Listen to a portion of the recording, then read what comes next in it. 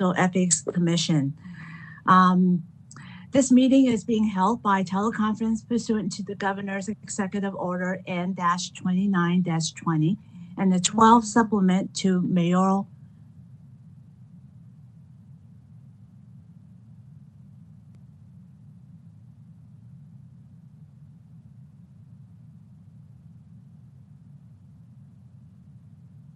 My apologies, I lost my power.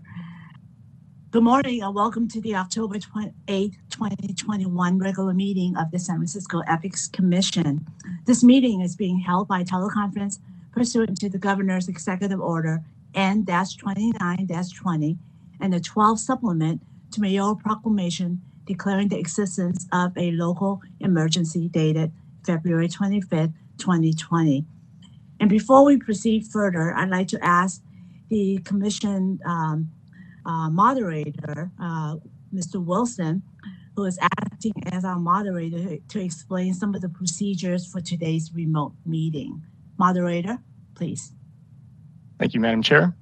The minutes of this meeting will reflect that due to the COVID-19 health emergency and to protect commission members, city employees, and the public, the meeting rooms of City Hall are closed. However, commission members and staff will be participating in today's meeting remotely. This precaution is taken pursuant to the various local, state, and federal orders, declarations, and directives. Commission members will attend the meeting through video conference and participate in the meeting to the same extent as if they were physically present. Please note that today's meeting is being live cablecast on SFGov TV and streamed live online at sfgovtv.org/ethicslive. Public comment will be available on each item on this agenda. Each member of the public will be allowed 3 minutes to speak. Comments or opportunities to speak during the public comment period are available via phone call by calling 1-415-655-0001. Again, that phone number is 1-415-655-0001. And the access code is 2483-214-6546. Again, that access code is 2483-214-6546, followed by pound, and then press pound again to join as an attendee. You will hear a beep when you are connected to the meeting. You will be automatically muted and in listening mode only. When your item of interest comes up, dial *3 to raise your hand and be added to the public comment line. You will then hear, "You have raised your hand to ask a question. Please wait until the host calls on you." The line will be silent as you wait your turn to speak. Ensure you are in a quiet location. Before you speak, mute the sound of any equipment around you, including television, radio, or computer.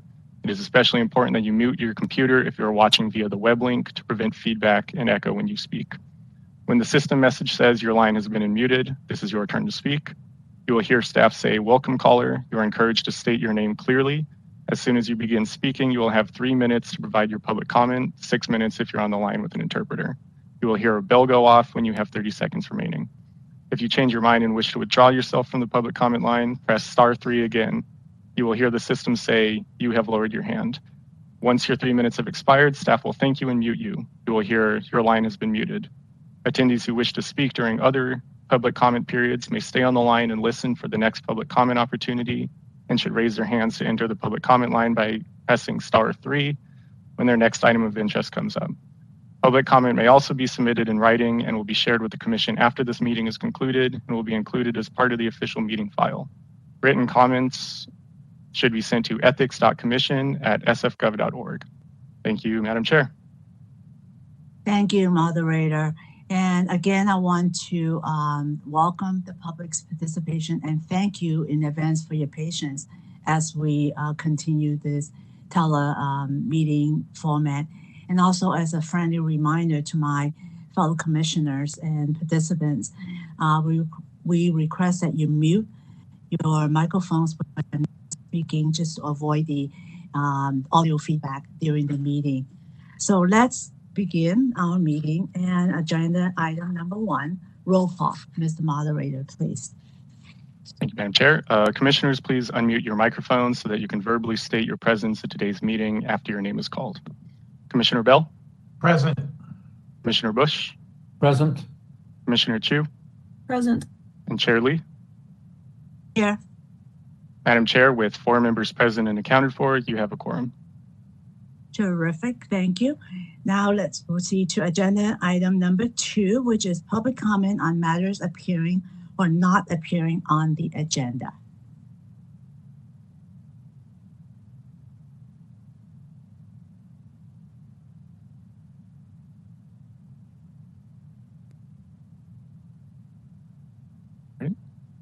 Thank you, Madam Chair. The Ethics Commission is now receiving public comment on agenda item 2 remotely in this meeting. Each member of the public will have up to 3 minutes to provide public comment. If you joined the meeting early to listen to the proceedings, now is the time to get into the line to speak. If you have not already done so, please press *3. It's important that you press *3 only once to enter the queue, as pressing it again will move you out of the public comment line and back into listening mode. Once you are in the queue and standing by, the system will prompt you when it's your turn to speak. So it's important that you call from a quiet location. Please address your comment to the commission as a whole and not to individual members. Madam Chair, we're checking to see if there are callers in the queue. If you have just joined this meeting, we are currently on agenda item 2, public comment on matters appearing or not appearing on the agenda. You will have 3 minutes to provide your public comments, 6 minutes if you're on the line with an interpreter. You'll hear a bell go off when you have 30 seconds remaining. If you have not already done so, please press *3 to be added to the queue. For those already on hold, please continue to wait until the system indicates you have been unmuted.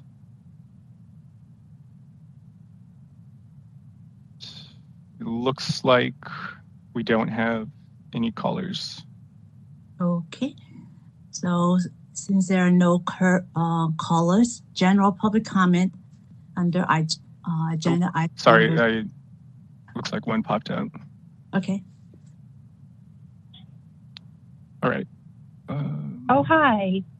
I don't know if I should speak now or if I should speak when item 8 and 9 come up. It looked like I could choose to speak either time. Is that correct? Yes, you can speak now. I'll speak now. First about 8. My name is Stephanie Peak, and I'm speaking on behalf of Jerry Dratler, who sent analysis to you about both these items. But about the Controller's DBI Public Integrity Review Report, I would like to say that it's inadequate because as it points out, corrupt practices by some officials at DBI. At the land use hearing overseen by Supervisor Ronan last week, it became obvious that there's not enough managerial oversight over DBI. Some members there do not even use the existing database to create reports that identify violations in their department. To begin with, the Controller's Office or an outside audit firm should perform a comprehensive risk assessment of DBI this year. DBI is still using paper job cards to record inspections. Sometimes these cards disappear. Bernie Cohen said he recorded inspections on a San Bruno job card, but not on the database system. So if the job card is lost, it's impossible to oversee the practices of DBI. Now, can I address number 9? If I could interrupt the caller, you're making some really important comments, and I don't know if the Controller's Office representative is on this call right now because they are scheduled to appear at the later agenda items. And I wonder if you can wait until the specific agenda item comes up so that they can hear from you directly. Would that be possible? Oh, I hope it's possible. I hope I'm still available. But how about, can I address number 9 now? Sure. Okay. You have a minute and 30 seconds, caller, just so you know. I'll talk fast. Please pay attention to certain items in this report. For example, the Planning Commission and Planning Department held a retirement party June 29, 2019. Some members of the real estate firm Rubin, Junius, and Rose contacted and lobbied the Planning and Building Departments 266 times shortly before the party. And as permit expediters in the year before the party, they contacted the Planning Department 102 times regarding permits on behalf of their clients. This is not, I mean, I know it happens, but it just doesn't seem equitable. And one of their clients, the real estate developer Tishman Speyer, paid for lobbyists to contact 19 separate planning officials in the total of 113 times regarding their project at 598 Brannan. These attempts to influence the actions of the planning officials likely make the company a restricted source for all who were contacted by the lobbyists. Thank you. Thank you. Thank you, caller. And it looks like we have another caller in the queue. Caller, your 3 minutes begins now. Thank you. My name is Tess Wellborn, and I would like to make 3 brief comments. First of all, I'd like to ask you to return to live public meetings as soon as possible, meaning like November or early December at the very latest.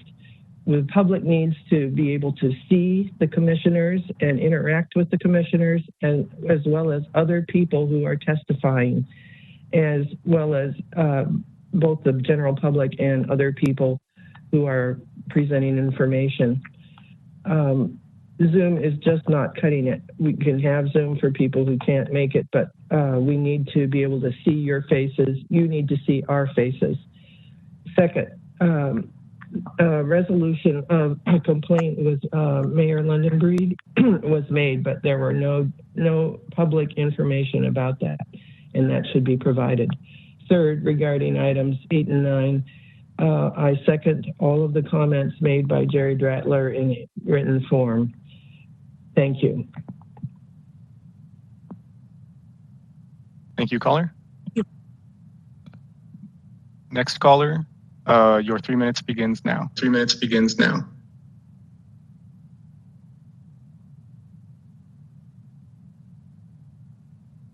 Hello. Sorry. Hello. Caller, are you on? Caller, are you on? Yes. Can you hear me? Hello. Yes. Okay, I'm starting your 3 minutes now. Starting your 3 minutes now. Thank you very much. Good morning. This is Anonymous. I had 2 things to speak about. One, I wanted to agree with the last caller about reintroducing in-person meetings. That's very important. It's a requirement of the Brown Act, and it's not really clear that the COVID emergency still requires no one to meet in person. However, this body, like every San Francisco public body, should change its internal rules to allow online and telephonic public comment forevermore, even after COVID is done. This is a basic requirement of equity. It is not possible for every person, especially people who have a job at this time, who have kids to take care of, other family members to take care of, maybe disabled, may not be able to come to City Hall physically or have easy transportation to be able to make a public comment. And the only way to do that is to also allow telephonic and virtual public comment as you are doing during this emergency. So please amend your internal rules to explicitly allow this, which goes above and beyond the Brown Act. Thank you very much. Thank you, caller. Thank you, caller. And Madam Chair, there are no more callers. Thank you, moderator, and thank you for the all the callers with your really important comments. Since there are no more callers, general public comment under item number 2 is now closed, and now we go to consent calendar. Agenda item number 3, which is the approval of draft minutes of the August 13, 2021 commission meeting. Comments from my colleagues? If not, okay. Commissioner Bush.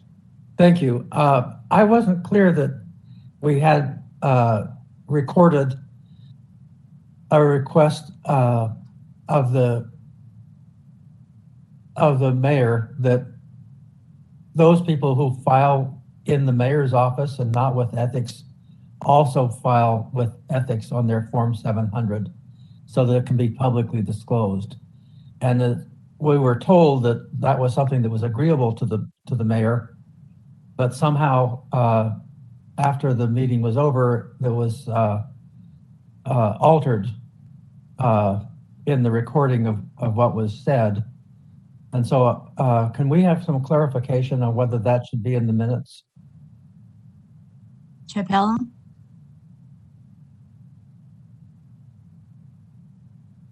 Let me take a look if I could. One moment, please.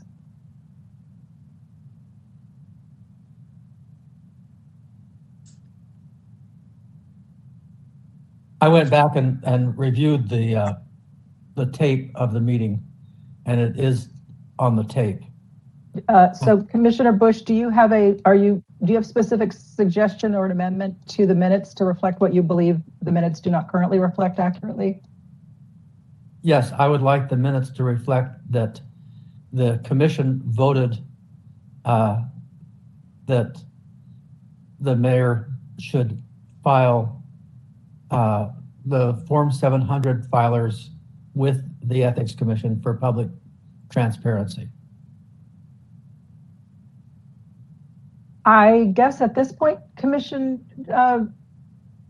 I would suggest that we go back and amend the minutes to make sure they reflect the verbatim. If they don't currently do so, I would suggest that we hold the minutes and return them back to the meeting next month with to make sure that we can accurately convey that, as Commissioner Bush has indicated. I think that the motion to do that was made by Commissioner Chu, and I seconded, and it passed unanimously. Yeah, we'll be happy to bring the minutes back next month with a confirmation clarification to ensure it's accurate. Thank you.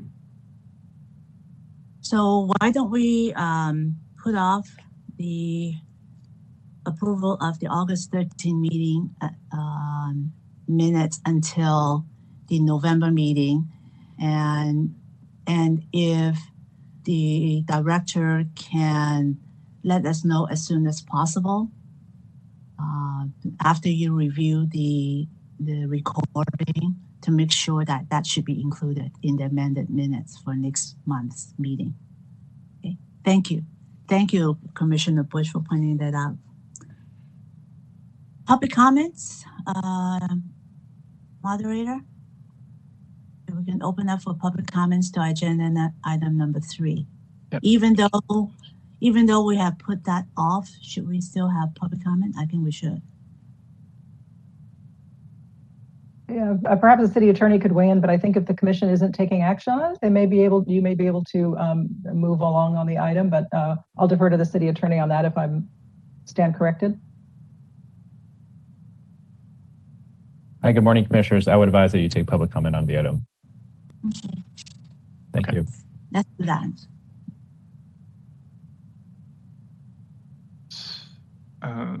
The Ethics Commission is now receiving public comment on consent calendar item 3 remotely in this meeting. Each member of the public will have up to 3 minutes to provide public comment. You will hear a bell go off when you have 30 seconds remaining. If you joined the meeting early to listen to the proceedings, now is the time to get into the line to speak.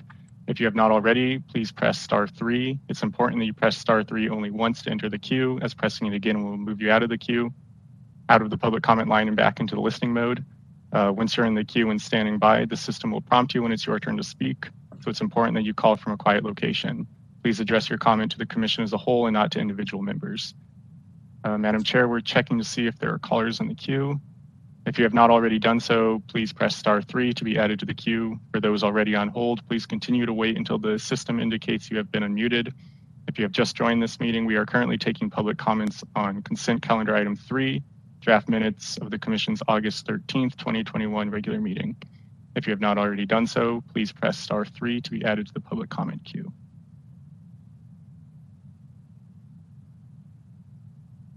Madam Chair, we have no callers. Why don't we wait for 1 more minute, because sometimes it may take a while for people to get in. Sure.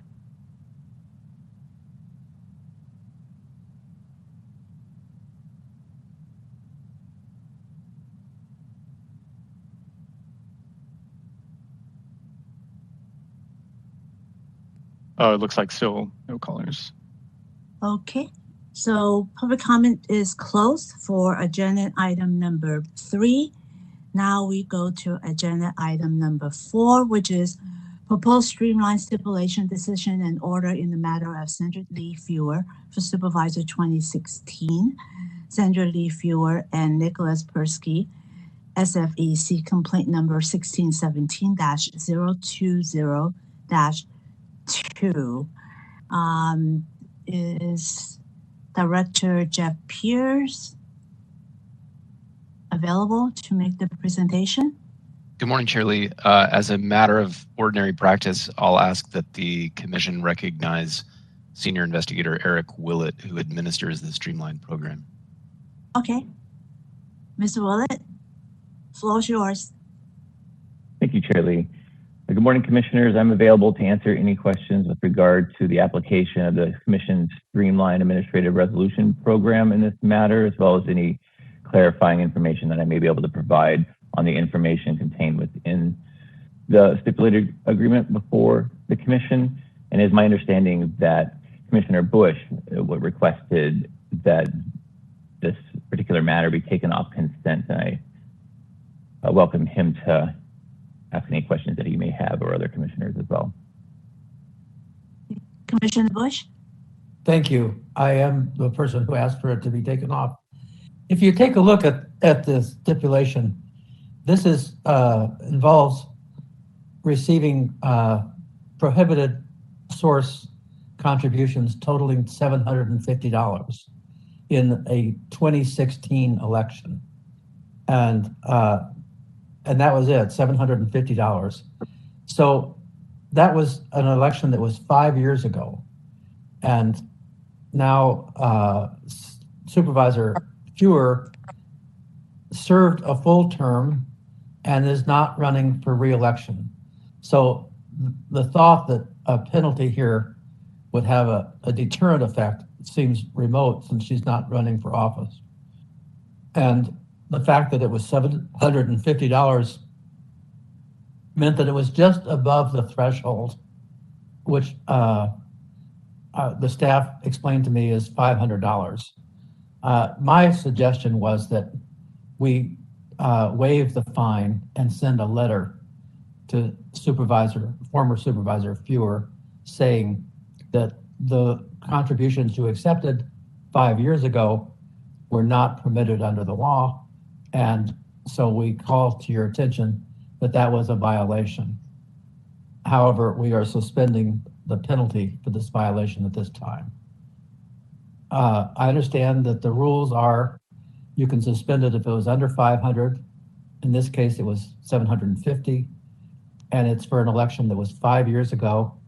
And Supervisor Fewer served an entire term of office and is not seeking re-election.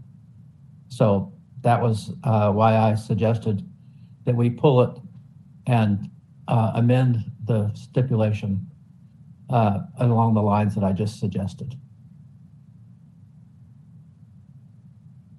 Okay. Mr. Willett? Yes, Chair Lee, I can confirm. Is this in line with the SOPS program? Is it under your authority to make that change, or is it up to the commission to pass this? It's certainly within the commissioner's purview today to decline to ratify a stipulated agreement, for staff to then take the comments under consideration, and then within that framework, we're allowed to then either open the investigation once again, or also renegotiate. And as Commissioner Bush has indicated his desire for a warning letter in this matter, that could be part of staff's renegotiation with the respondents, and close the matter with a warning letter if commissioners choose to not ratify the stipulated agreement today, with that task being under consideration by staff. And then with regard to the administration of the Commission's Streamlined program as written and adopted, Commissioner Bush is correct in that the specific eligibility guidelines for a warning letter under a prohibited contractor contributions, that threshold is $500 or less. So this matter has $750 in unlawful contributions, which is above that. And because the Streamlined program is under a trial period of 1 year from February of 2021, if commissioners express a desire that they wish for that threshold to be raised to incorporate a higher dollar amount in unlawful contributions, that would allow for a warning letter to be issued as a resolution of those enforcement matters, that can also take that under consideration for the policy change as well. If I could add one thought, and that is to take into account the length of time since the violation took place. In this case, it's 5 years ago. and the person's not running for reelection. So I think in addition to the fact that it was 750 instead of 500, the fact that it was 5 years ago, and it's a person who's not seeking reelection. And overarching is my idea that we are spending time on something that's $750 when we're confronted with corruption and bribery, and it looks like we're in the shallow end of the pool. I'd like us to get into the deeper end. Thank you. I think in this particular case, I would suggest, since the supervisor had agreed to this proposed stipulation, I think she is made aware that this was a violation. So I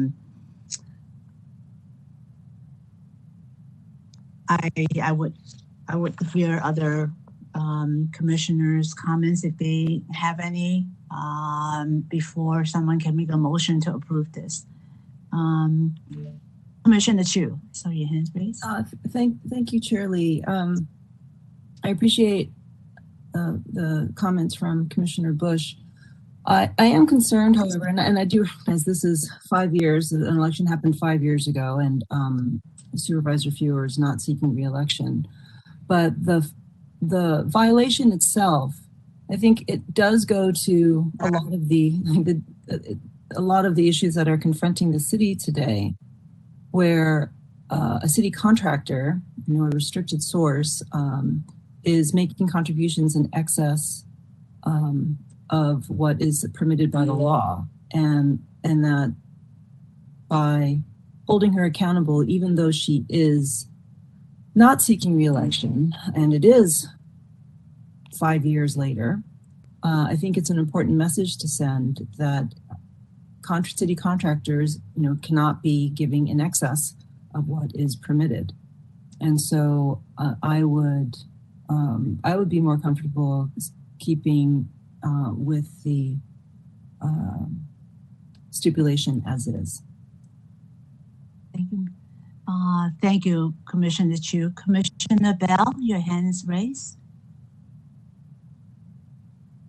Thank you. I was just wondering if Commissioner Bush would address the issue of the shallow end of the pool and the deep end of the pool are not mutually exclusive.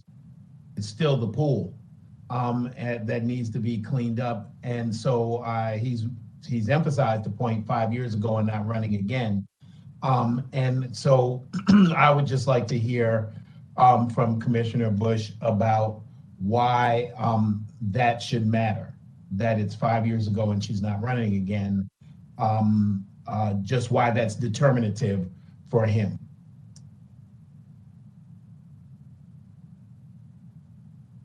Commissioner Bush? There we go. Am I off now? Yes. Yes, you are. Okay. I think in part, my view is it's atmospherics. We are facing federal prosecution for corruption, bribery, and all the rest of it. And yet we have not had any cases from ethics itself on any of those charges. We've sort of hitched a ride with the city attorney and others, but we have not actually filed anything ourselves. And meanwhile, we're filing in a case that's 5 years old and involved a total of $250 over the limit. And it just seems to me that that's not where we should be spending our time. And in any event, the letter would go out, so there would be a clear record that this was a violation. It's just not a violation that includes a penalty at that level. That's my feeling. If I may speak to the age of the matter, this enforcement matter satisfied the statute of limitations, where the commission staff opened their investigation, referred their matter to its colleagues in the city attorney's office and district attorney's office. Within 4 years, of the receipt of these unlawful contributions. And the limit is actually $0. And so Commissioner Bush, it's not $250 over the limit. The limit is 0, so it's $750 over the limit. And it's also analogous to a case the commission resolved recently against a former Supervisor Yee, where he also had contributions from contractors. And the commission recently resolved that and brought a financial penalty in that matter a couple months ago. Investigator Willett is correct that I misspoke by saying that was over the limit. Any of it is over the limit. It's just over the limit for a decision that could be done in-house as opposed to a penalty with it. Okay. We recently had cases that went back like 7 and 8 years. And I just think we need to clean up some of that stuff and move on. I think that the staff is well aware of it, and I think the commission is also well aware of the length of time. And this is not an excuse, but during much of my tenure in this commission, the enforcement division, as well as much of the commission staff has been short-staffed. And I think that we've made progress to really fast-track a lot of these really old cases.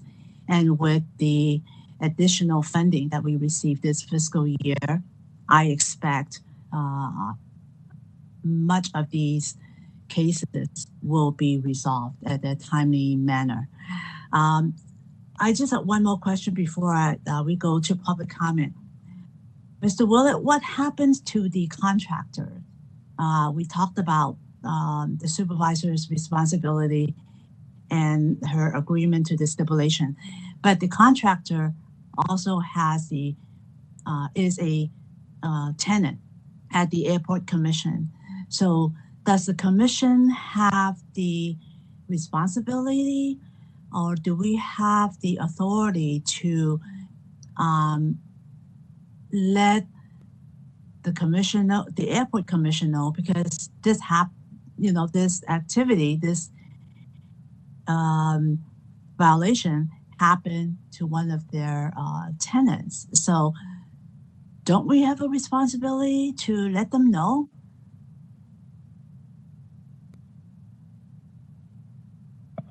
I would defer to Enforcement Director Jeffrey Pierce, if I may, answer that policy Sure, question. you're right. You're right, Chair Lee, that liability under this provision of the campaign finance ordinance cuts both ways. So we can hold the recipient of these unlawful contributions liable. We can also hold the contractors who gave them liable.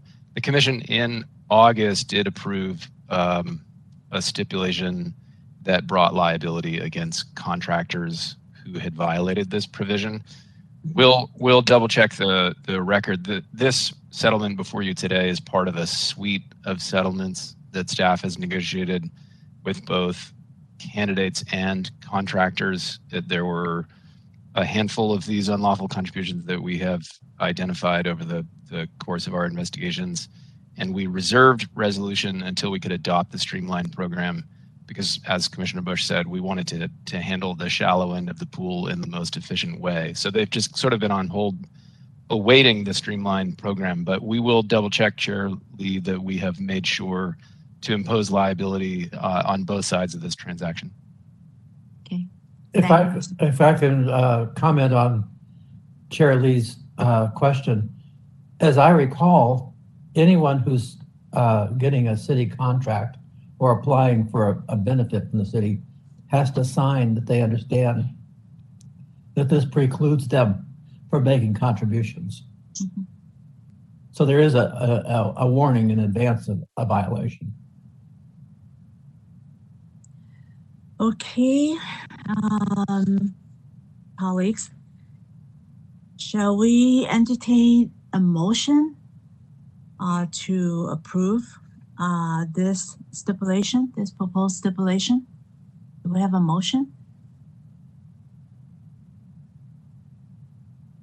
Motion by Commissioner Chu. I was on mute, so moved, yes. Second? I'll second.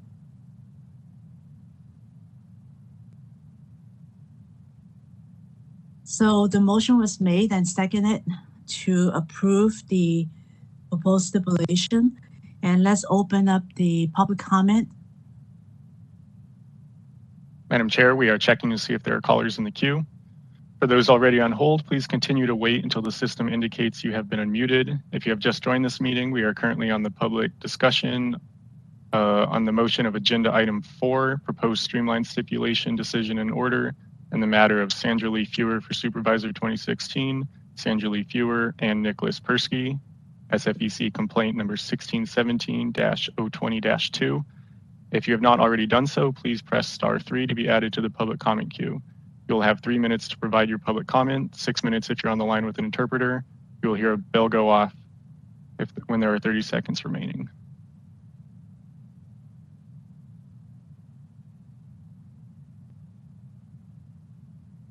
Not seeing any callers, Madam Chair. Okay, so let's call the vote for the approval of agenda item number 4, please. Before we do the vote, if I might,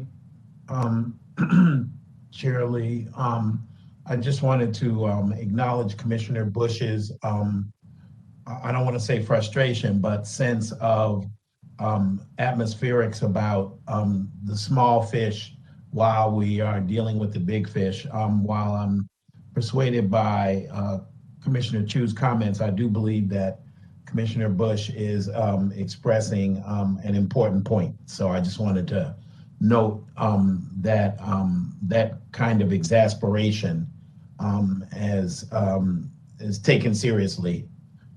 Even though I'm not going to vote with him on this one, I totally support his sentiment. Agreed.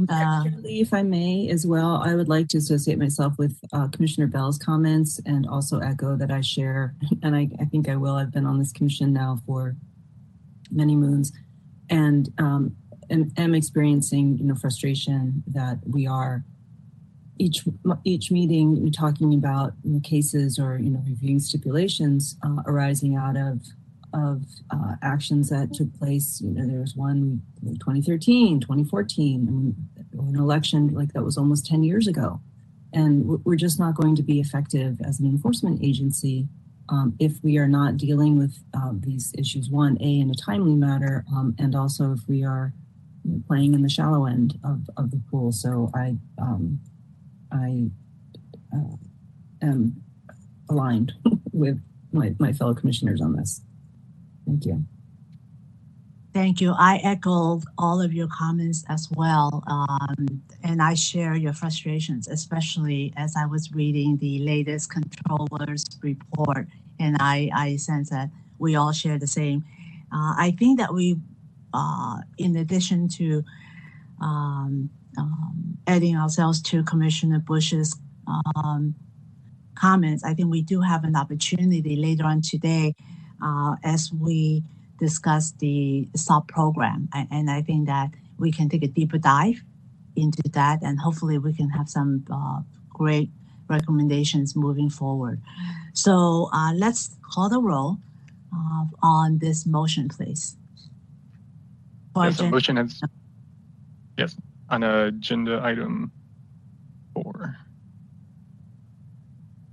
Okay, a motion has been made and seconded to approve the proposed stipulation 1617-020-2. I will now call the roll. Commissioner Bush? No. Commissioner Chu? Aye. Chair Lee? Aye. And Commissioner Bell? Yes. All right, with 3 votes in the affirmative and 1 vote opposed, the motion is approved. Carried by 3-1 with Commissioner Bush in the dissent. Thank you, commissioners. If I may just say thank you, everyone, for their expression of understanding of how the issue was raised in my mind, and their shared feeling that we need to make sure that these things are more timely in the future. I recognize that the COVID and other reasons sharply reduced our capacity, but it seems wrong that the public should bear the brunt of that rather than us having to swallow. Yes. And as Commissioner Bell said last month or 2 months ago, we're on the same boat together. So whether we're at the shallow end or the deep end, we got to keep going and we cannot sink. So let's keep moving to agenda item number 5, which is proposed streamlined stipulation decision and order in the matter of Brigitte Davila, SFEC complaint number 1819-034/035 and 2122-012. So Mr. Willett, the floor is yours. Shirley. Appreciate it. I remain available to answer any questions about the application of the Commission's Streamlined Enforcement Program and the information contained within the stipulated agreement, and turn it over again to Commissioner Bush, who had brought this off of consent. Thank you. I had a good conversation with staff about this matter. I raised it because the Form 700 had not been filed for something like 8 or 10 months after it was due. And I thought we had a policy that said in those circumstances, you couldn't vote if you hadn't filed your Form 700. And it was pointed out to me that this was a policy that did not apply to state agencies like the community college. And so therefore, it wasn't directly on point to apply that in this case. I recommended that we, again, take action to inform the filing officers with the state agencies that we do have this policy and urge that they adopt it for their own agencies, even though it's not a policy we can enforce. So that's what led me to where we are today. And I will vote to sustain the finding, but you've heard me say what I would like to see grow out of this. So, Mr. Commissioner Bush, would you agree to make a not a blanket, but a general policy moving forward, not only in this particular case, but in future cases, that the staff would do the same in every proposed stipulation that comes forward? Would you be open to that?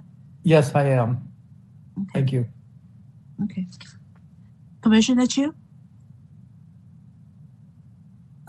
Thank you, Chair Lee. I'm just curious, and perhaps Mr. Willett, you could shed a little light on this. When I look at the timeline here, Ms. Davila filed her assuming office Form 700 in October of 2018, but she filed her annual Form 700 for 2015. So she assumed office in January of 2015, and she should have filed her assuming office Form 700 in by February, like 30 days after that date. So February of 2015. She filed it in October, but she filed her annual Form 700 for 2015, which is due on April 1st. She filed that in June. And so she didn't know, perhaps, of course, this is 6 years ago. But then in the following year, presumably she knows that she has this obligation to file her Form 700, which is due on April 1st, but she filed it in October of 2018 at that time. And on June, but she filed her 2017 form on June 15th. Like, what's happening here? Like, what is it that she is, like, what was your explanation for these, persistent failures to file? That's a good attention to detail, Commissioner Chu. And I can say that the Commission's engagement and compliance team worked with Respondent Davila in this matter to get those statements filed in 2018. And I can't speak to any rationale for Respondent Davila's failure to file or why she filed her annual Form 700 for 2015 in June, and then 4 months later filed her assuming office form. But I can say that she has been in compliance with her Form 700 filing requirements for every year, 2018, 19, 20, and is current on those. And we did review the information contained on the filed forms to determine whether or not there were prohibited financial interests, and found no evidence of that. Mm-hmm. Okay. Thank you. Okay. Do I no more questions from my fellow commissioners? Do I have a motion to approve this stipulation? So moved. I'll second. Okay, moved by Commissioner Bell, seconded by Commissioner Chu. Let's go to public comments, please. Madam Chair, we are checking to see if there are callers in the queue. For those already on hold, please continue to wait until the system indicates you have been unmuted. If you have just joined this meeting, we are currently on the public discussion on the motion of Agenda Item 5, proposed streamlined stipulation, decision and order in the matter of Brigitte Davila, SFEC complaint number 1819-034/035 and 2122-012. If you have not already done so, please press *3 to be added to the public comment queue. You will have 3 minutes to provide your public comment, 6 minutes if you're on the line with an interpreter. You'll hear a bell go off when you have 30 seconds remaining.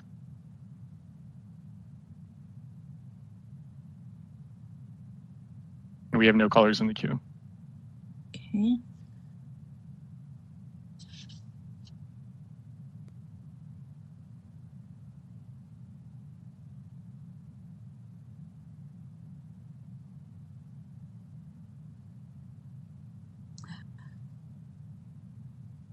Do you have any callers? Do we have any callers, Mother? No Okay. callers in the queue. Okay, thank you. The public comment for agenda item number 5 is now closed. And now let's do roll call to approve agenda item number 5, please. A motion has been made and seconded to approve the proposed stipulation in the matter of Brigitte Davila. I will now call the roll. Commissioner Bush? Aye. Commissioner Chu? Aye. Chair Lee?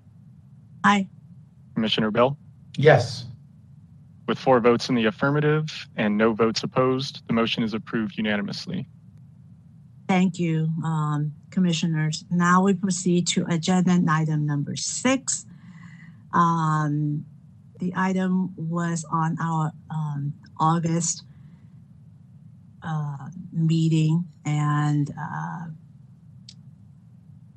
this is our second round at it. This is the proposed streamlined stipulation, decision, and order in the matter of Jennifer Stojkovic, SFEC complaint number 1920-011. Mr. Willett? Yes, Chair Lee. Actually, a clarifying fact, this is the 3rd time this matter has been put before the Commission. The first time was to resolve a factual and legal question, or after the legal question, the confirmation that the entity, SF City, was a required filer with their lobbyists here. Stojkovic, then that was the first time around. Then the second time was before the Commission, there were public comments received, and out of abundance of caution, we took back the stip and took into consideration the comments that commissioners had made, and you'll see that there's been refinements to the information presented here in the Exhibit A to disclose the total compensation received by Respondent Stojkovic from SF City for the reports that reported contacts made, and also to emphasize that there was only one previously unreported contact that has been now reported. Okay. And this is another one which Commissioner Bush had brought from consent, and I turn it over to him if he has any further questions or statements that he'd like to make. I was having a hard time wrapping my mind around how she could have a slew of filings that needed to be corrected, and yet none of those filings involved a violation. And Investigator Willett and others have explained to me that that is indeed possible. And secondly, that issues that were raised by callers in the last time, that there had been some activity that was not reported, was found not to have borne out under a closer examination. Okay. Okay, so let's entertain a motion to approve this if there's no other comments from the commissioners. Any motion to approve this? So moved. Seconded. Okay. Moved by Commissioner Bell, seconded by Commissioner Bush to approve this proposed stipulation. So let's go to public comments, please, moderator. Madam Chair, we are checking to see if there are callers in the queue. For those already on hold, please continue to wait until the system indicates you have been unmuted. If you've just joined this meeting, we are currently on the public discussion on the motion of Agenda Item 6, Proposed Streamlined Stipulation Decision and Order in the matter of Jennifer Stojkovic, SFEC complaint number 1920-011. If you have not already done so, please press *3 to be added to the public comment queue. You will have 3 minutes to provide your public comment, 6 minutes if you're on the line with an interpreter. You will hear a bell go off when you have 30 seconds remaining.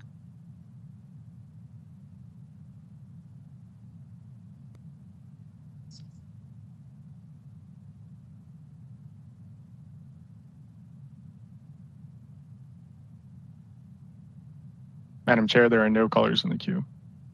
Okay, since there are no more callers, public comment under item number 6 is now closed.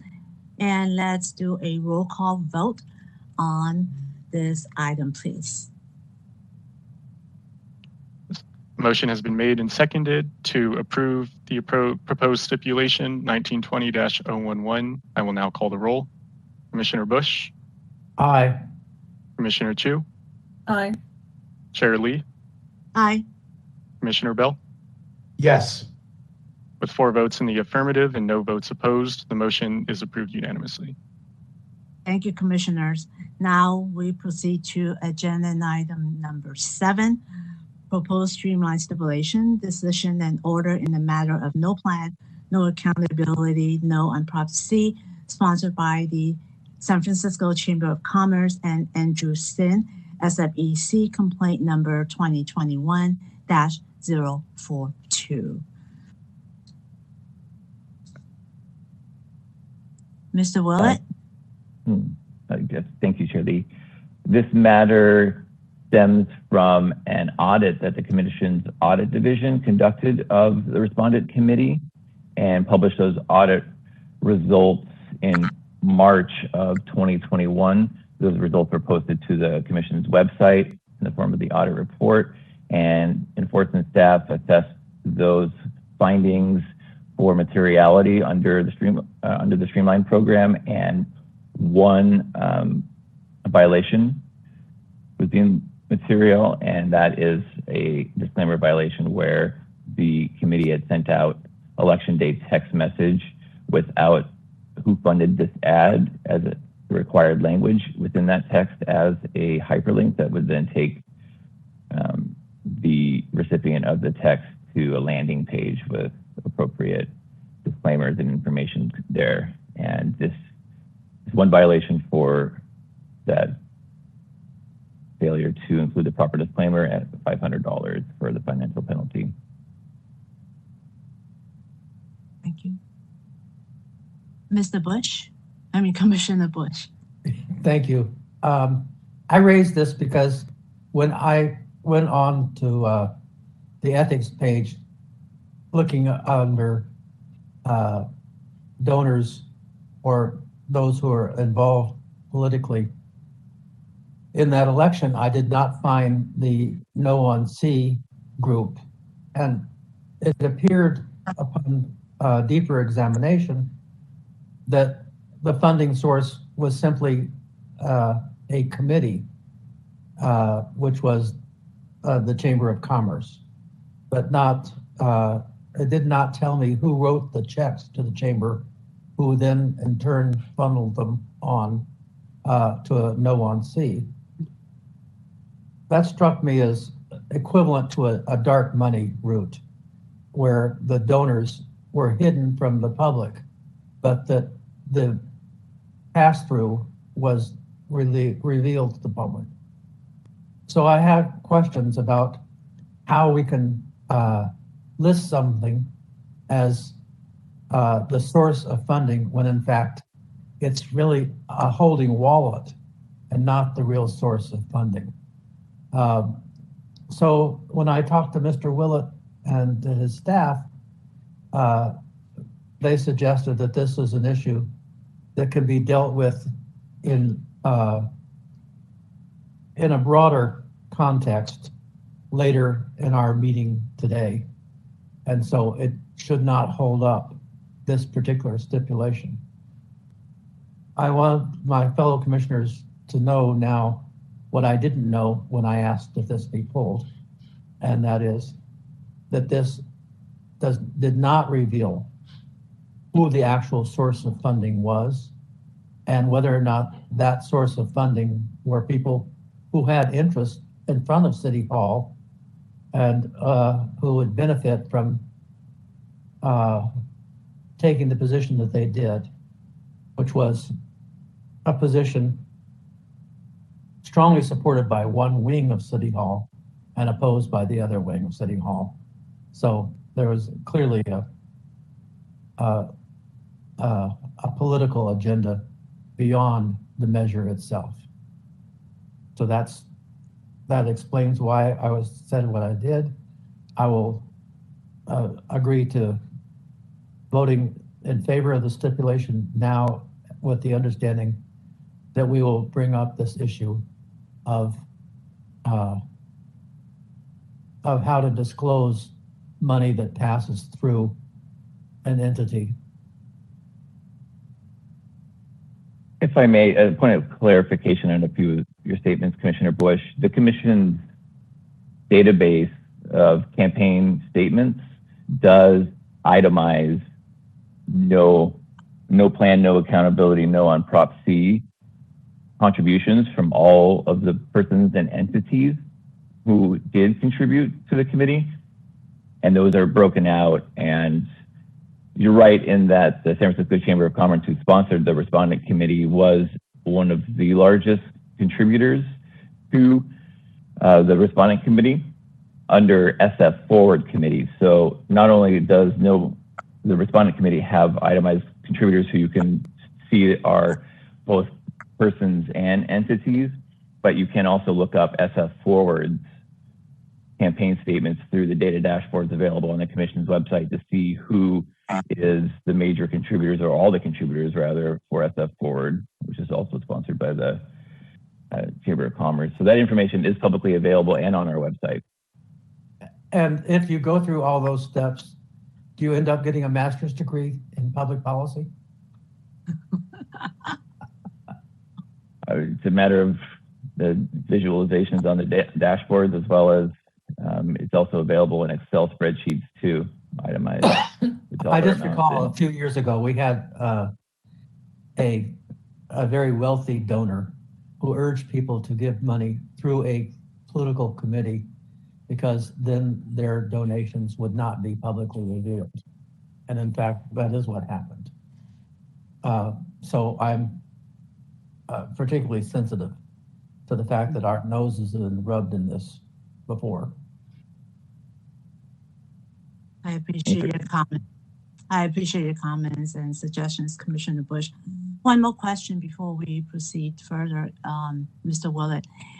Is this the first offense by either the Chamber of Commerce or Mr. Sin, at least before this commission? Do you have any record of it? The first offense, they repeat offenders. The Chamber of Commerce has not been before the commission for any case resolutions through enforcement matters. And Mr. Sin, I do not see him either on, yes, both the entity and the person have not been before the commission for enforcement matters resolved by the commission. As a general rule, I would like to suggest it in future proposed SARP proposals that you may want to include whether the defendants were repeat offenders, because that would make the decision process different for, at least for me. Sure, Shirley, and I can say that the Commission Streamlined program as written and adopted does have general exclusions from the program for respondents who have, for instance, it says specifically the same respondent has paid a prior penalty to the commission for the same type of violation within the last 5 years. So that's a general exclusion that's applied when determining the eligibility of a respondent for resolution under the Streamlined program. And if they do have that prior penalty within the 5 years, then they're ineligible for resolution under SARP and it goes into the mainline program. We do have that codified already. Okay, great. So without further comments from my colleagues, let's entertain any motion to approve this, our SARP stipulation. Motion, please. I move it. Okay. Moved by Commissioner Chu, seconded by Commissioner Bush. So let's open up for public comment, please, moderator. Madam Chair, yep, we are checking to see if there are callers in the queue. For those already on hold, please continue to wait until the system indicates you have been unmuted. If you are just joining this meeting, we are currently on the public discussion on the motion of Agenda Item 7, proposed streamlined stipulation, decision and order, in the matter of no plan, no accountability, no on Prop C, sponsored by the San Francisco Chamber of Commerce and Andrew Sin, SFEC complaint number 2021-042. If you've not already done so, please press *3 to be added to the public comment queue. You will have 3 minutes to provide your public comment, 6 minutes if you're on the line with an interpreter. You will hear a bell go off when you have 30 seconds remaining.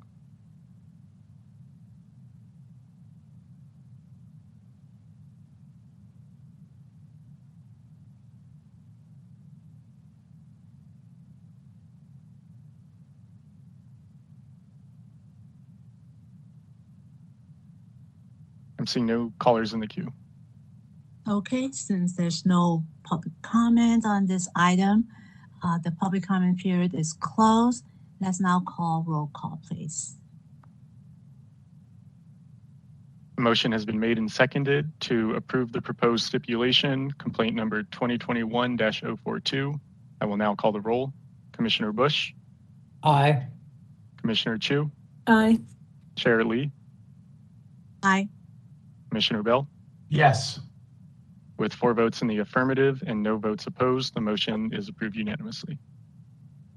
Thank you, commissioners. Now Chair Lee, if I might just offer a comment, I'd like to really thank the staff as we negotiate the streamlining to try to make sure that we are able to deal with matters in a more streamlined way that hopefully gets to Commissioner Bush's vision that we can then spend more time on matters that are more serious and in some cases more odious.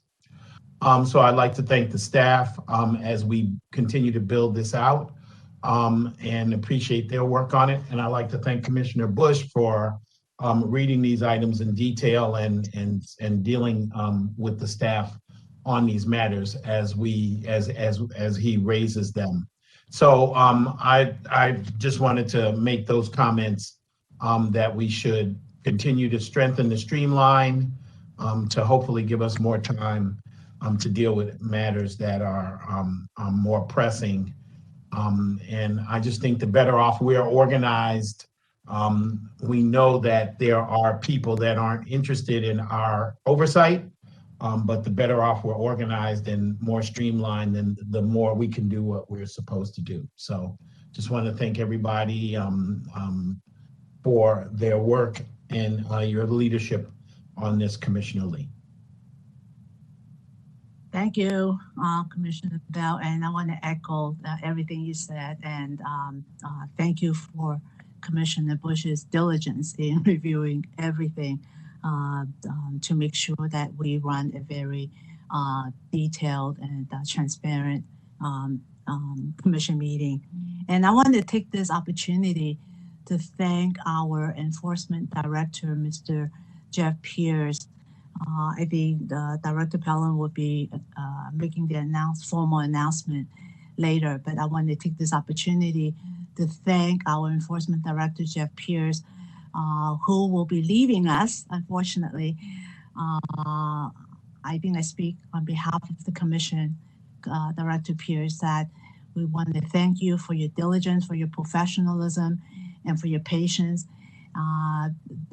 Much of my time here, you were a staff of 1, and you work as a staff of 10 to move things forward.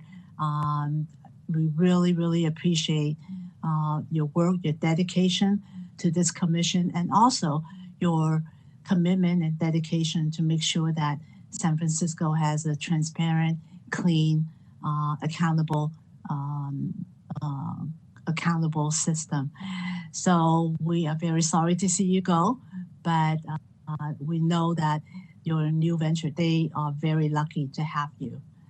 So maybe my fellow commissioners may want to, express their personal view to you, but on behalf of the commission, thank you very much for all your work to the commission and to the city of San Francisco. Thank you, Chair Lee. It's been my privilege. Okay, so now Commissioner Bush, your hand is up. You want to? Okay, you're muted, so I guess not. Okay, now we go to agenda item number 8, which is the presentation by the Controller's Office on the September 16, 2021 report, preliminary assessment, Department of Building Inspections, Permitting, and Inspections process. And I want to welcome our friend from the Controller's Office, Mr. Mark De La Rosa, who will be making this presentation. Mr. De La Rosa? Good morning, Commissioners. Good morning, Chair Lee, Commissioners Chu, Bush, Bell, and also Executive Director Pelham. My name is Mark De La Rosa, the Audit Director for the Controller's Office. I'm here today with Tiffany Wong, our Audit Manager, who will be actually sharing our presentation slides for today. And I'll wait a few seconds to have those slides up.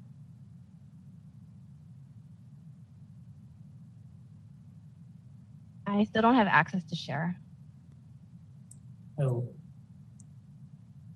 And we have access for Tiffany Wong?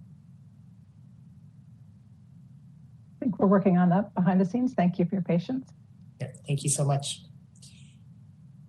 And I think it's starting. Again, thank you so much for the opportunity to present to you today. I'm joined by Tiffany Wong, who's one of our audit managers, who's really been helping us lead our public integrity work, alongside Kate Chalk, who's our lead audit manager. Together, we'll just present to you our latest public integrity assessment that we issued last month on the Department of Building Inspections, permitting and inspection processes. On the next slide, we basically just highlight some of the introductory information, some of which you're already familiar with. As you know, we at the Controller's Office continue to conduct our public integrity assessments. Really, the goal is to provide recommendations to improve transparency, reduce the risk of fraud, and really ultimately safeguard our public funds. The assessment that we will be providing you or presenting to you today focus on the internal controls and risk areas at the Department of Building Inspection, or DBI, and particularly related to improper preferential treatment that had occurred within the organization. Related to these findings are some general recommendations that we offer. Really, they are there to mitigate the effects of the risks that we've identified and to create a stronger ethical culture and promote ethical compliance within DBI. As part of the fieldwork, we used a case study approach in which we conducted a limited survey of properties, including one at 555 Fulton Street and the other one at 2867 to 2899 San Bruno Avenue, that, as many of you already know, have known irregularities and issues in plan review and inspections, as have been described in public reports and complaints related to Mr. Mohamed Nuru, Rodrigo Santos, and Bernard Curran. This is the 7th report as part of our public integrity series. This is offered for public comments and review. We have at least 3 more assessments that are in the pipeline. One is on the San Francisco Public Utilities Commission that's forthcoming. We also have one that we've started at the Department of the Environment, as well as a third one on the citywide ethics compliance review. Some of the recommendations are really general by design, and similar to the ones that we had presented before you. And it's really to provide stakeholders such as yourselves to provide input on the most appropriate and effective corrective actions. Just to provide some additional context and background, and just to help frame some of the issues, we highlight here on slide 3 some of the individuals that have been implicated as they relate to DBI. Among them are former DBI Director Tom Huey, who is alleged to have accepted meals from the developer of 555 Fulton Street, and the permit expediter, Walter Wong. Also, there are 3 other individuals that have been criminally charged with fraud related to DBI. Among them are Bernard Curran, a former DBI senior inspector, alleged to have had conflict of interest violations. Rodrigo Santos, a licensed engineer and former Building Inspection Commission president, charged by the U.S. Attorney's Office with defrauding his clients and obstructing justice. And Peter Sherman, an engineering technician who was not a city employee, but was sued along with Mr.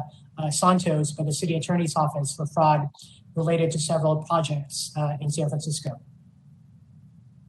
Again, as additional background, as you probably already know, the Building Inspection Commission is a 7-member oversight body of DBI.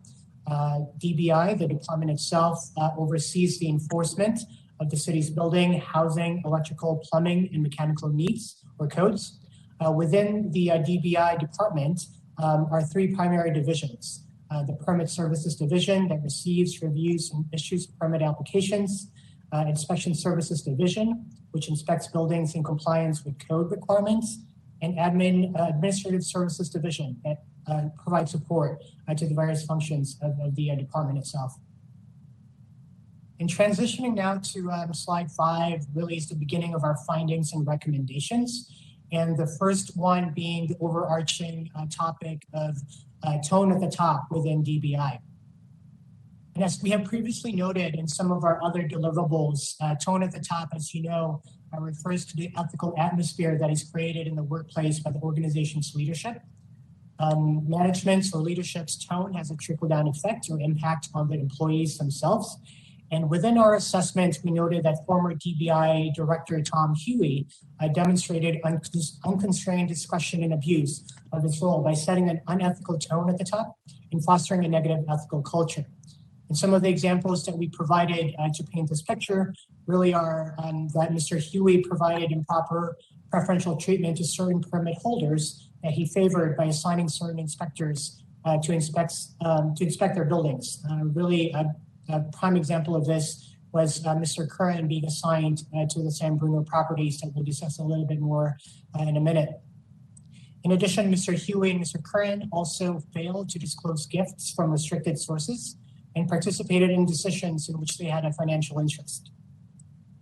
On to the next slide, we really highlight, given the tone of the top issues that we have identified, we do recommend that the Building Inspection Commission, the commission itself, to work with the department in ensuring that a strong ethical tone at the top is set, and to reiterate the importance of compliance with ethics laws and standards. We also recommend that DBI remind its employees of the availability of the whistleblower program, really to report the allegations or any allegations of misuse of city funds and other improper activities. And a third recommendation related to this topic is to require regularly certifying the compliance of plan reviewers and inspectors with their conflict of interest rules, the department's statement of incompatible activities, and code of conduct. The second set of findings that we present related to the improper preferential treatment at DBI. And again, as mentioned, we used the two examples at 555 Fulton and the San Bruno properties as examples. On the 555 Fulton example, which relates to permit processing, we note that the plans for the property itself were getting reviewed unusually expeditiously and quickly. We also note that the construction estimate that was provided seemed inaccurately low, that caused the applicant to be undercharged, and that there were no quality assurance reviews of the shoring permit itself for the property.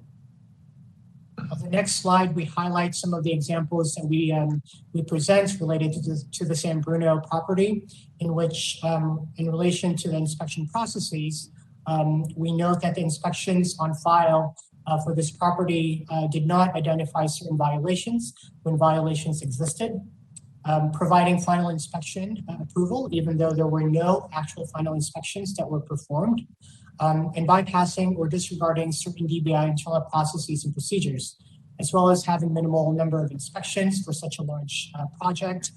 And we also note some of the issues on the data, on the permit tracking system data for this property being incomplete. That said, we provided a set of recommendations that basically highlight the importance of having an independent and robust compliance function within DBI. And we note in our report that this compliance function within DBI must be independent of the other divisions within the department, and it needs to be resourced within or with a newly selected and specialized staff outside of the current staff within the department, and must have auditors and consultants that would provide such a robust and independent set of activities. And some of the key activities that we do recommend are the performing of an annual risk assessment to identify risks, conducting monthly reviews of same-day inspections schedules, out-of-district inspections, and also assessing the validity of these inspection approvals. Among others, we also recommend that this compliance function identify any instances of deviations from established procedures, ensuring consistent training and guidance on permit plans and inspections, as well as testing of the adherence to the various code of conduct and standards for all relevant staff within DBI. Our next set of findings really relate to the DBI's data collection and data monitoring activities. We did find that there were incomplete records and data control weaknesses that exist within its permit tracking system, or PTS. and that PTS building inspection records can be modified by any inspector until the permit inspection record has been closed. We also note that there is no centralized data monitoring in which DBI has not prioritized using the data that they hold for any decision making or for identifying any trends, including those related to potential fraud or risk areas. We therefore recommend requiring supervisory quality assurance review, really to ensure data accuracy and completeness. We also recommend ensuring that its permit tracking system contain reliable data. And it's really requiring that all inspections are complete, electronically logging inspection records, and creating an audit log. And then finally, the last set of findings and recommendations relate to insufficient fees and insufficient information. And we do note that, as you know, fees and penalties are assessed when violations are found. However, we note that for large projects, these fees and penalties may not be sufficient to deter misconduct or non-compliance. We also note the insufficiency of information on DBI's processes, that there is a lack of sufficient publicly available information on DBI's permit and inspection processes and activities. Therefore, we do recommend the review of the fees and penalties, and also to provide more public-facing information and conduct more outreach to educate the public on the various activities and processes within DBI. And that concludes our presentation. On this very last slide, we do note the assessments that we've completed thus far, and we also note upcoming ones that are that we're working on that we hope to issue in the upcoming months within this fiscal year. One at the PUC, another one at the Department of the Environment, and one on the citywide ethics reporting requirements. With that, we're happy to answer any questions that you have. Thank you, Mr. De La Rosa, and thank you, Ms. Wong, for this presentation.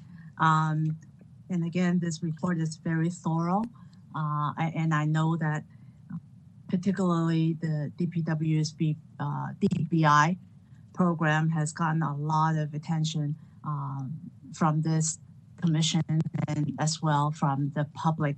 So can I, Mr. Moderator, can I see the general screen so I can call on any commissioners who wants to have any questions? If anyone wants to raise their hand. Commissioner Bush.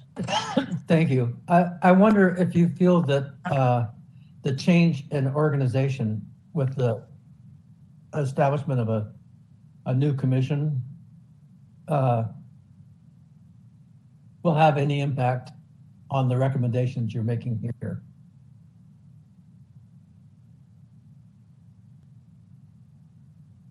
You're asking us whether that will create an impact on any changes that will happen? Or that you're recommending, yes. What we can speak of, it's a good question, Commissioner Bush. What we can speak of is I know that there have been a series of initiatives that we also note in our report that the department itself has started to implement. And I know that there's also various efforts within the Board of Supervisors as well as within the commission to really implement the recommendations that we provided, as well as any other initiatives that they deem necessary to turn the ship around. And I know that there's also a recruitment that's ongoing for the executive director position at DBI, which from our vantage point is a policy matter in terms of how to select the executive director. So I don't know if that really answers your question. I know we're limited in terms of our capacity to opine on such a policy matter, but we can certainly answer any questions that you have regarding our assessment. In terms of a new director under the new organization as opposed by the voters, are you suggesting any particular qualifications for the new director? like that they have hands-on experience with building inspection? That's a far-out idea. Not a far-out idea. It's certainly one that we did not include in our report because we really focused on the larger internal controls that were basically related to those that were implicated in the FBI report itself. But that is probably a facet, I'm guessing a facet that is being considered as more reforms are getting either put together or acted on by those that are tasked with enforcement. One final question I have for you before I use up everyone else's time is, have you considered an inspector general, either internally within DBI or for the city?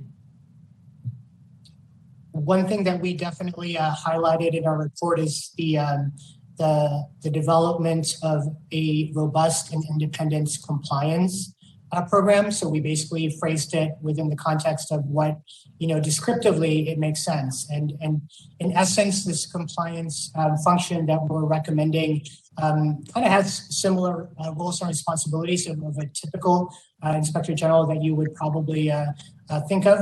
But we focused our recommendation really more generally on the functions that need to be in place, which are to, conduct risk assessments, to identify, spot checks, any irregularities in the processes. So the function that we're actually recommending within the our assessment itself on the compliance function does have facets of what you would think of in an IG position. Thank you. Okay, thank you. Commissioner Chu. Thank you, Chair Lee. Mr. De La Rosa, thank you once again for returning to the Ethics Commission to present the results of your findings. It's always a pleasure to have you here, although the occasion to describe the ongoing challenges that the city has is a little disheartening sometimes, but I think that shining a light on the problems is the way to go through them. And so I appreciate the depth and the breadth and the detail in this report and all the others that have come before. So thank you to you and your team for doing this really important work. I have a couple of questions, and one relates to the tone at the top. Maybe I'll ask the second question first. In this report, as with your others, you lay out some very detailed and I think extremely insightful and helpful recommendations for these agencies to undertake. Will your office be following up to monitor what remediation and other efforts these departments have taken and how they measure up against the recommendations that you lay forth here and any other reports? And then second is with regard to the tone at the top and creating, for lack of a better term, I think, a culture of compliance within these departments and more broadly within the city. What role do you think that the Ethics Commission can play in helping to catalyze and facilitate that kind of cultural change? Thank you. Questions, Commissioner Chu. On your first question regarding follow-up, yes, we actually have been following up on all the recommendations we've met so far, and we plan to do so moving forward. We actually issued in early August a compendium report that reported the status implementation of all 32 recommendations or 34 recommendations that we had led from our previous public integrity assessments. So we do plan to make sure that there are either legislations that have been proposed, that there are policies and procedures that have been either revised or implemented, and other tools that are needed to really correct the wrongs that have been identified. And we plan to do so also for this DBI and the other future recommendations that we plan to let. In terms of the role of this commission, I know that a number, probably 2 or 3 of our recommendations speak to ensuring that the department, that DBI ensures that its staff comply with the code of conduct, with the statement of incompatible activities, with the filing of certain forms, including Form 700. So I think just ensuring that you, as we have noted in the report, the importance of such compliance. I know that compliance seems like a very routine type of work, but it's a very important one. And it's one that really is a good reminder to at least those that are tasked with, conducting a public service that interface with either homeowners or contractors, and those that may be restricted sources for the DBI staff to be mindful of their code of conduct and other expectations. So it's really, from that perspective, just continuing on with the oversight role and the regulatory role that you have, as we've noted in our deliverable, as very important. Thank you. Thank you. Commissioner Bell? Thank you, Mr. De La Rosa, for your report. This is a question that might display my ignorance about how these things work. But I'm associating myself with Commissioner Chu's remarks. I mean, I was in her head about what is it that we might specifically do?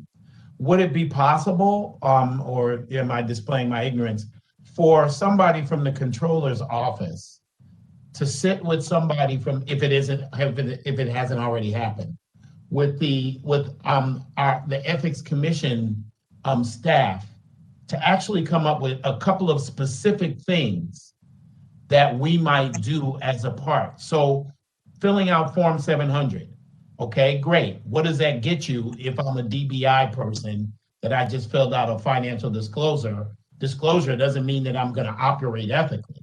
And so I'm just wondering, are there some like couple of 3 things that we specifically can, do as an ethics commission that comes out of your recommendations that we then could, in conjunction with you, there could be a little more, your department be a little more synchronicity about that. So I'm not sure, but that would be the next thing, is actually some very concrete things so that we can say that we've covered that waterfront in conjunction with your department's recommendations. Very good question, Commissioner Bell. I'm actually looking at Executive Director Plum, and we have in our previous deliverables have coordinated efforts with her office just to identify some of the key recommendations that we've let to see what we can do. But I definitely defer to Executive Director Pelham in terms of the capacity of this commission in terms of responding to what we found in our assessments. Yeah, thank you. If I might respond, Commission Chair Lee, to Mark's question, and Commissioner Bell to your question. We, as briefly noted in the memo introducing the item, the controller's findings and recommendations have absolutely been informing our work, as you well know, from the policy standpoint, bringing issues and recommendations forward on that level. But it's also important to note, as you raised, that it's also informing how we're developing our Ethics at Work program. The 4 positions that we have from this budget, we're in the process of writing the job descriptions and hoping to get those posted as soon as possible, now that we've had some other staffing hires and changes to note. But that work is going to have to and will begin even before we can get the team on board. We've got to be developing content that we know might be useful based on the kinds of specific findings we're seeing in the reports that the Controller's Office is issuing. And I think also in reaching out to departments that have been in the focal point in some of these reports to really understand those processes and where our work can be most helpful in that. So I think we have some specific ideas about where we can be helpful, but I do agree with you. I think, we would welcome a chance to sit down and comb through as much as the controller's insights as possible as we continue to shape up that program. One of the things that I'm hoping that we can do at the next meeting, at the commission's meeting in November, is to bring back to you kind of that overview of what is this ethics at work thing we keep talking about, to lay out what that is going to look like with more tangible deliverables as you described. So we would look forward to the opportunity to that. And I'm happy to keep Mark on speed dial between now and then to get shake loose all the information they've got, because we know it's a rich trove of help and information that would be useful to us. Yes, that would be fantastic. And I think that my comments are towards that we should do everything we can to say what people should do. We can't control what they do, but they should actually know what they should be doing. And to the degree that what you've just said, Executive Director Pelham is right on point. So thank you. Thank you, everyone. Mrs. De La Rosa, as I was reading this really well-written report, one thing that really struck me was at every point, someone's got to know what was going on. In your recommendation, you talked about increasing public engagement, public awareness. But oftentimes, unless it's so blatant, it's hard for the general public to know, the dirty little acts that's happening behind the scenes. And you also mentioned that the culture and the practice and the tone starts from the top. But it also involved the entire team, that everyone needs to buy in to a culture that they can all be proud of and they could all embrace. And you also touch on, among your recommendations, the whistleblower program, which is something that we here at the Commission has been focusing on. And I think that that's one area that I really hope that Director Pelham and you will be continuing to talk about, to share ideas and looking at ways to move forward. But I think looking at, looking back and taking at some of the lessons learned is see something, say something, do something. That's something we've been saying a lot, but looking at the numbers of whistleblower complaints that we have received, it's still very, very low. So we need to really take a critical look at why is it that, people, I have trust in our city employees that they all buy in, they all believe in a clean government. They are devoting their public service career to make sure that, they're doing something good. So what is it that when at every level of these activities happen, there are many people who should step up, but why didn't they? We need to make sure that, they have the confidence, they have the buy-in, that they are responsible, and they have the right to speak up. And by taking action, they are protected legally, ethically, and socially, that they will not be reprimanded, and they will be respected with thorough investigation, and their legal rights and their professional careers will be protected. Until that happens, we'll be discussing this, years from now.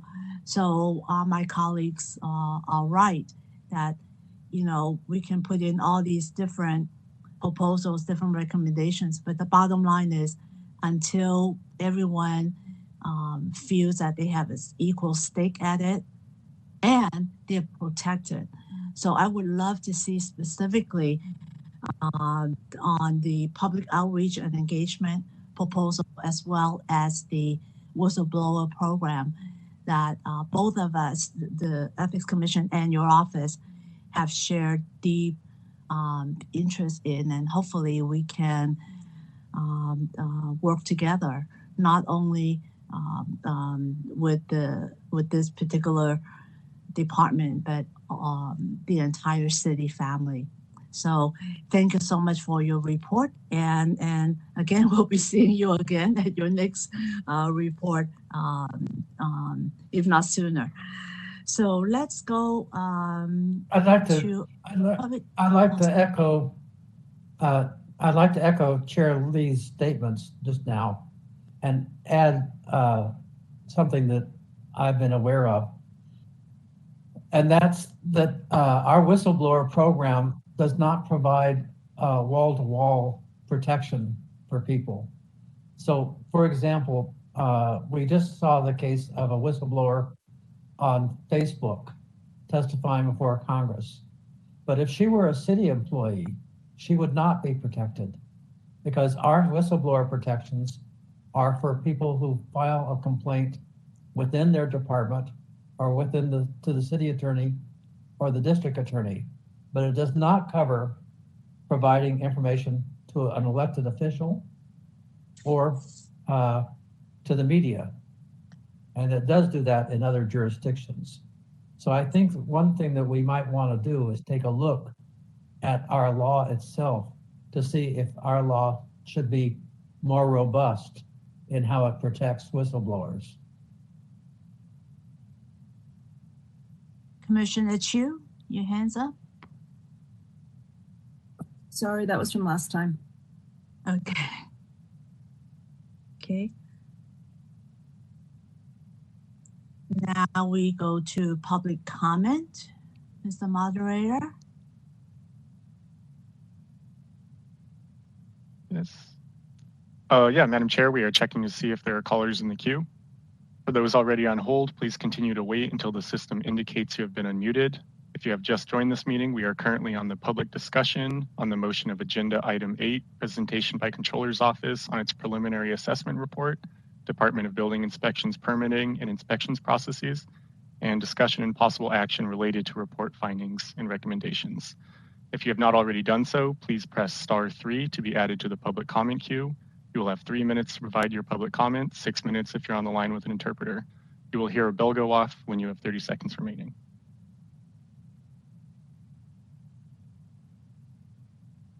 We have callers in the queue.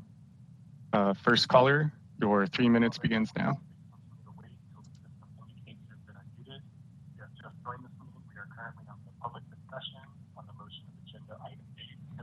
By Controller's Office on its preliminary assessment report, Department of Building Inspections. And we have some echoes. And discussion and possible action. Some echoes, maybe. Echo. Maybe the caller needs to mute.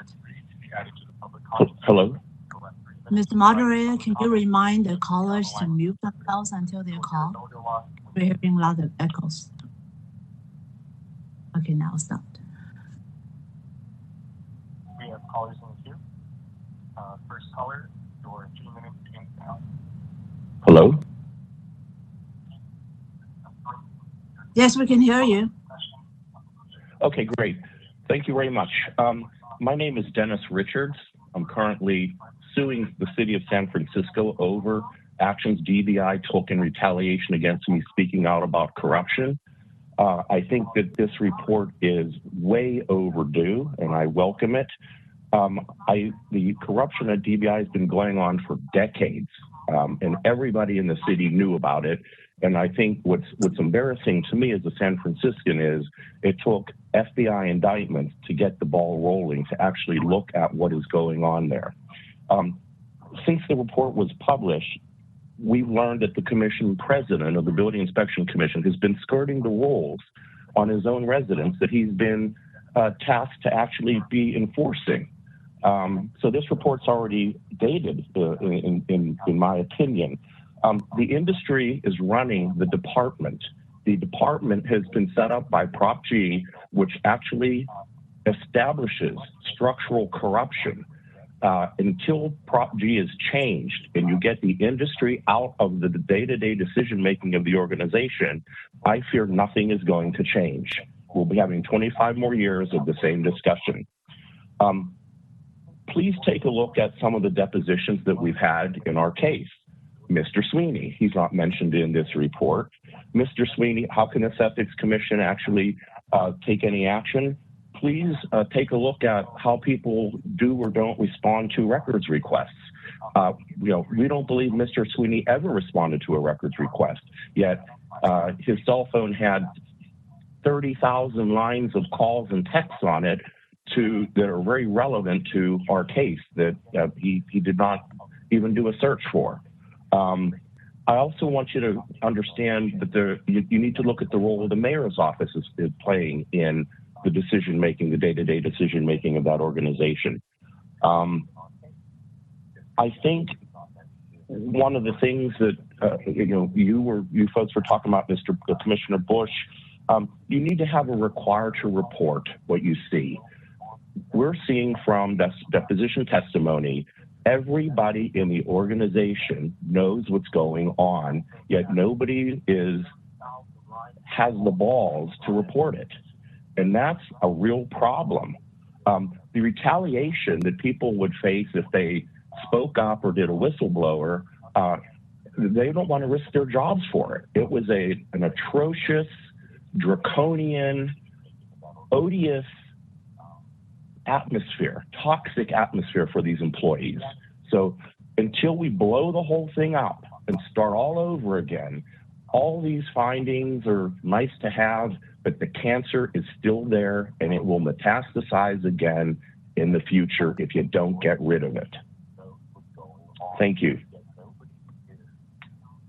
Thank you, Mr. Richards. Thank you, caller. Caller, please. Yes, we have another caller in the queue. Caller, your 3 minutes starts now. Hi, this is Stephanie Peak. I'm a member of the San Francisco Land Use Coalition, and I admire and applaud Dennis Richard. I agree with everything he said. I wish I could give him my 3 minutes. I'm speaking also on the behalf of Jerry Dratler, whose analysis you received and I hope read.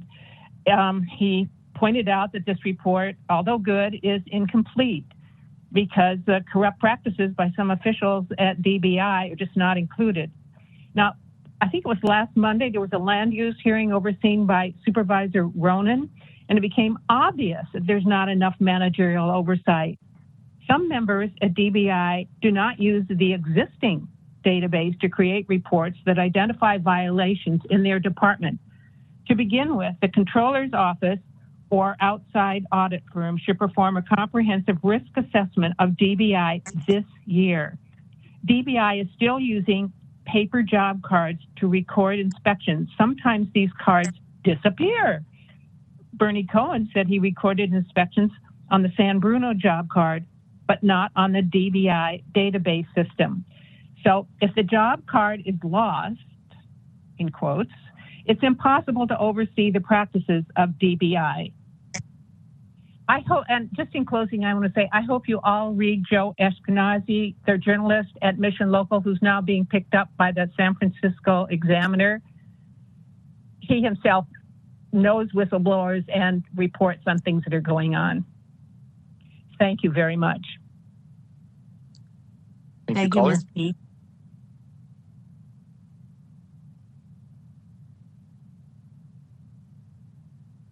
And Madam Chair, it looks like there are no more callers.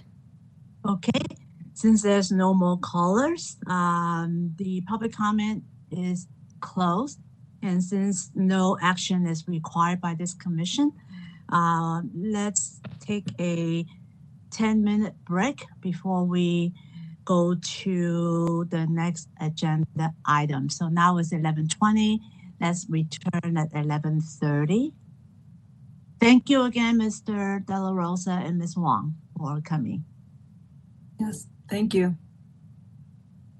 Thank you.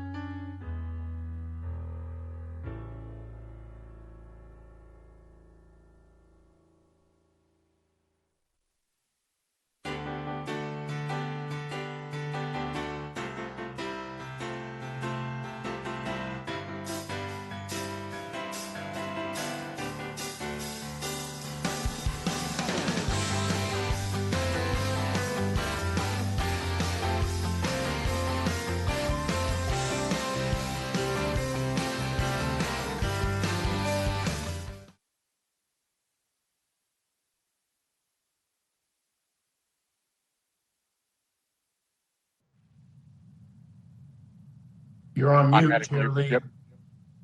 Oh, we're back, Madam Chair. Okay. Welcome back to this October 8th, 2021 meeting of the San Francisco Ethics Commission. We are now on agenda item number 9, which is presentation, discussion, and possible action on findings and staff recommendations of report on gifts to city departments dated September 29, 2021. And I call on Director Pat Ford to make his presentation. Mr. Ford. Thank you, Chair Lee. Commissioners, for the record, I'm Pat Ford. I'm the Senior Policy and Legislative Affairs Counsel. As Chair Lee mentioned, this agenda item is the third in a series of reports that the Commission has undertaken as part of a comprehensive review of the city's ethics laws. And this review is undertaken after the revelations of the ongoing federal corruption probe that you already heard about a bit from Mr. De La Rosa and the controller's team in the previous agenda item. I have a set of slides to share with you, which I will share now.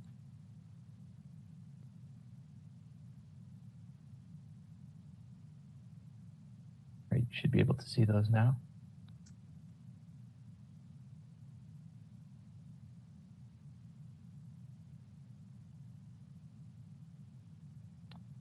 So first, I want to give a quick note on context of where this report falls within the larger project.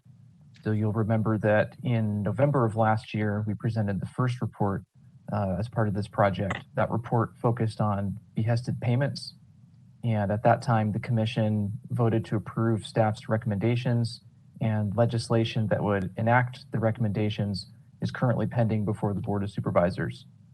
At the moment, the Rules Committee is still in control of the ordinance. They've heard it 3 times, made some amendments that we support. We think they're good amendments. One of them, importantly, is to add elected officials to who is covered by the new rule contained in that file. The file is now going through the meet and confer process again.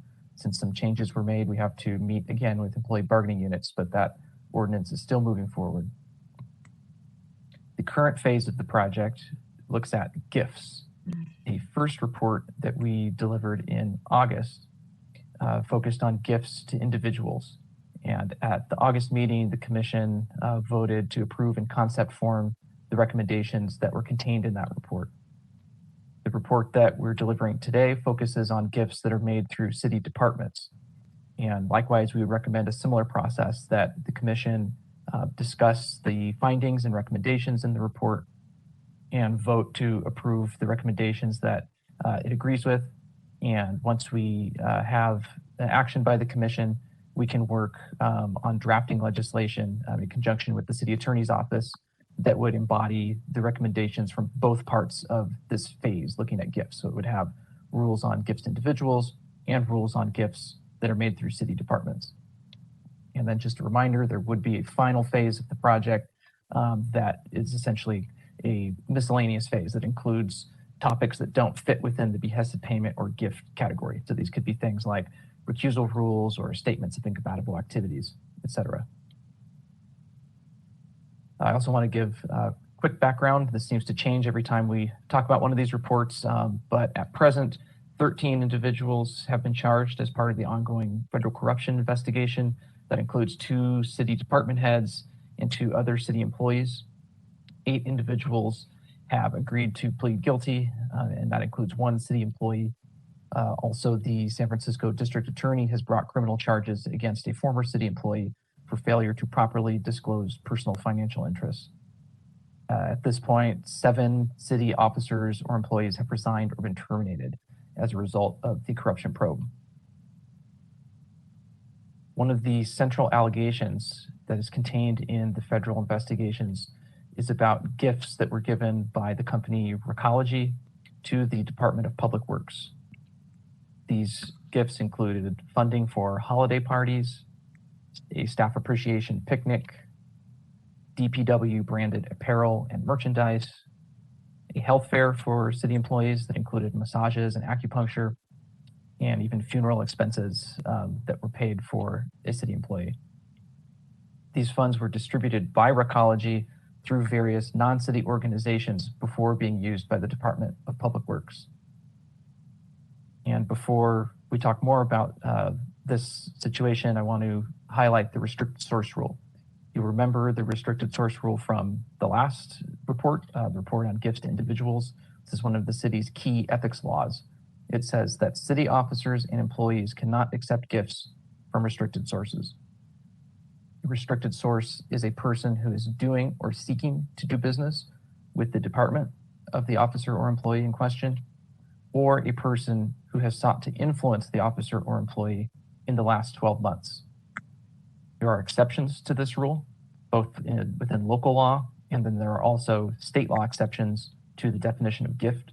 But you'll remember that in the report on gifts to individuals, that staff recommended that many of these exceptions either be removed or that they be reformed so that they more properly meet the needs that they are there to meet. So although there are exceptions, those are currently still in flux and possibly will be changed. So to show you visually what this looks like, the restricted source rule would apply to gifts made from Recology to officials within DPW. That's because Recology is a city contractor and is party to a contract with the Department of Public Works. So therefore, officials within DPW will be prohibited largely under the restricted source rule from accepting gifts from Recology.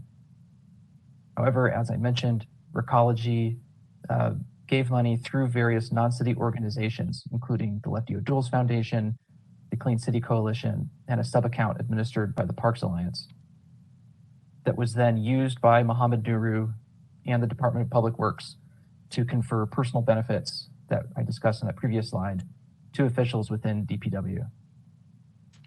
For obvious reasons, this practice undermined the restricted source rule.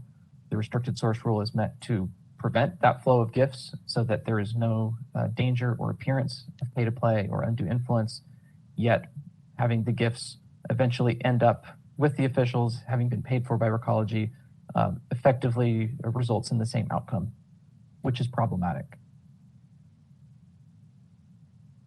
A major component of the report that we're delivering today is our empirical research into the public disclosures that city departments are required to file whenever they receive a gift from a non-city source. We sought to determine to what extent other city departments also accept gifts from restricted sources and use them in ways that confer personal benefits on city officials. We found that several departments do engage in this same general practice. We found that city departments accept gifts from contractors, tenants, permit applicants or permit holders, and lobbyists and permit consultants. And in various different ways, each of these kinds of entities would constitute a restricted source for all or some officials within the departments. And when I say official, I'm referring to either an officer, like a commissioner or an elected official, or a city employee. All of them collectively can be referred to as officials. These gifts were then used by the departments in ways that conferred personal benefits on officers' employees. And this includes attendance at parties, free food and drinks, and tickets to events like concerts and festivals.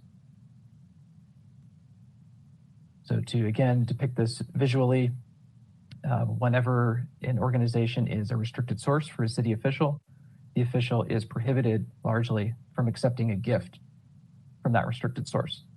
However, the restricted sources, by making gifts through the city department that end up with the city officials, effectively achieve the same outcome. And the same can be said when the gifts or the funding for the gifts first goes to a non-city entity, such as a Friends of group, another nonprofit, or even just a non-city individual, and ultimately results in gifts that are paid for by the restricted source going to city officials. And this is often done with the coordination or approval of the department. These practices, similar to what we discussed about DPW, undermine the restricted source rule. They result in the same outcome that the restricted source rule was intended to prevent. They create the danger and the appearance in the eyes of the public of pay to play and undue influence. I do want to call out, as we mentioned several times in the report, that the report does not conclude that these practices constitute a violation of existing law.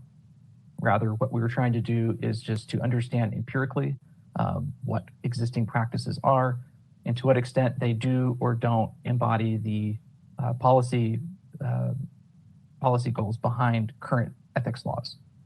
So just bear that in mind. This is not saying that these necessarily violated the law, but rather that they do not properly achieve ethics goals and that ultimately that the laws should be reformed in ways that make sure that these practices don't occur. I also want to point out that each of the practices that we talk about in the report are slightly different.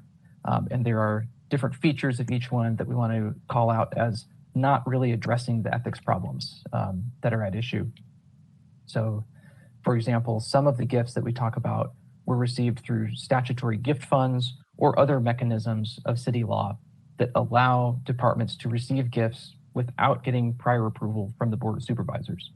Under the admin code, in order for a department to receive a gift of $10,000 or more, they typically need to get approval from the board. That's called accept and expend approval. It should be understood as being part of the board's budget process. Essentially, the board can also create a statutory gift fund that kind of preemptively approves certain gifts that are used for a certain narrow purpose.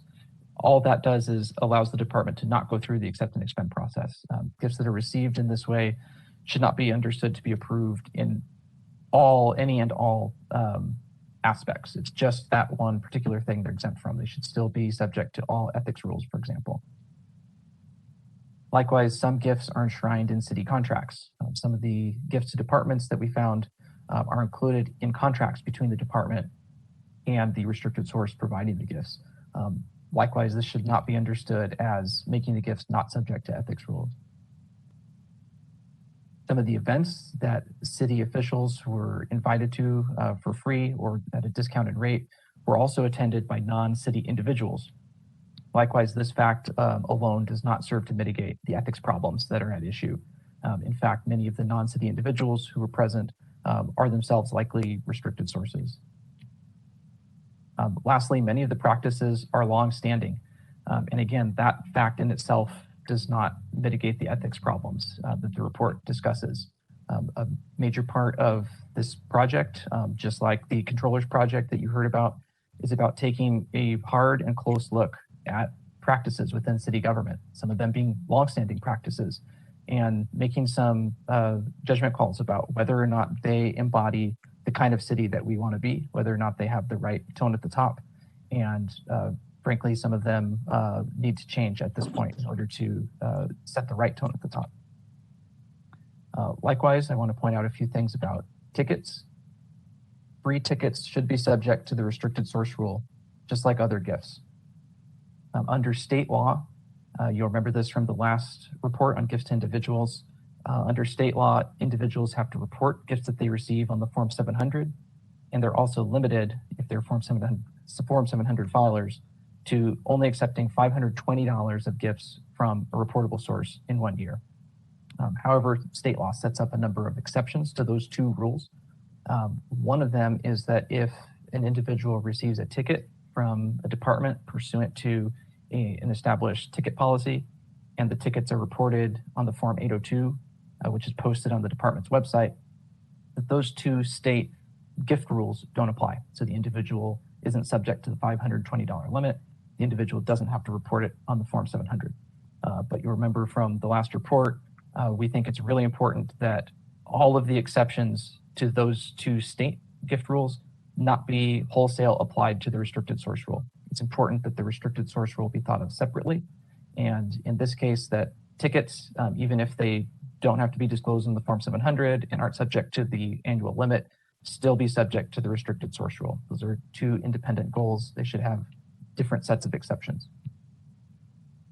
Similarly, city duties can largely be carried out without free tickets. Access to spaces is largely available to city officials. So if city officials need to perform safety inspections or code compliance inspections or other kind of site visits, even to just gain familiarity with a certain space that a member of the public would normally have to pay in order to access. Typically, city officials can gain access to these spaces just by arranging it in advance with whoever's in control of that space. In the rare circumstance where a ticket is actually needed and the ticket is coming from a restricted source, if that ticket is deemed to be necessary in order to carry out city duties, the city should purchase the tickets. If they truly are necessary to carry out duties, it is reasonable and proper for those to be purchased by the city, just like any other resource that a city department may need in order to carry out its duties. I want to transition a bit and talk about the disclosures themselves. We also sought during the research for this report to evaluate how effective the existing disclosures of gifts to city departments are. We looked at 3 local laws that currently require disclosure of gifts to city departments, and we concluded that each one fails to provide sufficient transparency. The one that is a true disclosure that is designed for the purpose of creating public transparency into gifts to city departments is the website disclosure that exists in the Sunshine Ordinance. This requires city departments to disclose gifts over $100 that are used for carrying out city duties. The main problem with this disclosure is that it's decentralized. The information exists on each separate department's website. So you have to go to each separate department's website in order to find the information. Sometimes it can be hard to find. The information is often not in a standardized format. It can be difficult to review. So although that was the primary source of data that we used when we were doing this report, we did find it hard to use, and we think that it's not creating sufficient transparency currently. Another possible avenue of transparency into gifts to city departments is from the disclosures that departments have to make to the controller's office. This is required under the admin code that departments must disclose gifts that they receive to the controller, but this should really be thought of as more of a fiscal management accounting mechanism. It's not really designed or administered as a public disclosure, so it's not something that the public can really take advantage of to easily access information about gifts to departments. Similarly, departments have to report annually to the Board of Supervisors about gifts that they receive. This should be thought of as something that the board uses as part of its budgetary powers to see what sources of outside funding departments are getting. It's not really designed or administered as something meant to be primarily a public disclosure. So likewise, it's hard to get out this information if you're a member of the public. It's hard to glean an overall understanding of what gifts city departments are getting. So even when you take these 3 things together, it's still difficult to piece together exactly what the universe of gifts looks like. So this brings us to the recommendations that are in the report. Our first 4 recommendations pertain to how to address the flow of gifts from restricted sources through city departments or non-city entities ending up with city officials. So the first recommendation is that city law be amended to clearly prohibit any city officer or employee from acting as an intermediary for a restricted source gift. And this rule would apply if the official knows or has reason to know that the source is a restricted source for the recipient. The standard of know or has reason to know already exists in the restricted source rule. That's when an official is currently prohibited from accepting a gift if they know or have reason to know that the source is a restricted source. So this, to use the example of DPW, would prohibit Mohammed Nuru or anyone else within the department from accepting money from Recology and using it to pay for a holiday party, knowing all along that Recology is in fact a restricted source for the officials who will be benefiting from that party.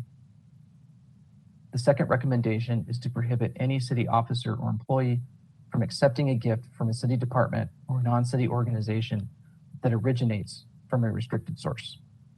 And again, this would apply if the official knows or has reason to know that the original source is a restricted source. So similarly, in the case of DPW, this would prohibit an official, like an employee, from going to the party if they know that the party is actually being paid for by Recology, who is a restricted source for them.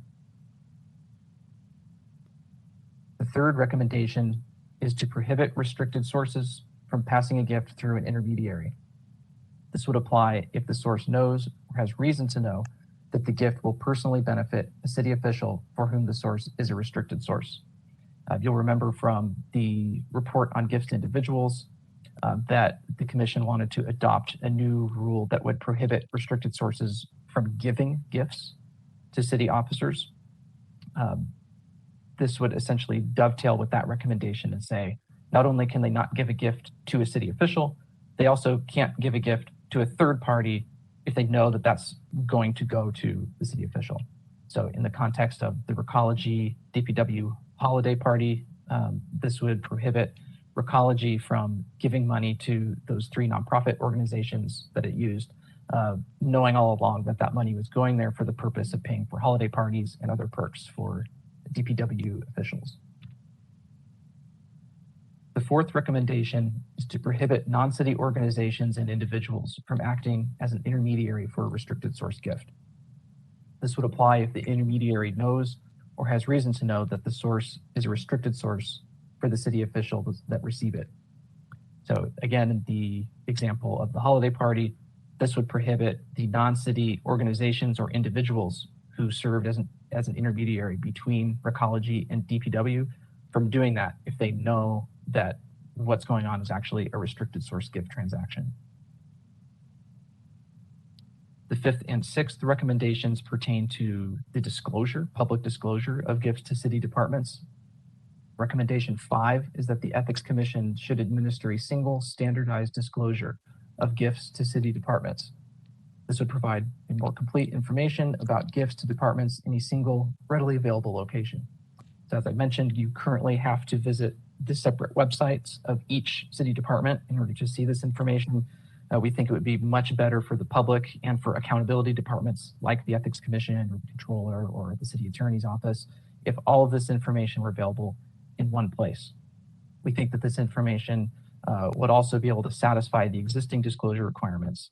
So be able to satisfy the controller's need to see gifts to departments, the Board of Supervisors' need to see gifts to departments, and we would want to work with those departments to make sure that this disclosure does in fact serve their needs.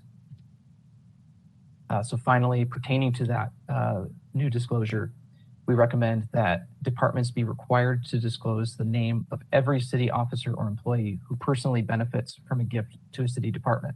Right now, this information is not always included. So for example, on those ticket distribution disclosures I mentioned, not all employees who get tickets are disclosed, they'll have their names disclosed. In some cases, that may be allowed under the FPPC's rules regarding the Form 802, but we think that it's really important to see the names of all of the employees and other officials who are getting gifts, be them tickets or something else, because otherwise it's hard to know if a restricted source gift transaction is going on. So this would be an important part of being able to monitor and enforce compliance or non-compliance with the first 4 recommendations. So that concludes my quick summary of what's in the report, and I'll just leave you with the same excerpt from the findings and purpose within the government ethics ordinance. The government decisions of officers and employees of the city and county should be and should appear to be made on a fair and impartial basis. You heard the same sentiment echoed in the controller's report. I think this is a citywide ongoing process right now that we're trying to not just convince each other as city officials that our processes are working well, but also there's a huge need to convince the public, perhaps convince them again that what we do has integrity and that our work is accountable to them, is transparent, and is done in the proper way. So with that, I will turn it back over to you, Shirley. Thank you, Mr. Ford. And also just a reminder to our public audience, if you wish to make a public comment in response to this agenda item, please dial in now and enter *3 to be added to the public comment queue so that we can call on you later. And can I have the full screen so I can see which commissioners would want to speak? Commissioner Chu. Thank you, Chair Lee, and Mr. Ford. Thank you for the stellar work. This represents, I'm sure, many hours of slogging through multiple websites and disparate sources to find and present this information in such a lot of information in such a clear and easy to understand manner. So thank you for that. I am gathering my thoughts, but one of the questions that I had, and just at the outset, I think that I am in support of all of your recommendations. I think that this is what's needed. I think that we have, inconsistency and ineffective framework for eliciting and providing to the public the information that is needed for transparency and accountability around gifts. And I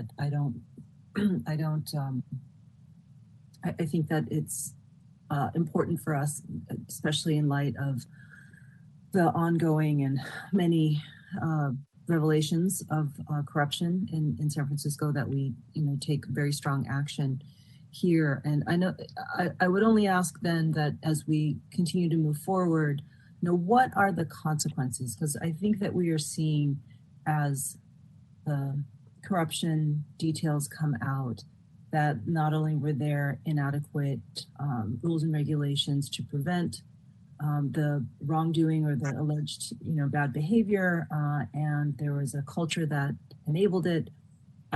But what are the penalties and fines that would deter it through robust enforcement from at the issue at hand here from the Ethics Commission? So that I would want to put on your radar screen.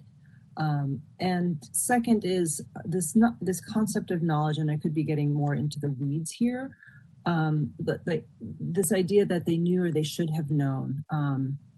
Proving knowledge is always a tricky thing. So I would appreciate your best thinking on how we draft something that would capture the situations that you've identified with the planning department and with DPW and other things, without running the risk of being unable to establish this, evidence of knowledge, absent, email records or, exhaustive investigation on the part of the enforcement team, and, creating clear guidelines around what the regulated community, so in this case, the restricted sources, as well as city officials, I think will be very important, so that everyone understands what they can do and what they cannot do. And back to the knowledge requirement, would there be a kind of duty of inquiry, right, on the part of city officials, as well as the restricted sources, because this area is so fraught that you're going to be giving a gift of substantial sums of money for a party. Well, that should raise a red flag and say, maybe I should talk to the Ethics Commission, because there are going to be heightened requirements around proceeding with such a thing. So I don't want to take up more time as I ramble on, but would defer to my other commissioners to ask additional questions. Thank you. Sure. Thank you for those questions, Commissioner Chu. So to your first question about enforcement consequences, I think we can think backward looking about conduct that's already happened, and then forward looking about what conduct may happen in the future. So in terms of backward looking and enforcing against conduct that's already happened, of course, we don't have the benefit of the kinds of rules that we're recommending right now, but we discussed this briefly in the report. There are current rules against aiding and abetting a violation of the restricted source rule, or other violations of the ethics ordinance for that matter. So for example, if somebody aided and abetted a city official in accepting a gift from a restricted source, there potentially could already be liability for that person under the code. So As we always do, we will, of course, share and discuss with the Enforcement Division what we found in this report, and we will turn it over to them to use their process as they see fit to investigate any of the practices that we talk about in the report. But I think why we ended up recommending more explicit rules is we think that it's not important just to have a method for enforcement. It's also important to have very explicit rules so that on the front end, we have something that we can go out and educate people on. We can have rules that are hyper explicit, that you cannot act as an intermediary. You cannot accept a gift from an intermediary if you know it's coming from a restricted source, et cetera. Rather than having a general aiding and abetting rule, we think it's best to kind of embed that principle within each of the steps in the transaction. I think that's probably all we can really say about enforcement, about past conduct, is that enforcement will, of course, look at it, they'll see what there is, and they'll work their process under existing laws. But our hope is that for future conduct that we would have laws that we can use to teach people more on the front end what is and isn't okay. Your question about the new or had reason to know. Oh, sure. So I might interject on the enforcement piece. As you're talking, I'm thinking as on a prospective basis. And I'm thinking out loud here and would appreciate more input from my fellow commissioners and also from you and your team as well. In thinking about taking a step back and drawing up and thinking about the corruption scandal that has engulfed our city, with respect to gifts, I think my mindset is, let's not have this happen again, right? Like, as we create this revision of the gift rules and regulations and enforcement framework, how do we think about what had happened? What are the lessons that we are learning? And how do we prevent the types of inappropriate restricted source funding of parties and swag and things like that going forward, so that it doesn't happen again? I think that the people of San Francisco are rightly upset and outraged, dismayed, and disappointed in the conduct of our elected officials in accepting all of these things, and so my hope is that whatever we propose would not just address those things, but prevent things from happening, anything similar or analogous or related from happening going forward, and have robust penalties that would deter anything like this behavior from repeating. Because I don't think that there's no appetite for a repeat of any of this that has come forward. I think there's an opportunity for the Ethics Commission to recast and reframe the gift rules so that we can start to eliminate the problems that have come up and it's gotten so much publicity. Yeah, absolutely. And I'm glad you raised that point. That was a big part of our approach in this report, was not to just look narrowly at the main fact pattern that we all know about, which is the DPW holiday parties and other perks. We really tried to take as broad a view as possible. That's why we took the time to really go through and review all of the disclosures citywide. And I want to recognize Michael Canning for his work of really going through and doing the hard work of reading all those and recording them and keeping track of them all, so that we were able to, in this report, put together a broad view of what the different practices are. And you can kind of see how they vary from department to department. And we believe the recommendations we've made are broad enough that they really encompass all of those practices. So we think this is not just a narrow response to just one incident that happened. Rather, it tries to look holistically at a general practice that takes different forms and craft solutions that would address it in any form in which it might occur. Great. And to your question about the new or had reason to know standard, I think that the new part is very hard to show. That is actual knowledge. You need a document or admission or something, but the had reason to know standard, I think we should consider that to be pretty broad. I had reason to know doesn't mean that they necessarily knew it, but that there was some information there that they should have been able to look at and know that that was a restricted source.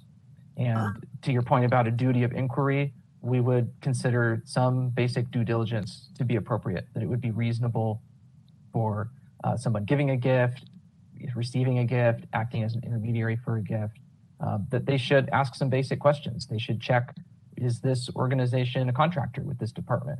Are they a lobbyist who's lobbying this official? That would be reasonable for them to check. And if that information is there, then they would have reason to know that that's a restricted source. I think the more that we can build in mechanisms within the disclosure requirements, or however it is operationalized, to require that level of diligence and a certification, as to I have checked, and to the best of my knowledge and belief, they are not. It's something like that, just to create greater levels of accountability for ensuring that the process is clean, and transparent, and that these city employees are taking these issues of gifts from restricted sources very, very seriously, because that is the opportunity. Like, therein lies the opportunity for corruption. And that, going back to your last slide, is that not only it needs to be fair, but it also has to appear fair. Thank you. Okay, thank you, Commissioner Chu. Commissioner Bell.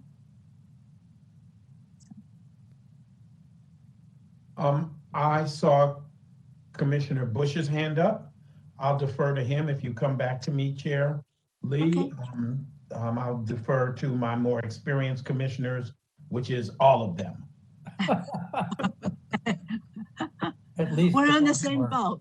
Right, exactly. So, but if you could please come back to me after Commissioner Bush. Thank you, I have a series of questions. Let me just throw out my questions without you having to take the time to answer them. When you looked at free admissions, there are certain categories. For example, in many of them, category C is to allow familiarity with facilities and the public experience with them. And that becomes a route for tickets to outer lands, which amounts to a lot of money. And so have you looked at whether or not the criteria for handing out free tickets needs to itself be reevaluated? Secondly, travel gifts don't seem to limit expenses. And we just saw a case of someone who's being prosecuted, a city official, for hotel rooms in New York at $500 a night.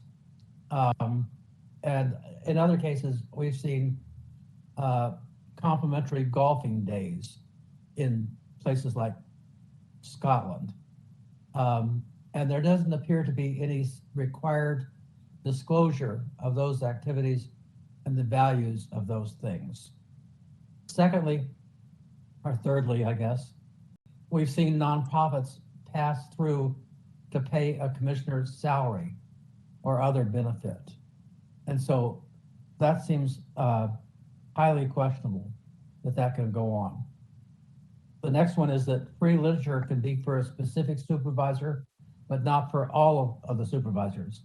So for example, in one case, a corporate entity created a database of everything that was related to matters that came before the supervisor. So the supervisor had easy access to them, but it would have been considered to be a freebie of free literature. Finally, not actually finally, I wish it were, that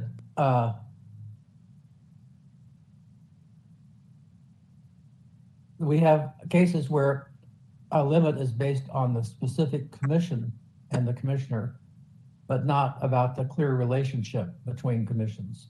So for example, you can't give money to a member of the planning commission who's running for office but you could give money to a member of the Department of Building Inspection because they're not a commission that you're before at that moment. So we know that things migrate from one to the next to the next. And so why don't you just create a blanket ban instead of doing it on a piecemeal basis? I don't see anything in here that deals with special funds like a pandemic earth disaster or the City Hall Centennial or the Super Bowl or the America's Cup. And those are not for a particular department or commission, but they are to the city. And how do you handle those?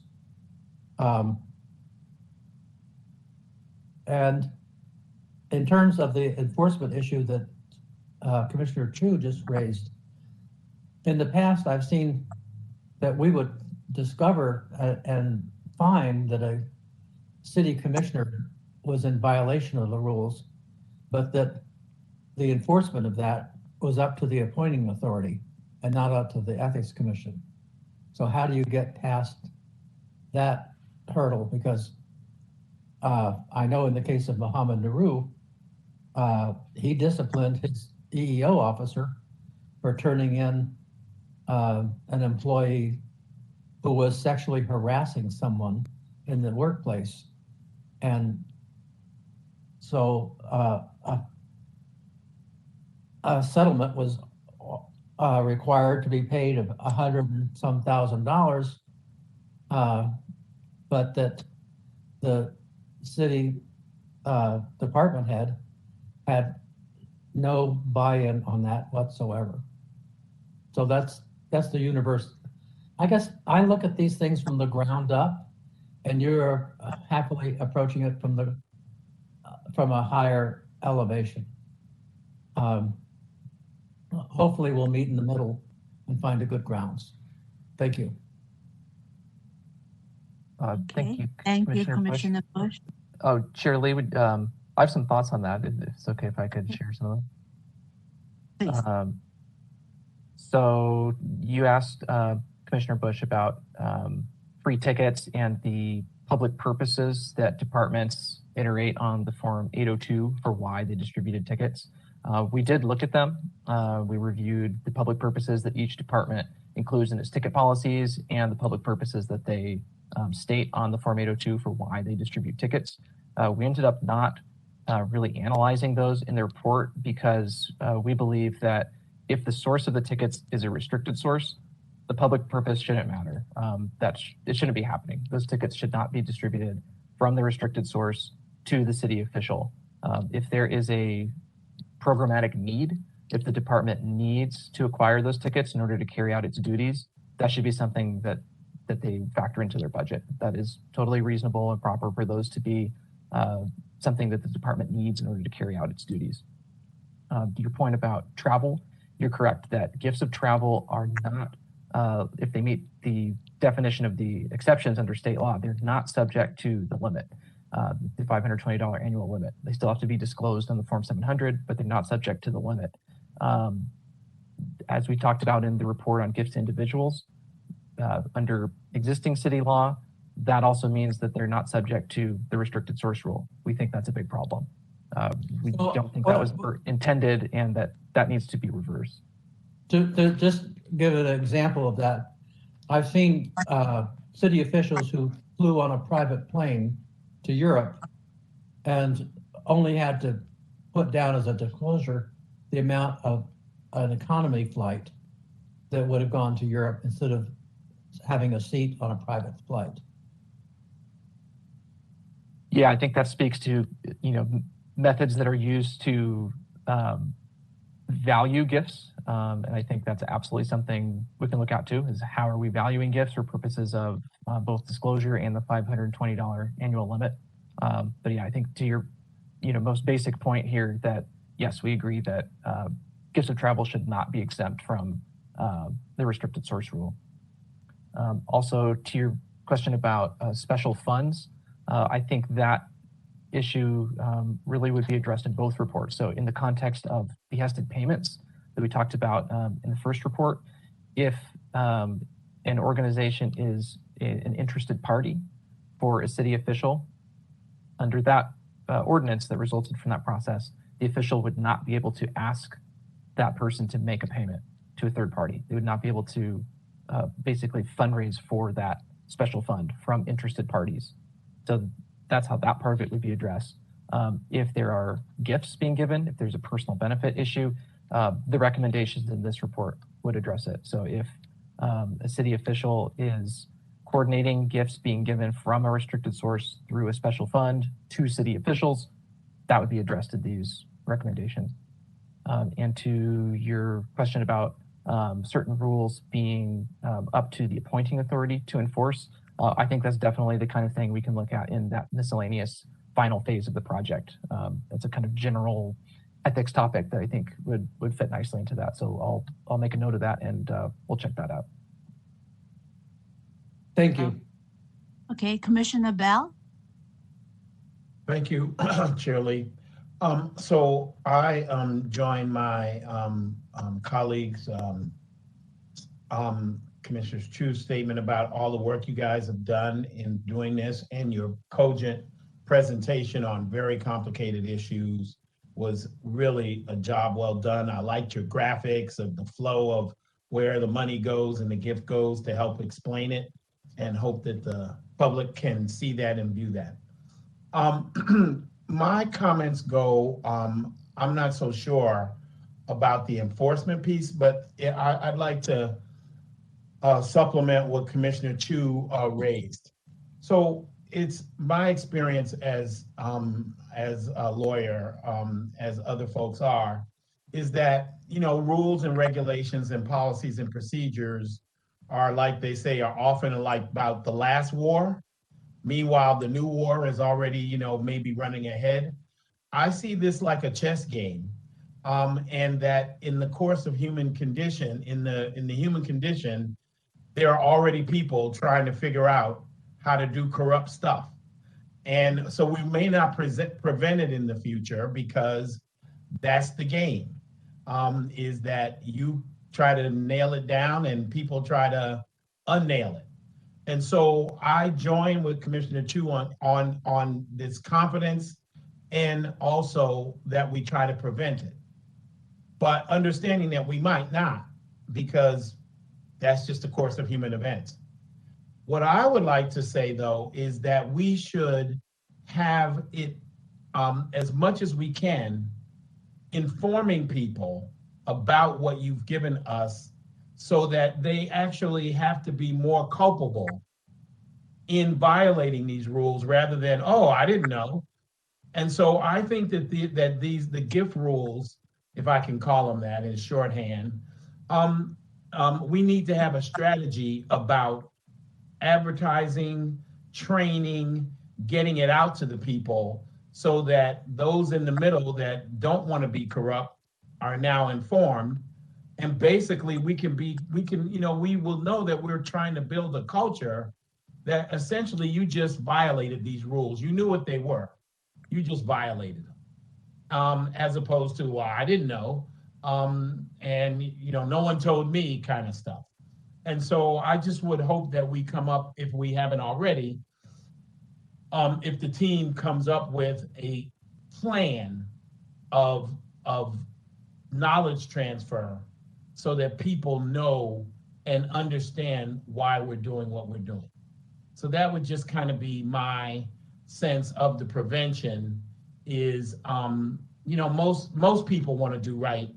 And this stuff can be complicated and confusing, but I would hope that we would have a methodology to really inform whomever we believe, how far down it goes, that these are the rules. And this power, we have something that will give you the basics as to what a gift is, and now you know, and therefore you should proceed accordingly. The last thing that I would have as a question is, give me your response to the museum letter, the museum's letter about ticketing. I've heard everything you've said about ticketing, but what struck me is when they said, how can you ask us to, you know, be in charge of the library and we can't even take books out? And so I don't know if that analogy is actually spot on, but if that's the argument they're making, I'd like you to talk about how their take on the ticketing and your recommendations, Mr. Ford, on the ticketing. Could you just give me a response to that part, not just the library part, but their part about why they feel that the ticketing piece keeps them from doing what they need to do in terms of oversight? Yeah, absolutely. And to your first point about education, I mean, we definitely see this holistically, that we need to, on the front end, be educating people, and then on the back end, have the enforcement mechanism. And we really tried to design these new rules that we're proposing to work in both ways. And you'll hear from Director Pelham under her report that she's busily working on hiring folks to join our office to do exactly that, to start up our new Ethics at Work program, to get out there in front of a much, much bigger audience than we're currently reaching with existing ethics trainings to do exactly what you're describing. So yeah, happily that process is underway and we're working towards that. Excuse my phone ringing, but that will be the last time it rings. Is because what I would say is to have these rules without a rollout about people knowing these rules is not going to get us far. I mean, I see them as equally important, quite frankly. It's not just the rules, but it's also telling people what the rules are. Absolutely. And I should be clear too that our rollout of the rules is not going to exist only in the Ethics at Work program. That'll be a huge part of our effort to educate folks, but we already have an existing process for rolling out rules. Our engagement and compliance team already has a good process for sending out communications, putting up pages on our website, creating compliance materials, trying to get those to people. So we definitely already have methods that we do. I think any and all suggestions are totally welcome of what might be better ways to do that. But we're definitely working towards an exponential ramp up and how we're going to do that once we have more bodies in chairs or remote working on this exact issue. Well, sign me up if you need a commissioner to talk about the rollout and how that might be more. Yeah, absolutely. Let's definitely connect on that. Mm-hmm. And then I had a question about the ticketing and the museums. Yep, definitely. So to that point, I mean, we don't contest the idea that commissioners should be familiar with the things that they are overseeing. I think that's a pretty obvious point. I think the issue that we have is when commissioners are getting a personal benefit for free from a restricted source. I think that's the issue to us. So insofar as it is necessary to obtain tickets from a restricted source to carry out any city duty, whether it's gaining familiarity with performances or anything else that might require a ticket from a restricted source, that's something that if departments need that, they should budget for it. That's something they should be able to get. I think getting them for free from the restricted source should not be the solution. Got it. So that was your answer. You said that before. I just wanted to know what your answer was specifically. So that's let right. me just ask you Commissioner Bush talked a ground up question. Let's say I'm on commission of the DeYoung, or the DeYoung and the Palace of Fine Arts or whatever, the two museums that are together. And I'm doing oversight and I just roll up and just want to walk through and do a visit about, I don't know, gender binary bathrooms or something like that. And they then ask me for my ticket. Am I supposed to say, hey, I'm a commissioner, I should get in for free? Or I already have a ticket because I'm a commissioner? I mean, how is it that you're saying we should suggest that I should be able to get in free as many times as I want to do my inspection and they should budget for that? Or I should be on a list that when my name comes up, they let me in? Yeah, so I think that's a good distinction to draw between mere access to a space versus getting a ticket for a performance. What we found in our review, talking to different city departments and also to private organizations that put on events, is that it is already a standard practice for city officials to be able to access spaces as they need to carry out their duties, and that does not require a ticket. Right. That is the case for outside lands. That's the case for other city-owned or operated premises. If someone needs to get in to do something, they can arrange that in advance. So I think that would be kind of that ground-up solution would be to plan for that, to contact the museum and say, hey, we're going to do a walkthrough with the commissioners. It's going to be on this date. Please make note of that, and we're going to come. And that's something that, if that process doesn't exist already, that could pretty easily be set up. I think. And is that included in the report, Mr. Ford? I mean, is that distinction there? Because if that distinction is there, then the library's letter is just totally off point. Yeah, I think the distinction is there in that, I mean, we've said in there that access to spaces, that's not a gift. That's not, okay. Going somewhere, being able to go do a walkthrough, do an inspection, that's not a gift. If you're just doing a city duty, looking at something, inspecting. I understand, I got it.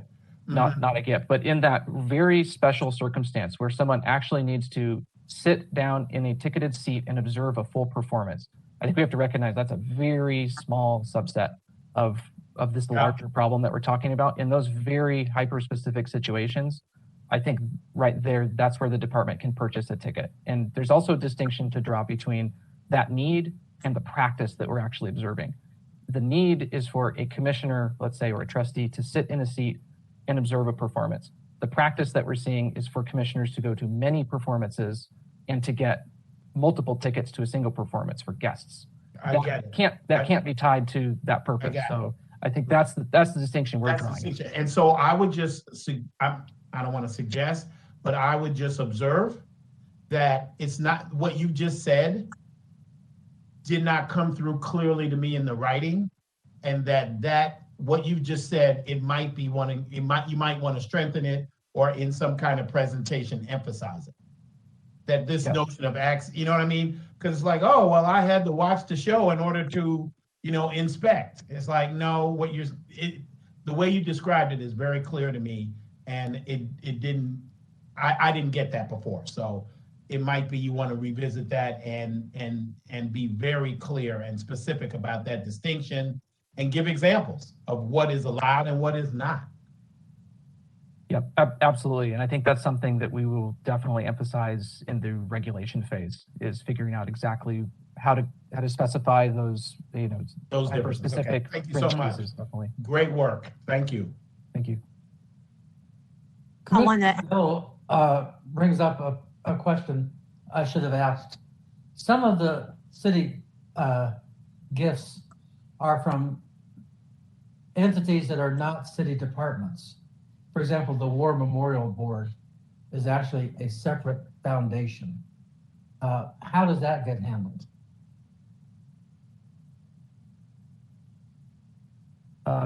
Trustees are city officials, so we treated them similarly to other city officials.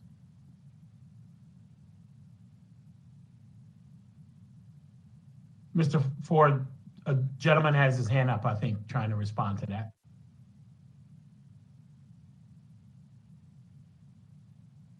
I was asking, the War Memorial Board is not actually a city agency the way Rec and Park is.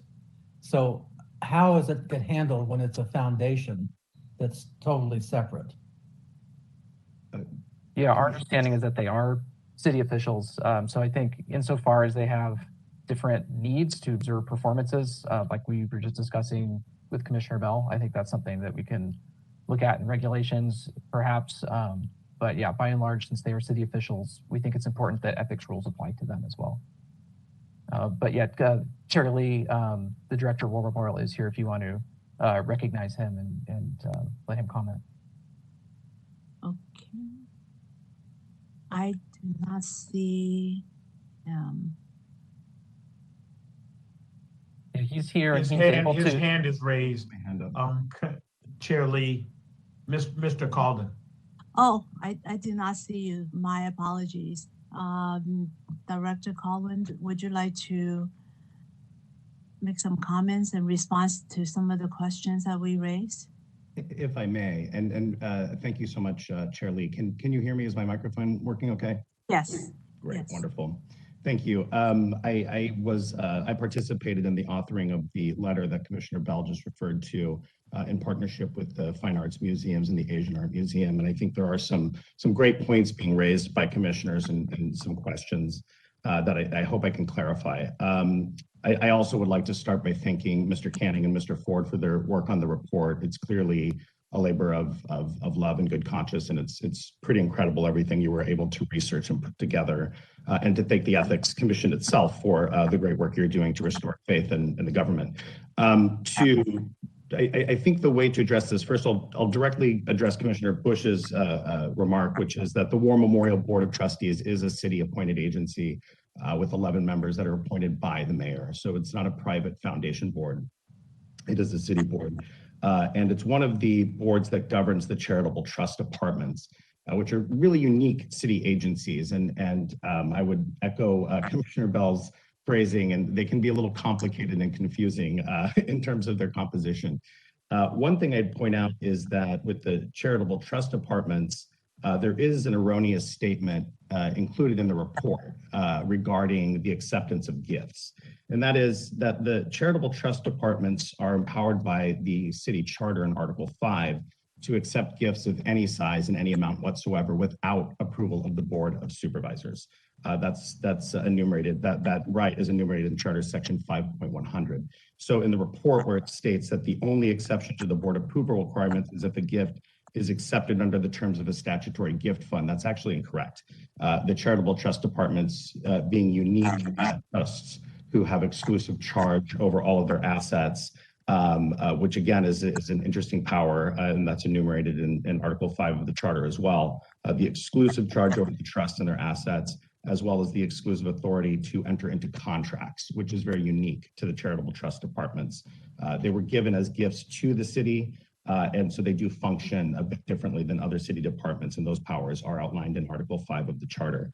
They have a fiduciary duty to ensure the proper function, maintenance, and operation of the facilities, which necessitates access to the spaces, and that's both gallery spaces and performance spaces.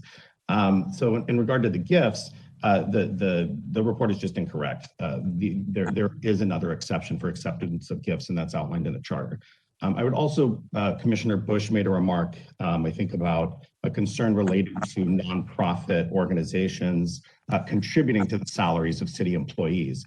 Now, I don't know much about that as a citywide practice, and I don't know to which department, Commissioner, you might have been referring, but I can say that the governing boards of the museums are actually granted by the city charter the ability to accept and utilize contributions to supplement or pay for the salaries of its appointees. And that's in Charter Section 5.102. That power does not apply to the War Memorial, only to the two city museums, being the Asian Art Museum and the Fine Arts Museums of San Francisco. So again, that's another sort of thing that makes this a little complicated and confusing. I agree completely with Mr. Ford's statement that access to spaces is not a gift. That is exactly the viewpoint that we take and have put in this letter. And I think Commissioner Bell raises an interesting point of practicality, which is that he, as a commissioner, should be able to go to the De Young or to any other museum. And yes, you could arrange for the whole commission to come down and visit at the same time, but that might also be impractical. The access to the space being granted to the commissioner is not a gift. That's absolutely correct. The credential being provided to him so that he may do that is exactly that. It's a credential that allows for entrance to the museum at a time of his convenience so that he can exercise his duties as a commissioner. So I agree with you, Mr. Ford, that access to the spaces is not a gift. With regard to the Fair Political Practices Act, it really clearly defines when a ticket is not a gift. And the charitable trust departments really do follow the FPPC guidelines. I think you'll notice that in the report itself, there are 140 Form 802s that were reviewed, 81 of which were submitted by the charitable trust department. So while we represent only 38% of the departments included in the report, 58% of the Form 802s that were submitted by charitable trust departments. We really do try to be compliant. With specific regard to tickets for the War Memorial, which I understand is a point of concern, You're correct, Mr. Ford. We are a small subset. We're in fact the only city department that runs a performing arts center. We are the only city department, one of 54 departments, wherein a person who needs to understand the function of this department needs to come and walk through the building when people are in it and needs to spend time in the auditorium. That is part of the function. And in order to do that, you need an assigned seat. That's very unique to our department.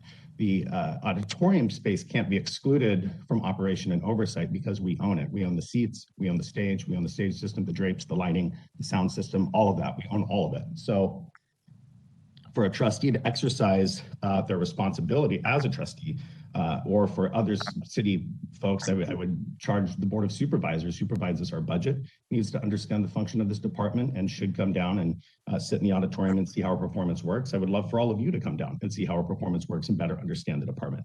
But the seats themselves that we use are not actually gifts that were given to the departments by any of the organizations. The San Francisco Ballet, Opera, and Symphony do not give tickets to the War Memorial.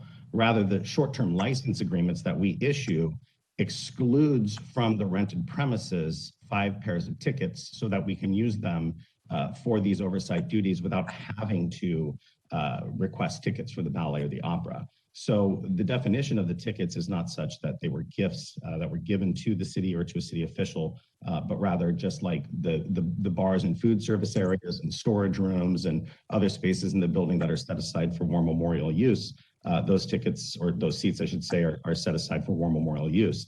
And any of the seats that we don't use, we donate back to the departments. We actually donate them to the departments and then they get to sell them.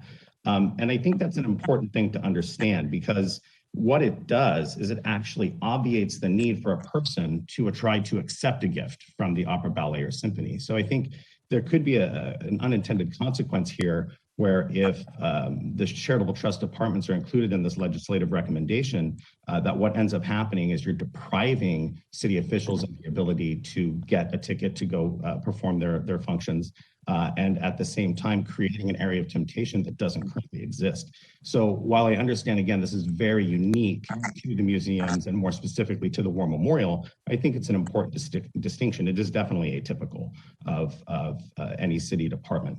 And I also think that the idea of these having an undue influence, that's, I don't think, appropriate. I don't think that actually makes sense, as I just said. I also respectfully disagree with Mr. Ford that it's a reasonable expectation to ask taxpayers to purchase tickets for city officials to perform their duties when the tickets can be acquired through other transparent and legal means, which the state has contemplated in the Fair Political Practices Act. So I think it would be very inappropriate of us to expend taxpayer money in this way. You know, I can say with regard to being a resident of San Francisco for 20 years and having worked for the city for 12 of that, I mean, if I were finding out that the city was expending my funds on that, I would not be happy about it. Lastly, I would just like to close with a statement about equity. I think, you know, you're all city officials, and, you know, our boards, the museum, and the Performing Arts Center boards these are volunteer positions. These are not compensated commissioners.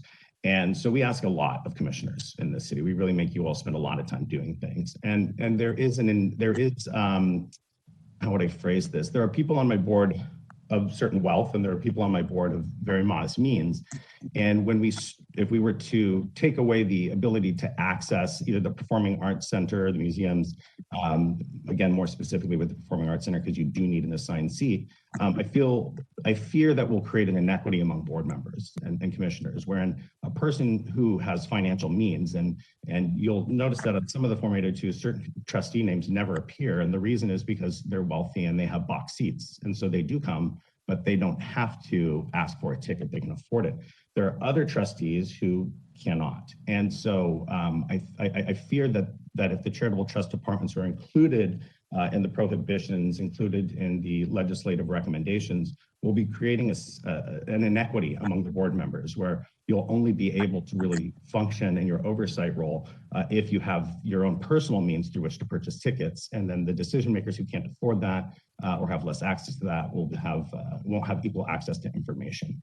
So those are some of my concerns, and hopefully the clarification around what's included in Article 5 regarding the acceptance of gifts, the payment of salaries, and just the general legal distinction in how we manage the seats here at the War Memorial specifically, and those not being things that are given to us by the lessees, but rather retained for our use and we donate them back, which I think is an important distinction. I hope that all makes sense and is clear, and I'm happy to answer any questions you might have. Thank you, Mr. Callan.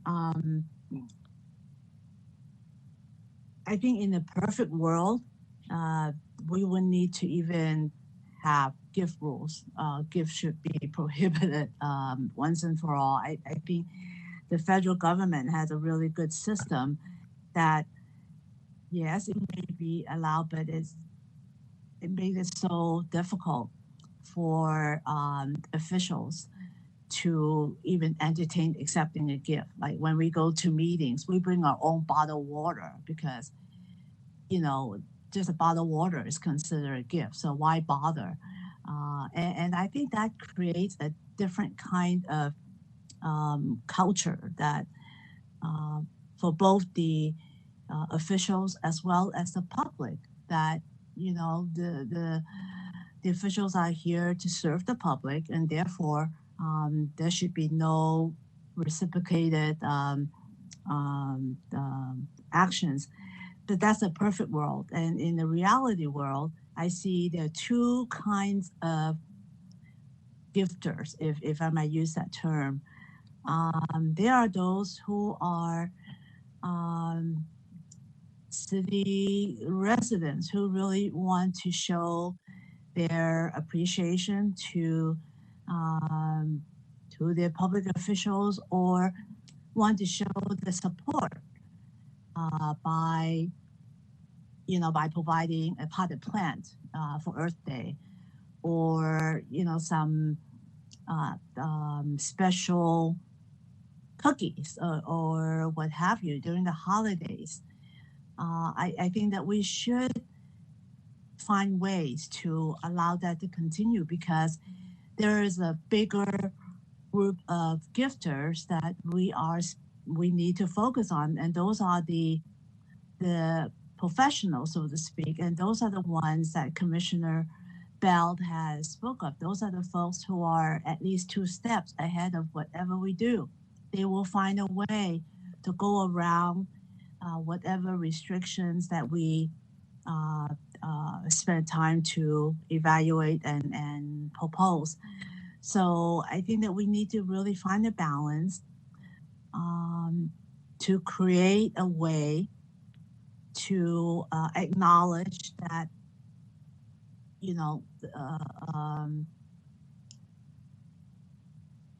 gifting should not be viewed as a quid pro quo. That's something that we definitely need to really look at. And how do we deal with it? And Mr. Collins, I understand your dilemma and your unique situation, but I think that for the public, because right now we're looking at the public's confidence level in our government. Do we have a clean government? Do we have a government that treats everybody the same? So if I were to see a commissioner occupying a seat watching a ballet performance, it may be easy for the folks to see, hey, why are they there? Is it part of the perks that they have? And that sends a really is not a very good message. And you mentioned about, the commissioners really need to see the areas, and they do, but do they really need to be there at the performance to see that? I'm still not convinced that they do. And good for the other commissioners who have the box seats. Maybe they could invite their colleagues, not to create a quorum situation, but maybe, on their personal level, they can support each other. Because the bottom line here is the perception that government officials are getting, you know, something that public officials should not be getting. So that's a perception issue that I really struggle with, because until we send a good message that when we talk about an ethical government, we practice it. So, you know, maybe on the short term, maybe you can explain it in your website that, hey, as a commissioner, these are the things that, you know, you get, not the benefit, but that's part of your duty. I don't know. That's something that we need to really discuss so that people will know that, well, as a War Memorial Board commissioner, these are your responsibility. Therefore, you are required to do certain things. But it's notable that other arts commissions, they do not give out free tickets to the commissioners, like the Asian Art Museum and what have you. So the other thing that I really want us to look at is, I understand on the practical way, many department employees do value holiday parties, birthday parties, or special occasions. And, you know, and it may be unfair for the staff to have to pay for it, because, you know, there is a equity issue here. I wonder, Mr. Ford, have you looked at other best practices where I know that on the federal government, we have a crowdfunding source that senior executives who got paid a lot more than the line staff, we are asked to put in to a kitty, but there's a firewall. Nobody knows how much money we put in, who put in the money. But if the budget is for $10,000, somehow $10,000 comes up, but no one knows who puts in whatever amount. Everybody has a great time, great party.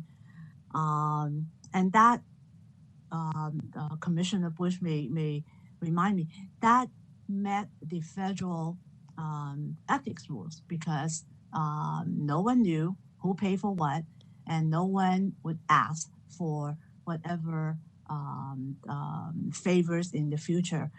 And with the advent of crowdsourced funding, I wonder if this is something that this commission may want to consider and recommend to different departments. That yes, we understand that there needs to be these, you know, additional fund to support staff, relationship building, and what have you.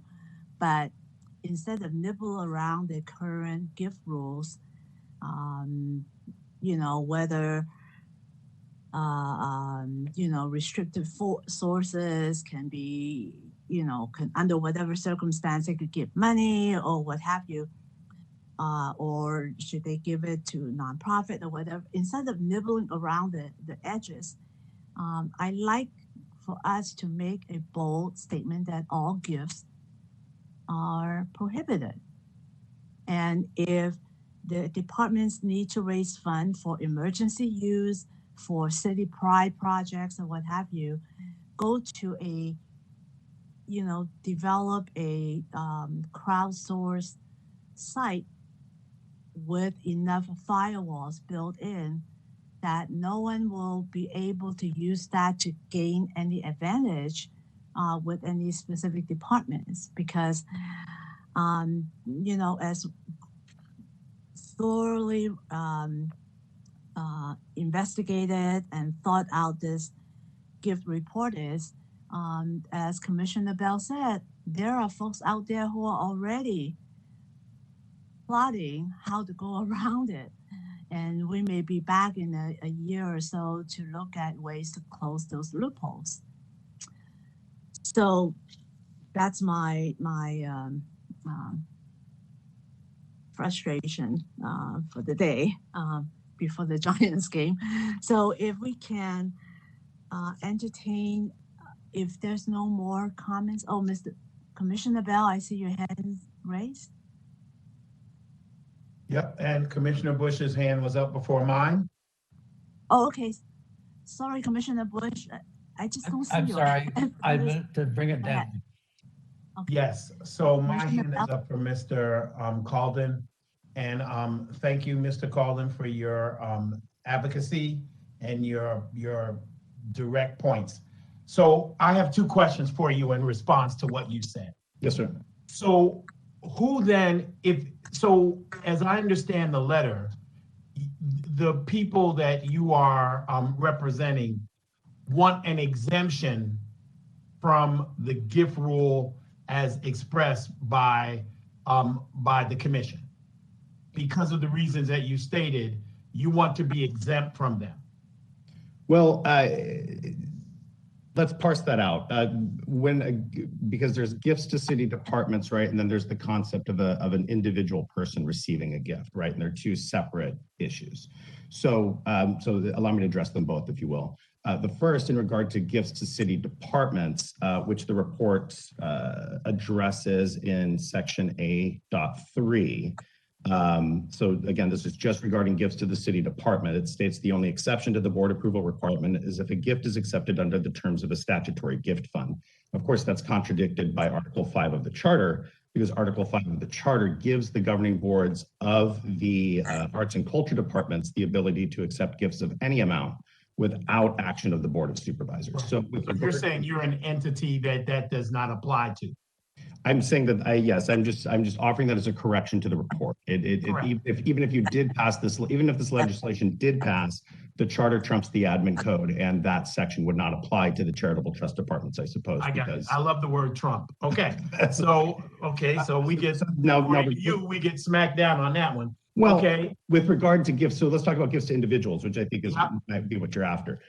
So I guess my contention, and I do understand Chair Lee's point about perhaps the public perception of a commissioner or a member of the Board of Supervisors, say, sitting in a seat at the ballet. I view it differently. I think that if a person is funding these departments or otherwise charged with the oversight of them and they're not watching shows, that is an irresponsibility. I think it's an irresponsibility for who have management and oversight roles and responsibilities to not come and see things. So I see it from exactly the opposing view. And I think actually that the people of San Francisco would agree with me that, oh, wait, you run a performing arts center and you've never watched anything in it? I mean, just on its face, that sounds illogical, I think. So I think the public perception actually moves in the other direction. As far as the value of the number of seats and tickets used, it is correct. I mean, the vast majority of tickets of the charitable trust departments distributed are through the War Memorial, because again, you need to sit in a seat. The Fine Arts Museums also, they have much lower ticket prices. If you are a person, okay, so a ticket price to the DeYoung is $200. You can have free admission for 2 members and 2 guests to the collections all year, including the special exhibits, and it's fully tax deductible. So if you're a person who itemizes your taxes, that's actually free, right? So the cost differential is much greater, and I didn't create that cost differential. The Board of Supervisors voted to take over the role of the UC Regents in regard to the responsibilities to the War Memorial in 1928. So the trust agreement dates back to 1921, and somewhere in the 20s and then into the 30s, the Board of Supervisors decided it wanted to own a performing arts center and did. And now we have to run it. And part of running it is coming down to see things in it. And part of doing that is receiving a seat to sit in. So my argument is actually that those tickets aren't gifts. I mean, I would go back to what Mr. Ford said, which is access to space is not a gift. The ticket itself is just a credential to access the space during the public use period, because the public use periods for the museums and the Performing Arts Center, and this is completely unique to us. 3 out of 54 city departments have this, but the public use period it does require a ticket for access. And I appreciate that, because I understand how you are framing it, and reasonable people can frame things totally differently and to their advantage. So I get that. My question then to you is, then where is, if we were to agree with what you said, where's the oversight to make sure there's not abuse to this, to what you claim? Because you could claim a wonderful purpose. Yes, I'm on the board of whatever. I should see a performance to see if the volunteers even know where the rows are and the seats are, and if people are in their seats or on their cell phones. Yeah, I could see that. I want to observe that. But what is the mechanism you're proposing for us, or I'm sorry, to inform us about how we make sure that that isn't abused? It's a good purpose, but it can be easily abused. Absolutely. Well, I think that's what's the oversight? The Form 802s, I think, do accomplish that. I mean, we are listing every single name. The whole reason that the War Memorial is included in this report and that we're having this conversation is because of the consistency and the regularity with which we file our Form 802s. Again, 80 out of 140 were filed by the War Memorial alone. There is a consistency there. The reason that Mr.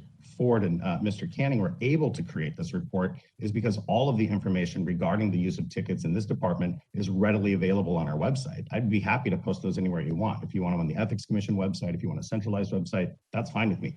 So I think the reporting function itself is what accomplishes that. And if Ethics Commission wants to sit down and talk about how we do it and maybe give us coaching, if there's a way I could do it better, I'm all for learning and would love the opportunity to sit down with Mr. Ford or Mr. Canning or Ms. Pelham and discuss what would be helpful to the Commission for Oversight. But at this point, you know, the state through the Fair Political Practices Act, and they express, you know, obviously the FPPC manages that, but it is very specific about how you do it. We follow the law. The governing board created a ticket policy. We track all of the tickets that are used. We submit the Form 802 as required, and we post it on our website. I think that is the oversight. Okay, thank you so much for your responses. Appreciate you. No, I appreciate you, sir. Okay. So maybe this question is to Mr. Ford. So are the commissioners also included in the 700 reporting group? If you're asking, do they report the tickets on their Form 700? They would not be required to if the tickets are distributed pursuant to the department's ticket policy, and then the tickets are disclosed by the department on their website in the Form 802. The commissioners would not be required to report that on their Form 700. Okay. Yeah. Also, I have a number of things I might say just after Mr. Pelham's comments. Yeah, I appreciate the clarification about the charter and gift funds. And another example would be the airport museum doesn't require a gift fund because the admin code specifically says that they don't have to go through the accept and expend process. We don't really go into these distinctions in the report because, as I talked about on the slide, this isn't really relevant to what we're talking about. The ability to accept gifts without going through accept and expend, that's really part of the board's budget process. It's not something that really has any bearing on the ethical issues that we're talking about. So yeah, appreciate the clarification, but not really something that addresses the issues at hand. Likewise, with the tickets not being gifts because they're required under the contract, it's the same thing you see with Rec and Park. They require outside lands to provide the tickets. I think that really does not change the nature. You have a free personal benefit being provided by a non-city source. No consideration is being provided. That's the definition of a gift. I think it's really important that we recognize what a gift looks like. Also, the idea that we have to set up a process for commissioners to get free tickets because otherwise they will be tempted to go out and get them directly from restricted sources.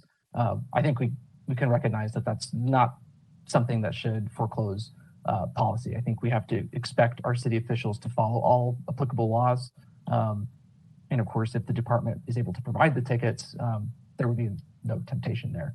And on that point too, if the tickets are in fact necessary for the department to carry out its functions, it's hard to understand how that would be an affront to taxpayers.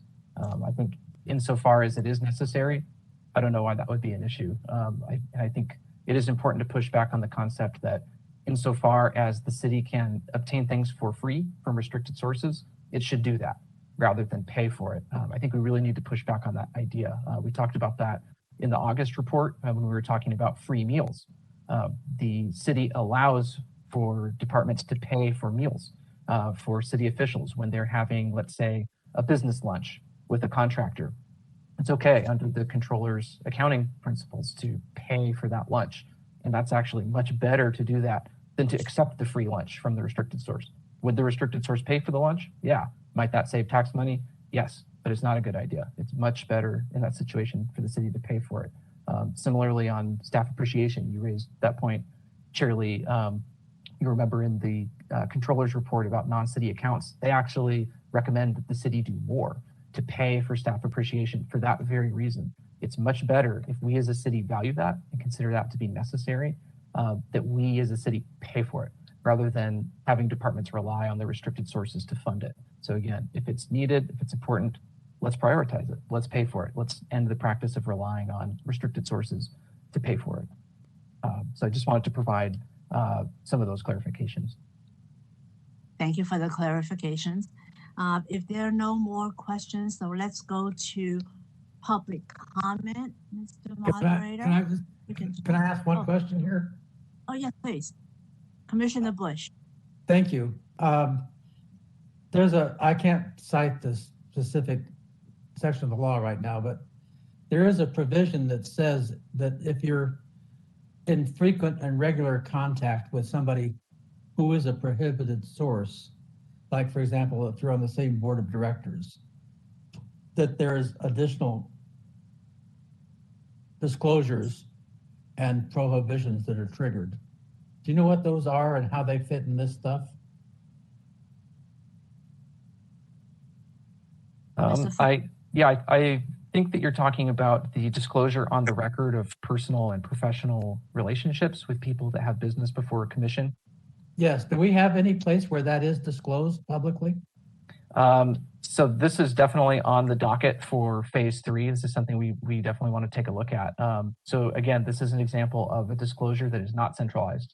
The requirement is that if it's a public official that's on a public body, that they disclose it on the record, that they say, the person who has this matter before the commission right now is somebody who I have a personal relationship or a professional relationship with.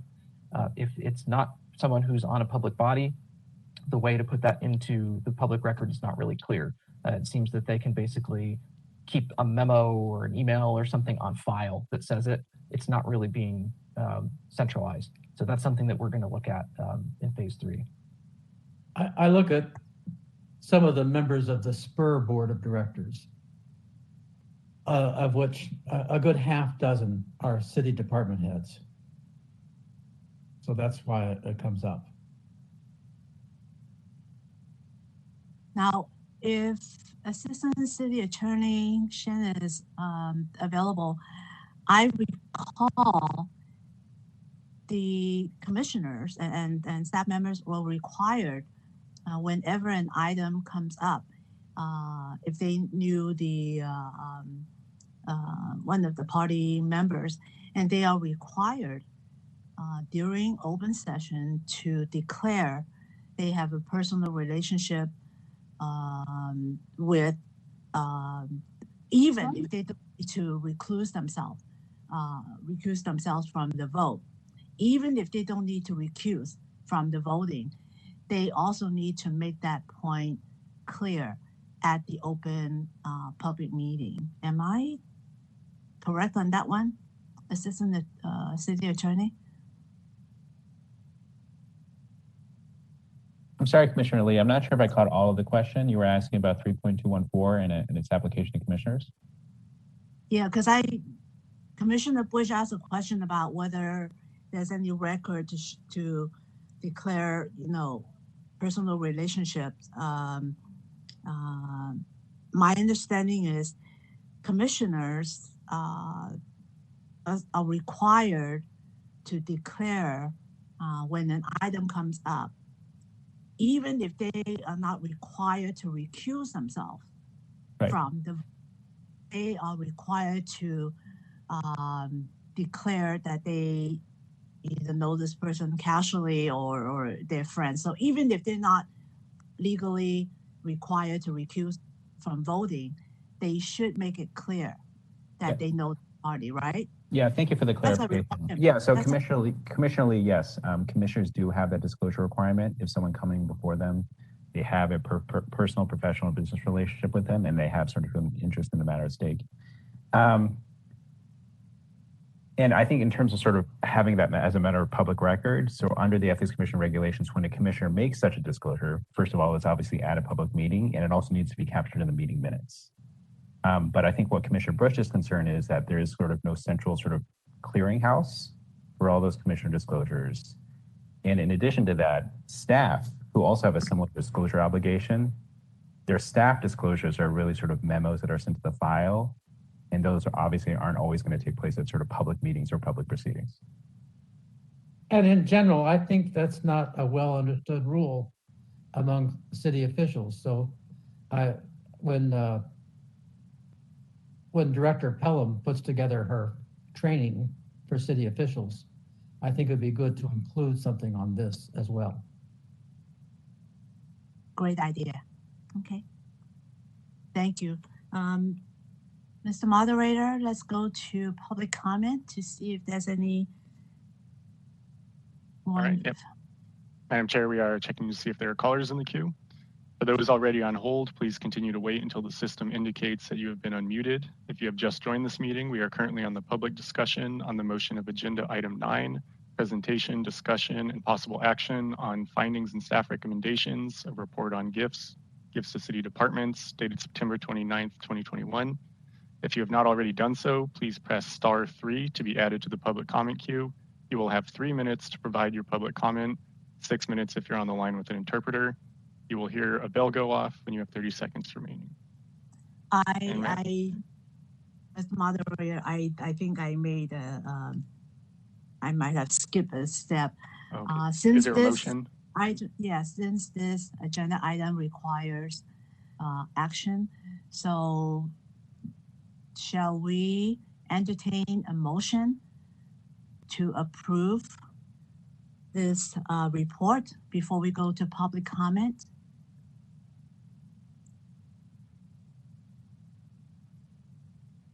No motion, okay.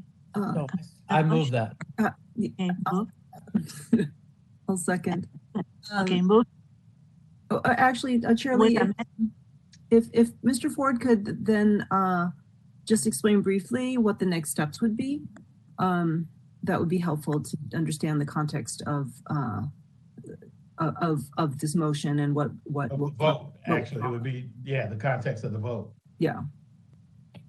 Great. Yeah. Thanks for the question, Commissioner Chu. So you'll remember back in August, the Commission voted to approve the set of recommendations on rules regarding gifts to individuals.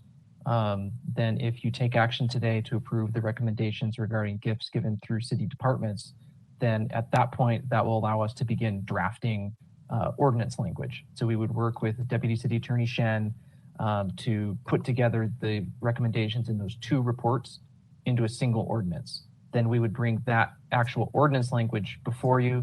You would have the chance to look at that, ask us questions about it, make sure that it lives up to your expectations of what these recommendations are meant to do. Then if the Commission approves that ordinance by a 4 out of 5 vote, then at that point, that would allow us to then pursue it being enacted by the Board of Supervisors. Or if that avenue doesn't work, you would have the option to place that ordinance on the ballot as a ballot measure. And clarification on the next election, is that in, is it in March of next year or June of next year? There will be an election in March, I believe. Or actually, it might be June. June. The primary changes every year, it seems like. Is the primary in June? I think the primary is in June next year. Yeah, I think that's right. I think it is in June. So there's a June election and there's a November election. And I think, if I remember correctly from Mr. Shen, I think typically it's 3 to 4 months out is the deadline for placing measures on the ballot for that election. July or August, yeah. Okay. Okay. Okay. So the Commissioners Bush and Chu, your motion and second stays the same now, right? So we can proceed? Yes. Thank you. Okay, thank you. So now let's proceed to public comment, please. Okay. Callers, again, for those already on hold, please continue to wait until the system indicates you've been unmuted. If you've just joined this conversation, we're currently on the public discussion of the motion agenda item 9, presentation discussion and possible action on findings and staff recommendations, a report on gifts to city departments. If you've not already done so, please press *3 to be added to the public comment queue. Excuse me. You'll have 3 minutes to provide your public comment, 6 minutes if you're on the line with an interpreter. You'll hear a bell go off when you have 30 seconds remaining. So first caller in the queue. Your 3 minutes begins now. Thank you. Members of the Ethics Commission, Chair Lee, I'm Angela Calvillo. I'm the clerk of the board, and pursuant to Charter Section 2.117, we recognize that the role of the clerk's office is a solid partner to you and the work that you do, and here specifically with record keeping for equitable and immediate inspection, which may lead to, it is our expectation that it could lead to effective use for oversight by the public, this body, and the Board of Supervisors. Your report does mention our office and the responsibility for receiving and compiling the city department's disclosure, which is potentially effectiveness is undercut, and that there is a lack of centralized location for reviewing reports. And these are facts in your report that we agree with, which is why approximately 7 years ago, my office and I envisioned a new legislative system that modernized and more comprehensively made the legislative process and it was the expectation that the access to reports would be included, more seamless for all stakeholders. And in 2017, our department issued an RFP for a new, more robust legislative management system, which included a document repository to facilitate open and transparent city government operations. Eventually, Granicus won that contract. They've executed the contract, but have indicated to us that they were unable to follow through on that contract. So essentially, our vision became bottled up with that. Unfortunately, we are working with the city attorney's office to resolve the contractual issues. But in the meantime, our department has begun engaging with the Department of Technology to refresh the scope, to look and see what we can add on to what we originally envisioned for a new legislative management system, which would be a one-stop shop for all stakeholders. It would essentially allow for a department themselves to upload this information to a system. All reports then could be found that department entered into the system, and it would provide a timestamp with it. And so essentially, I wanted to just report to you that our office does take very seriously that the public access is paramount for us, and we want to help with accountability and make sure that we have a strong record-keeping instrument of integrity that is helpful to you and to the board members as well. So thank you for this opportunity to present to you, and we can keep you updated on our progress. Thank you to the members.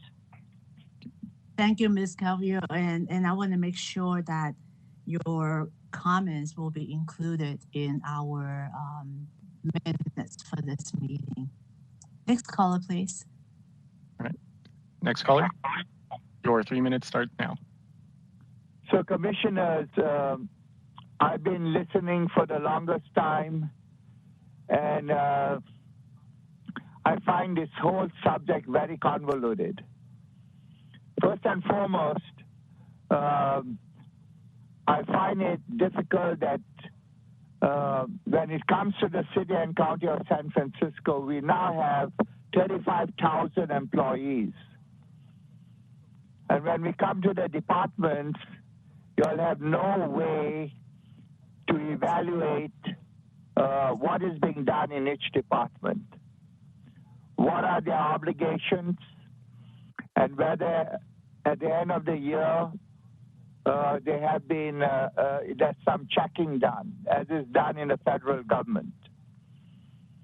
And now when it comes to the gifts, you are going all over the place. Most of the problems started with the departments. It didn't start with the institutions. I know there is some problems with the institutions, and I find that the Fair Political Practices Commission, we go to them as a last resort. But as citizens, we go to the Sunshine Task Force and we get nothing. We go to the Ethics Commission and they kick the can down the street. We go to the controller and he's to take the information from us and give it to the city attorney.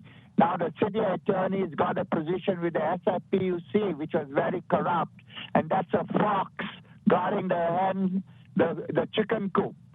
Now, how can the citizens, if a citizen is a whistleblower, why isn't a citizen who is a whistleblower who gives you all the empirical data, why isn't the citizen compensated? Because the city, the employees, see, I know we had a time where we had 20,000 employees. We now have 35,000 employees. What can the Ethics Commission do? What clout do you all have? What type of enforcement do you all have other than the generalities of, the gifts go under this category and that category and some other category? Wow, how can you all help the citizen, the taxpayer? How can you all help the taxpayer? The taxpayer is pissed off because y'all have all these expediters. Y'all have never mentioned them. Y'all have all this in between people. You have other power brokers. You have the machine, Dianne Feinstein, Nancy Pelosi. You never mentioned them. You have the Democratic Party. You haven't mentioned them. Caller, your time has expired. Corrupt. Very corrupt. So, thank you, caller. Next caller on the line. Your 3 minutes starts now. Thank you. Commissioners, good afternoon. My name is Ali Al-Taha. All you need to do is just Google me and you'll see my statements in the newspapers. First of all, Commissioner Chu, thank you so much. I'm looking at you and I'm hearing what you said, and it is heartfelt. What I want to say is this: we are beyond frustration seeing the city that have reached dump bottom at every level. Corruption is all about one thing, money, and will continue without deterrence and drying the reasons and sources of corruption and money. You're paying a lot of attention, rightfully, to $30,000 Rolex watch, $800 New York hotel, and tickets are and other tickets. But you're missing the biggest point of all: billions in construction contracts, including $250 million in LBE contracts that have been used as a way to get the money in exchange for gifts. You're missing all of this. You're also missing the $32 million official number for the community benefits scam and another $18 million that are missing from the PUC public funds. That's all under investigation as we speak. The players are the same: Romulus and Saldo of CMD, and please try to understand what CMD is. CMD is the biggest scam unknown, nobody have heard of in the city and county of San Francisco. They are the remnants of the Human Rights Commission. Zula Jones and that group is now CMD. And in addition to, of course, Dwayne Jones, the bagman for Supervisor District 10. They recently have been named in the Marina Times. The recommendation put forward is short, very short. I have blown the whistle on a company by the name of MCK, an LBE, that have grossed $14.5 million as an LBE when the maximum limit is $2.5 million. They only got a letter of cease and desist by the controller's office. And immediately afterward, they were awarded a prime San Francisco public utility prime contract. If you want to stop it, go after the offenders, go after CMD, go after the Zula Jones Club, go after the contractors that have won millions in contracts under a false claim. There is something called the False Claim Act. I'm surprised your attorney have never mentioned the False Claim Act. This is the deterrence. Make one example, cancel that contract, get the public money back into the city budget, and you'll see the rats running away from the city. As we speak this week, publicly at the Small Business Summit, a controller's office staff made it public, and it's okay with him, that there are public contracts that are by invitation only. Caller, your time You is have up. to be invited. Gentlemen, this need to be stopped. Thank you for your time. I wish I can continue, but I can't. Thank you. And it does look like we have one more caller, but this might also be Mr. Altaha. So we'll try unmuting this one, but this might be the same person. Yes, it is the same, and I wish I can get less than 60-second extension. Say that again. So if I can get 60-second extension, please. I'll defer to the chair. City Attorney Shen, I think maybe you can weigh in on that. Whether a public commenter can have an additional amount of time on the same item. On the same item. If you provide additional time to any single public commenter, you have to provide the same opportunity for everyone else as well. So everyone else will get an additional round of a minute or so. I will change the tone of my statement. Then if that's the case, the caller had the opportunity to speak earlier, so you may want to speak at a later agenda item. So next caller, please. Chair Lee, there are no more callers in the queue. Okay, thank you so much for the commenters, and this public comment period is closed. We have on the floor a motion and second to approve the gift rules, agenda item number 10, agenda item number 9. If we can have a roll call, please. Yes, a motion has been made and seconded to approve the recommendations included in the Gifts to City Departments report. I'll now call the roll. Commissioner Bush? Aye. Commissioner Chu? Aye. Chair Lee? Aye. Commissioner Bell? Yes. With 4 votes in the affirmative and no votes opposed, the motion is approved unanimously. Thank you. Colleagues, we have a couple more agenda items that will take some time, and I understand Commissioner Chu will need to be excused at 2:30, and now we have another hour, so let's see if we can finish the 2 items, because I know that she's very interested in items 10 and 11. So the next one is agenda item number 10, enforcement process and consideration of the SARP program. Thank you, Mr. Chair Pierce, Lee. Mr. Pierce, do you want to defer that to? Sorry, Chair Lee, ask the question again. Mr. Pierce, are you available right now to speak? I cannot see you. Oh, okay. Can you hear me, Chair Lee? I can hear you, yes. Okay. Yes, I am available to speak. Thank you, Okay. Chair Lee, for introducing the item. Yes, this item, enforcement staff have prepared at the request of the commission, namely Commissioner Bell requested at the August meeting that at a subsequent meeting, the commission entertain a discussion about the kinds of things that might be within the realm of possibility for staff and the commission to discuss when staff present a proposed settlement before the commission. And to have staff, I think, identify the kinds of considerations that have underlied the approach that we've taken so far.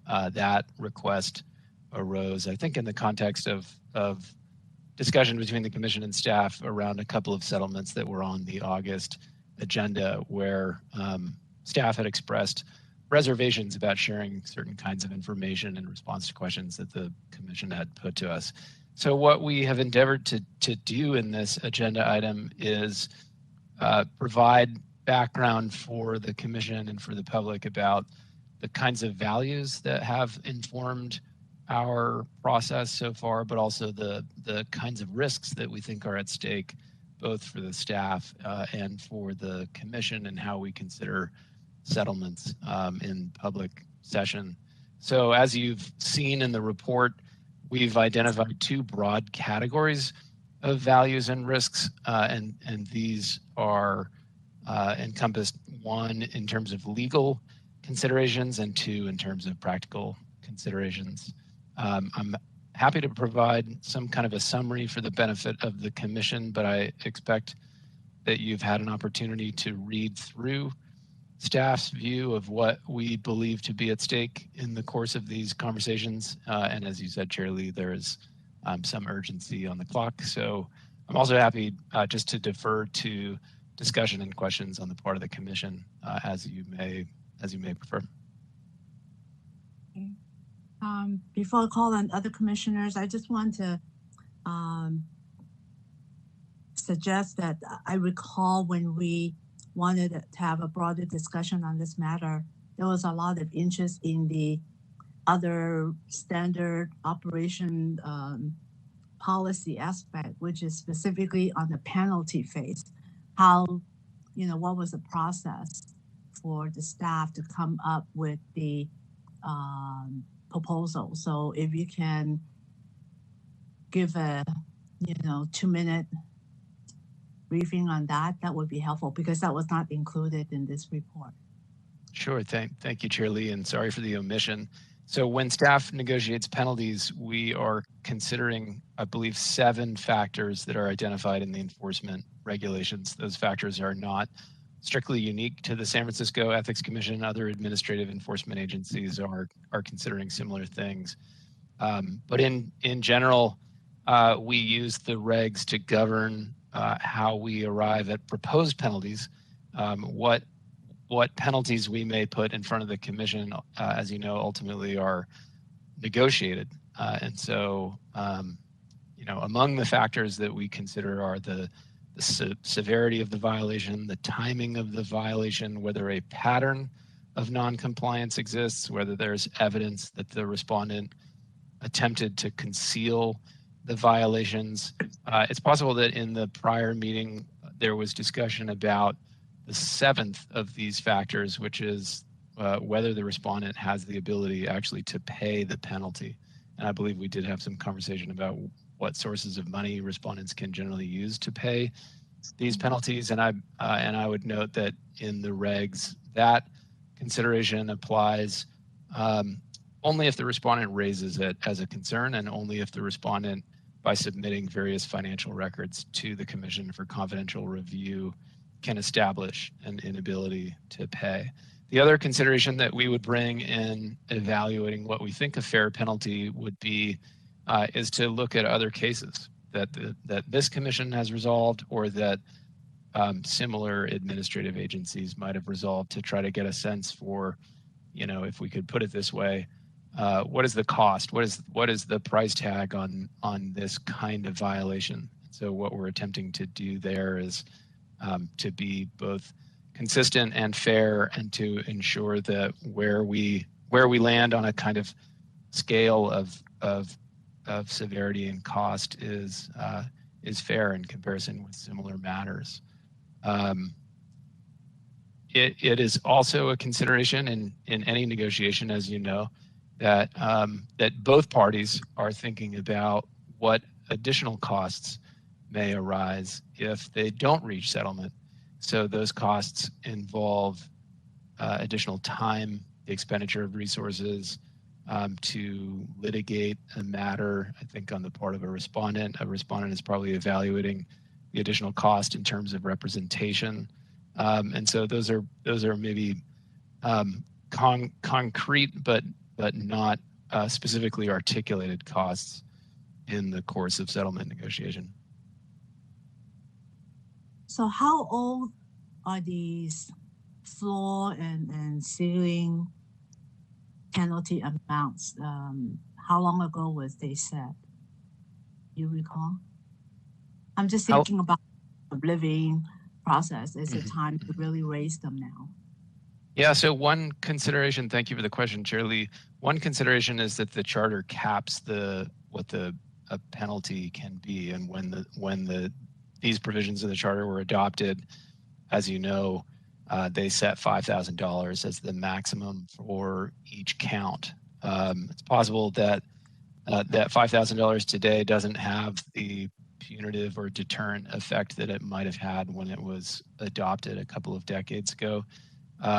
Staff can be thinking about ways to increase the ability to bring penalties, right? We enjoy some discretion about how we style the counts. So sometimes we can collapse forms of liability into a single count. At other times, we could maybe expand that liability across multiple counts, and that would allow us to manage the size of the penalty.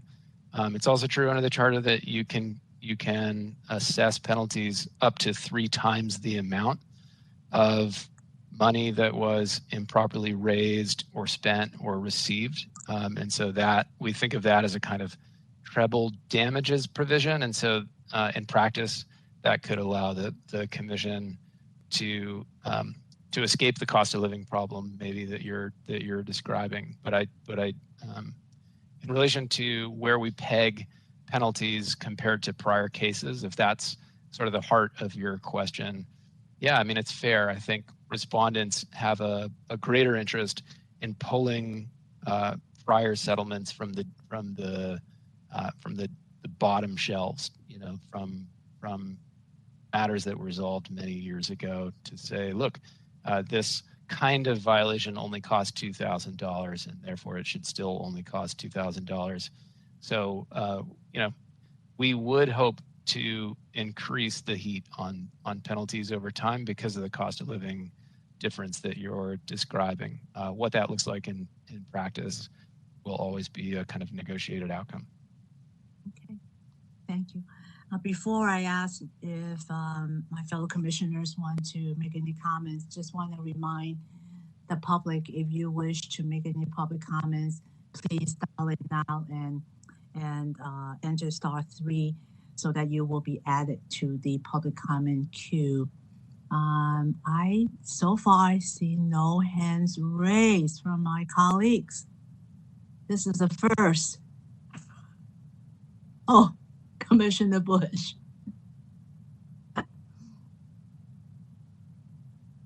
Let me unmute myself.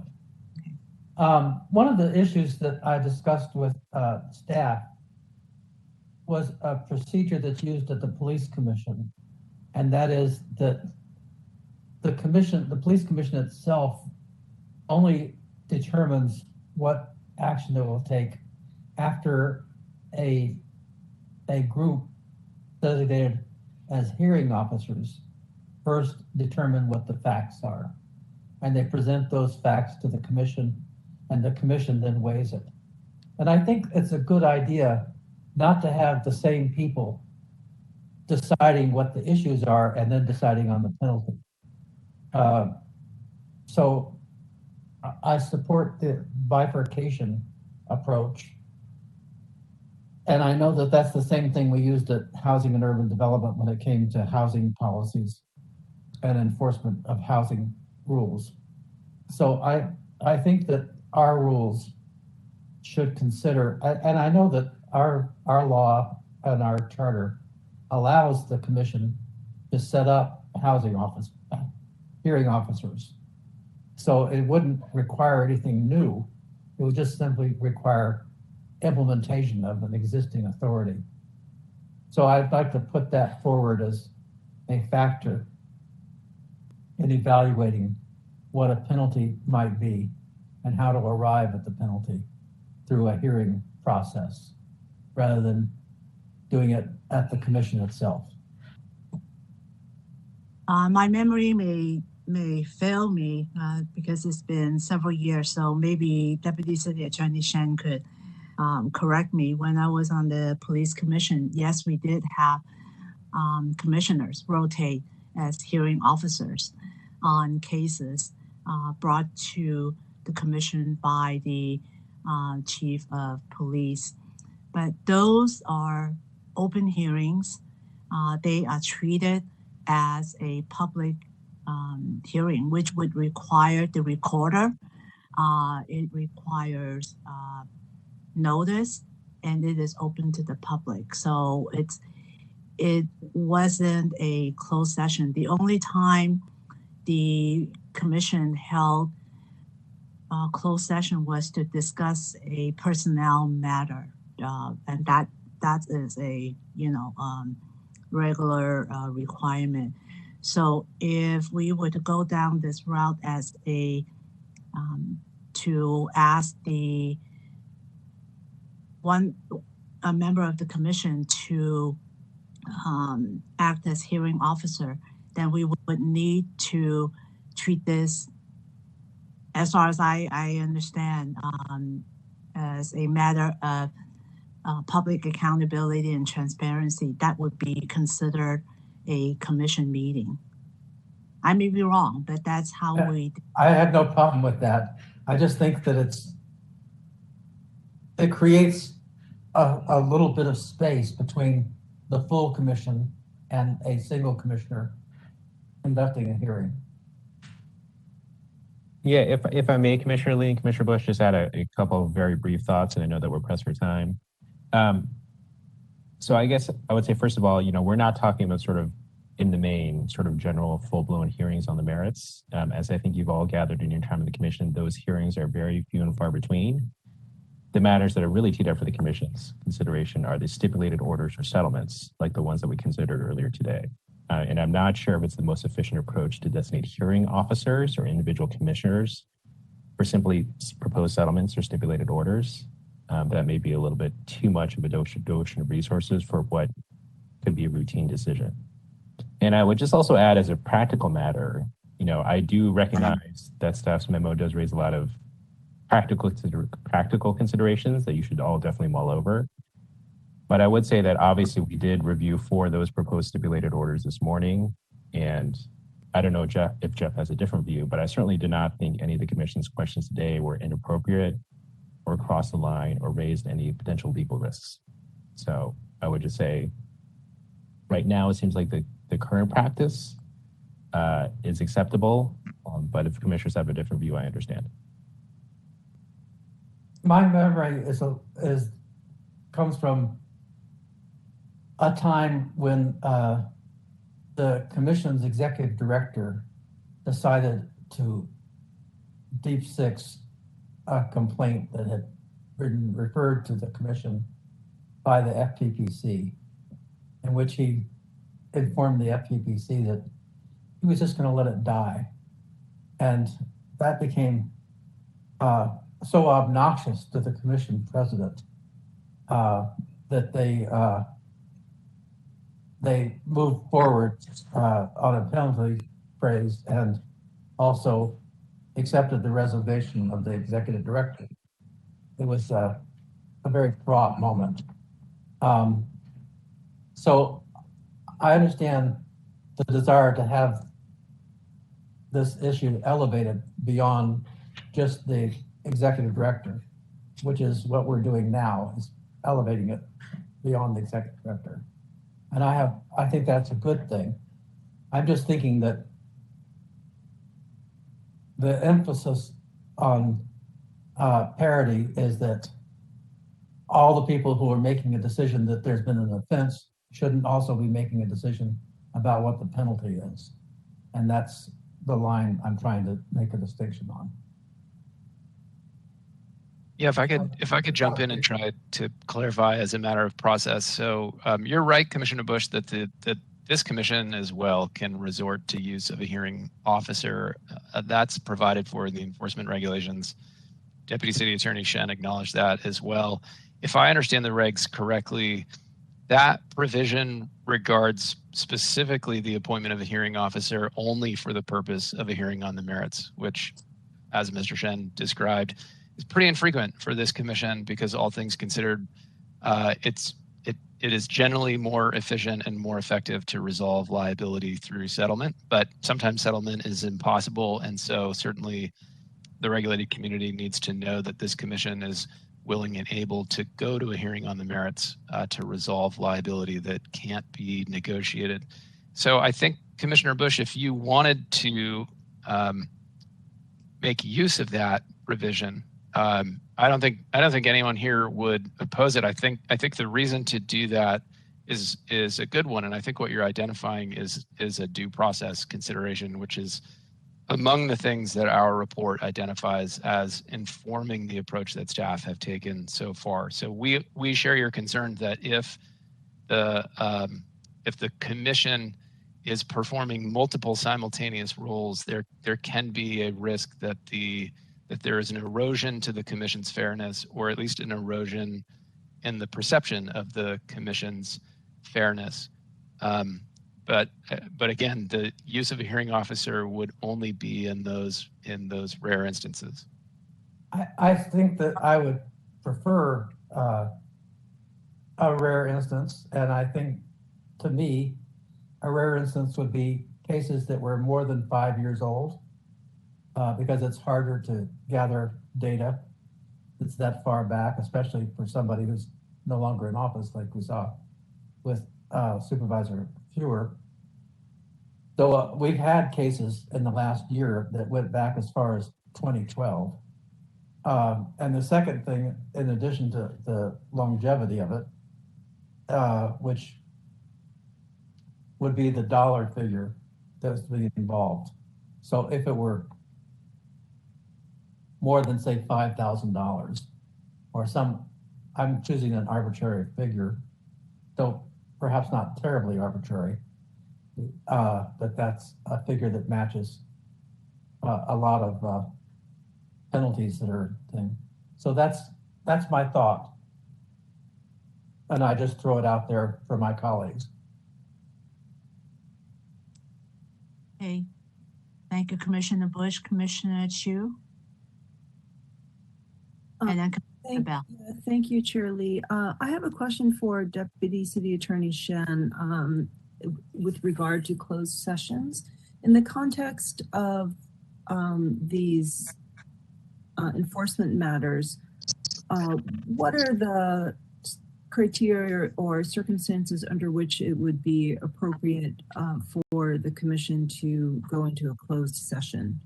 I am thinking specifically on the page 10 of 11, discussion of facts or liability not in the proposed stipulation may veer inappropriately to addressing confidential investigative methods impacting the effectiveness of investigations. And so I understand that the confidentiality of the investigation is very important. But then I think that as we had grappled with at prior meetings, the commission had wanted to better understand some of the context in the facts of the case, but were unable to do so. And it's, again, the balancing act that has to be pursued here. And so I'm curious as to whether, if, and to what extent a closed session could help us solve some of those challenges so that the commission could feel comfortable that we have the facts that we need in order to be able to make decisions. Yeah, so as Commissioner Lee alluded to already, there is a very strong presumption, of course, under state and local law that all meetings of a public body such as this commission meets in open session. So the very strong default is we meet in open session unless we can justify it by an explicit exception set forth in the state Brown Act. There is no Brown Act exception that I'm aware of that would apply simply because there is an argument that some confidential investigative methods were at play in the underlying matter. Okay, thank you. Sure. Are we talking about violations other than campaign finance? For example, questions about whistleblower complaints?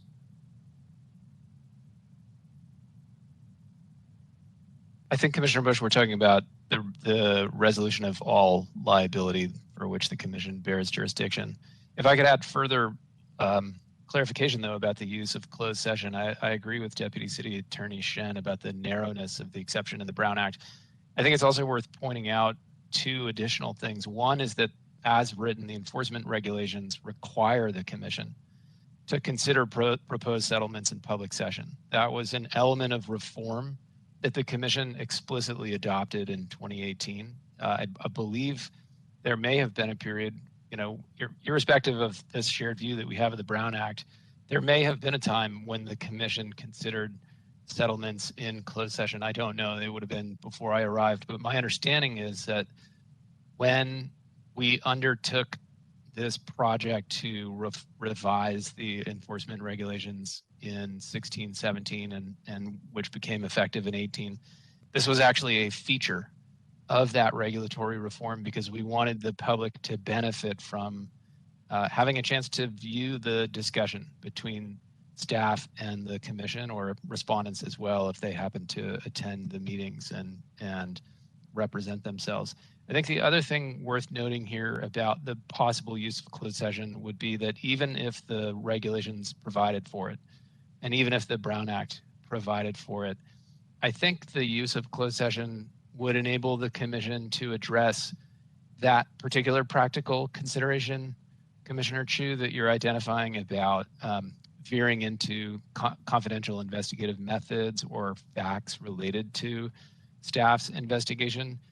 But it would not resolve the due process concerns that staff have identified, and it would not necessarily resolve the other practical considerations, for example, about wanting to make sure that respondents believe that when they negotiate settlements in good faith, those settlements will go in fairness before the commission, and that staff will not in private actually make disclosures about what staff learned in the course of confidential settlement communications.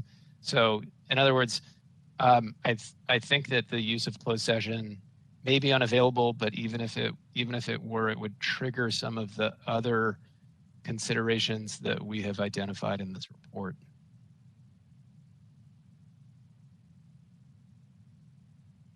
Yeah, understood. Thank you.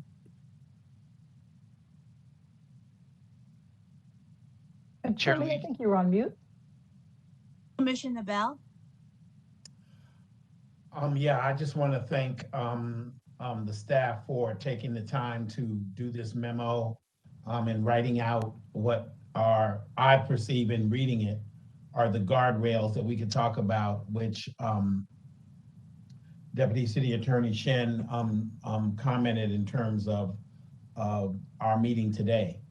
So I really appreciate this, and I didn't know all of that about the closed session. I once again am in alignment with Commissioner Chu, and I was going to ask that question: could we go into what I know as executive session for things?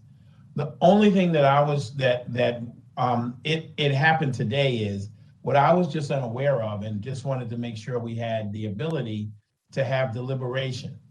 When I brought this up, I said we want to support the staff, but we don't want to be a rubber stamp. And then if we vote against the staff, based upon what? You know what I mean? It's just like, well, I don't think that was such a good idea, so no. And I was just trying to get into some of the deliberation like we had with Mr. Colden today about, that was a very good back and forth that was helpful about the tickets and the view of equity and that kind of stuff. So I was just in search of some form of deliberation that stays within the guardrails.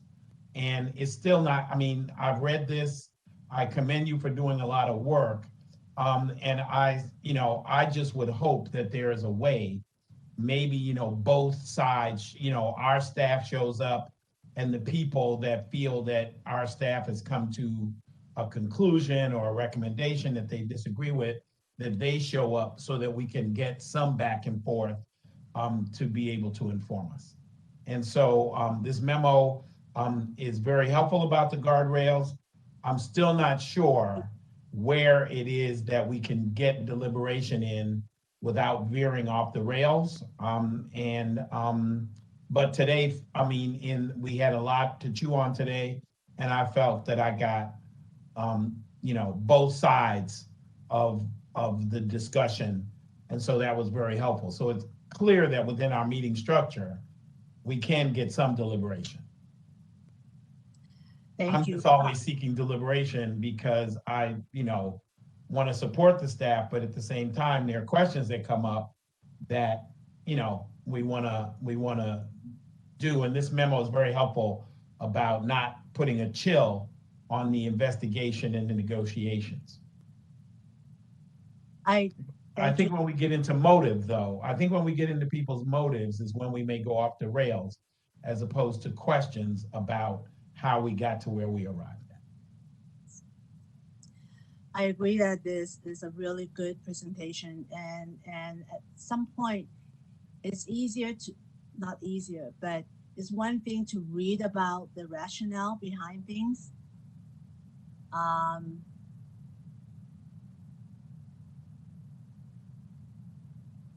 think you just muted yourself, Chair Lee. I'm thinking about my giant scheme later on today, so my apologies.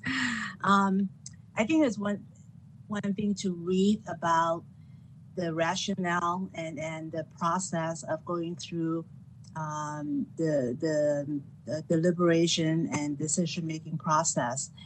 And I wonder if I can propose, if this is possible for the commissioners, no more than two, to sit in one of these sessions with the staff so that we can really experience the back and forth, the negotiations and the rationales behind them.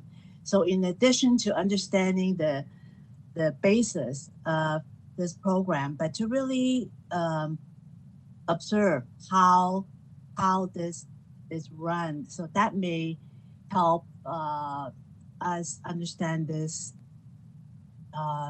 streamlined program better.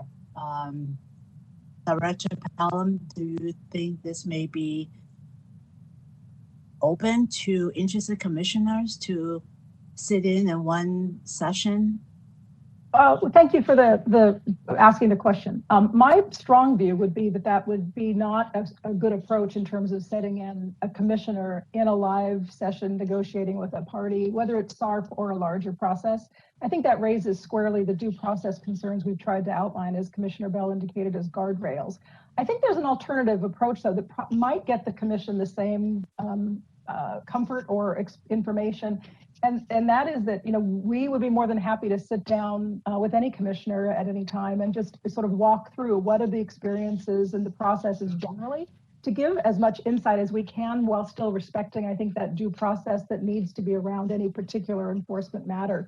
And so if that's something that would be of interest to any commissioner, I think we'd be more than happy to facilitate a time to meet with the team and walk through what's been our experience so far, particularly with regard to SARP, because I think, as Eric said, Mr. Willett said earlier today, it's a process that's kind of a pilot program, and we want to make sure we're doing it as robustly and strongly and efficiently as we can. And if it looks like things that can be tweaked as we go forward to reviewing that program at year's end, which was kind of by design, that would be really helpful to get that feedback along the way, as we have been real time in commission meetings. But I think that would be my strong recommendation, to take that approach. If a commissioner would like to sit down with staff, we can kind of walk through what we know about the program, what we've been experiencing, and get your feedback in that way. That also is protective of the process of resolving the enforcement matter in particular. I like that very much. When I mentioned, sitting down as an observer, I do not mean in the same room. I want to make that really, really clear. It's like, thank you. Yeah, it's like running a focus group. We're somewhere, we're listening, but we're not participating. I want to make that really clear.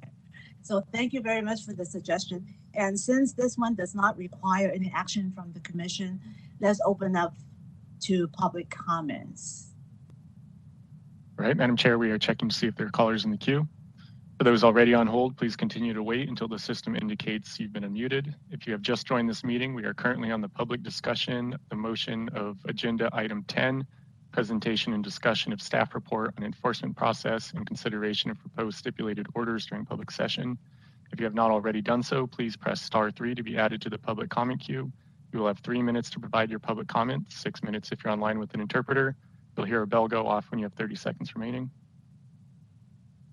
And first caller, your 3 minutes starts now.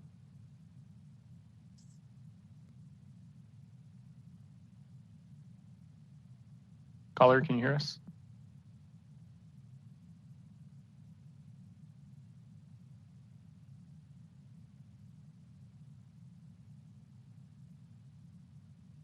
I believe this caller again has 2 numbers in. So Alvin, do you want to maybe try the second one?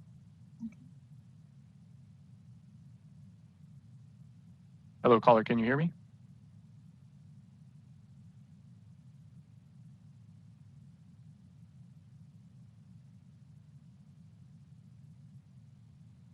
It appears the caller is not on.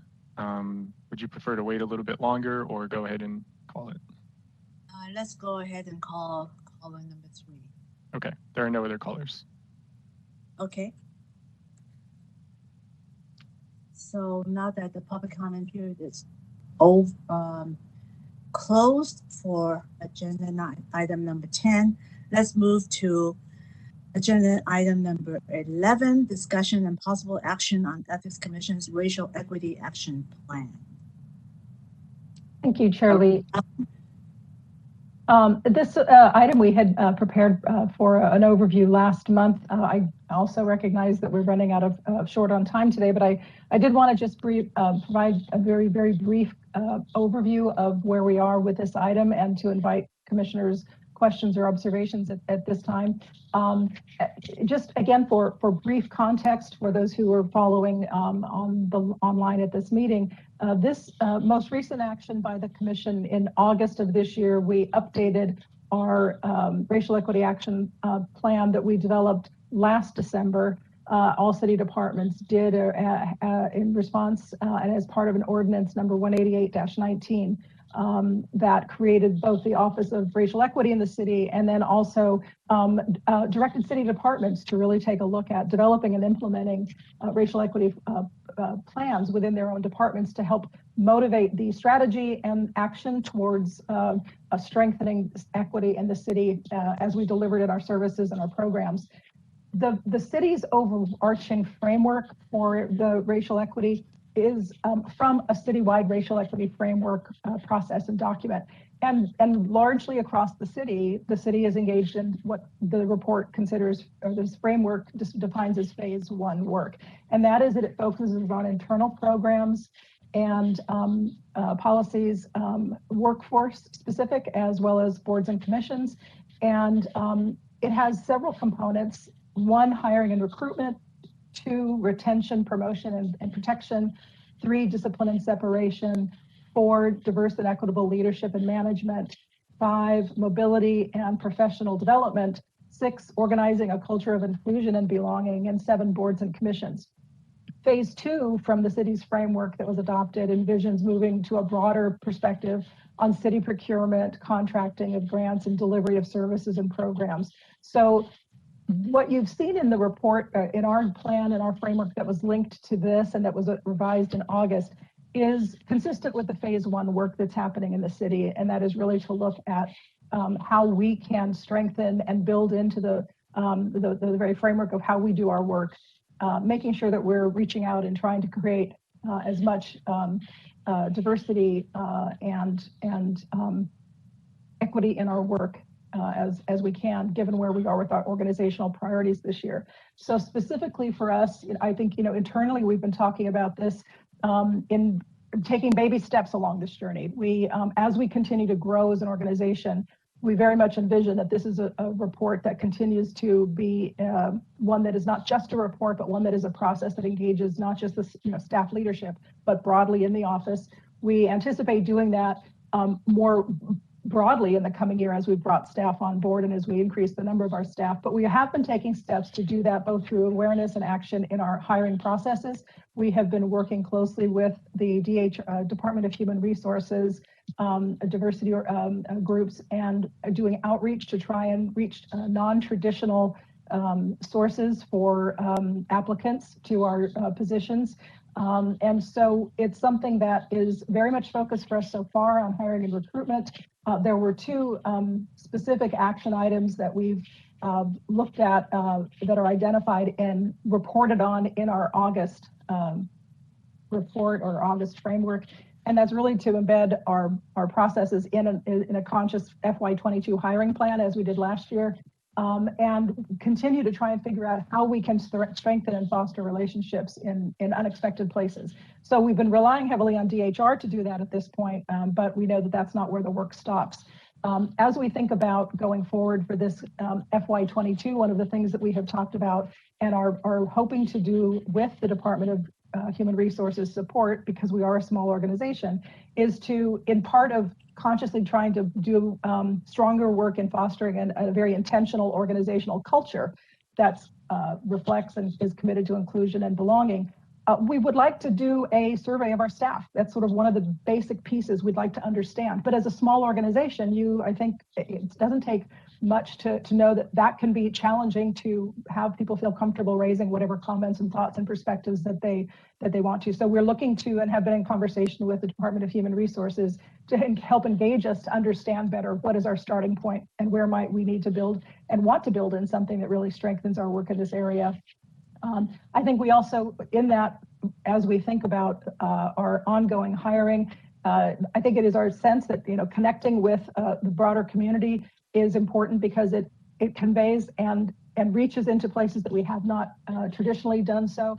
But it also helps start building that process and that strengthening of a pipeline, if you will, both of individuals and organizations who might engage in our work in every aspect, from policy, education and outreach, how are we delivering our services, as well as building sort of that pipeline for future hires and people who want to be part of public service that perhaps we as an ethics community have not tapped into in the past. So that's something that is, I think, a step down the road. We need to continue to build that as we talk about everything from ethics at work to when we reach out in the campaign season and we have a public financing program. We want these issues that we talk about in our racial equity action plan not just to be words on paper, but to really think creatively about how we do this more in ways that we can that are effective, both for the goals of racial equity in the city as well as our goals for operationally achieving what we need to. I'll pause there because there are many things in our plan that we could talk about, but I know you may have many questions on your or feedback for us at this stage and suggestions for how we go about our work. But I will pause there and see if you have any particular questions or feedback at this point and next steps that you'd like to perhaps see from us. Commissioner Bell, your hand's raised.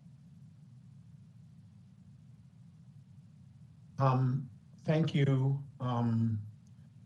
Ms. Pelham. So I am focused on your PowerPoint on the sixes, the 6.1s and the 6 point whatevers, which is intentional organizational culture that is committed to an inclusion and belonging. So I think that this is clearly the city's template, and you are filling that out. Congratulations to you on that. I would just suggest, as somebody that does this work all the time, that you have a staff, they want to be safe and anonymous, that you think about. I don't know if the city has it in their toolkit, but I think you want to have a conversation with the staff about what inclusion and belonging means and what equity means for your staff in terms of, they're not providing health services. They're not providing mental health services. They aren't housing. It is a very unique role. And so I think that you might want to do that exploration internally in terms of what the values are and how is it that we're structured to meet them. So that gets a little more granular than this kind of city template. Mm-hmm. And the other thing is, I think also you might want to be aware of other things going on in the city. I think I could make a connection between ethics and some of the cultural perceptions in the city. For example, there is currently going on commissions that have plans about reparations. And so I think in terms of an external sense of what's going on, just being aware that these other departments and commissions are specifically dealing with these issues, and then having a conversation about, are they totally adjacent to what you're doing, or is there some awareness and connection that you would have that people are doing truth telling about their experience as residents of the city of and county of San Francisco that are non-white. So those would just be my comments. And thank you as you continue on this work. And the last thing I would finally say is, and so if you go through this template and you fill out all these things, which people do all the time, I think as director, I would just keep asking myself and the staff, you know, the so what question. And so if we were to do that, what would that look like within our staff of 20, 33, 25 people? I mean, actually, what's a tangible that it looks like? So before we did this, our office was like this. Now, since we've done this, here's what we expect should be a tangible result of it. So I don't need to prolong. I think that those would be my comments. Thank you. Thank you. Great points, Commissioner. Commissioner Bush and then Commissioner Chu. Thank you. I'm grateful to have the input of Commissioner Bell, who has levels of experience that I don't have and many of us don't have. I did take a look at some of the more basic stuff, like, for example, Recology and Sunset Scavenger offer information to their customers in 6 or 7 languages or dialects. And the PG&E offers it in 17 languages and dialects. And San Francisco's Ethics Commission offers it in 1. At the same time, we've had enforcement actions against campaigns for failing to provide disclosures on materials that was in languages other than English. And so I wonder if we're doing a good enough job in our public facing work to people who speak languages other than English. In Mandarin or Cantonese, or in Spanish, in Russian, in Tagalog, and so forth, or in communities that are not well served by our current situation.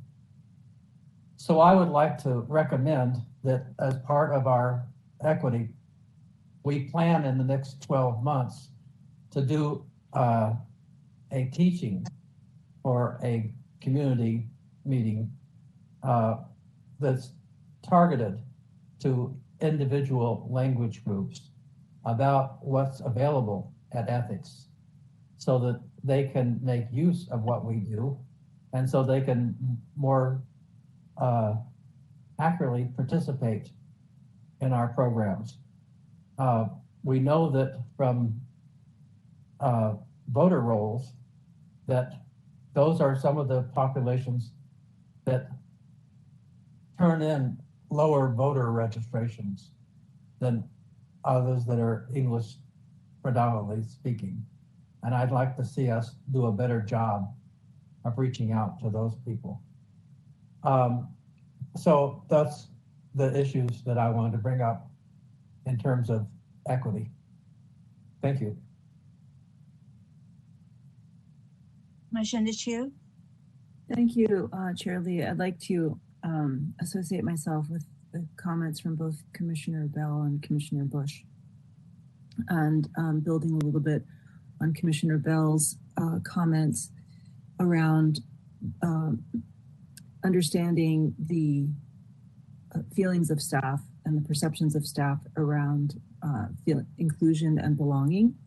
I think that having the dialogue and creating a survey in conjunction with HR in a way that everyone can participate and not feel exposed or vulnerable in sharing their thoughts, I think is incredibly valuable in order to create a baseline for and to measure hopefully concretely where the organization is today, and then understand the areas where there is room for improvement.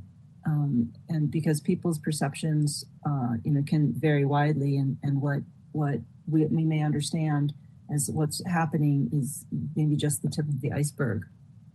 And so I would encourage staff to conduct that survey and design it in a way that would foster complete participation by everyone in order to obtain, I think, really useful insights to help guide efforts going forward. And then secondly, in the number one areas, I think it was number ones in the equity plan, racial equity plan, was with regard, I think there was a notation in there that the interview slates, or that the pools are becoming more diverse.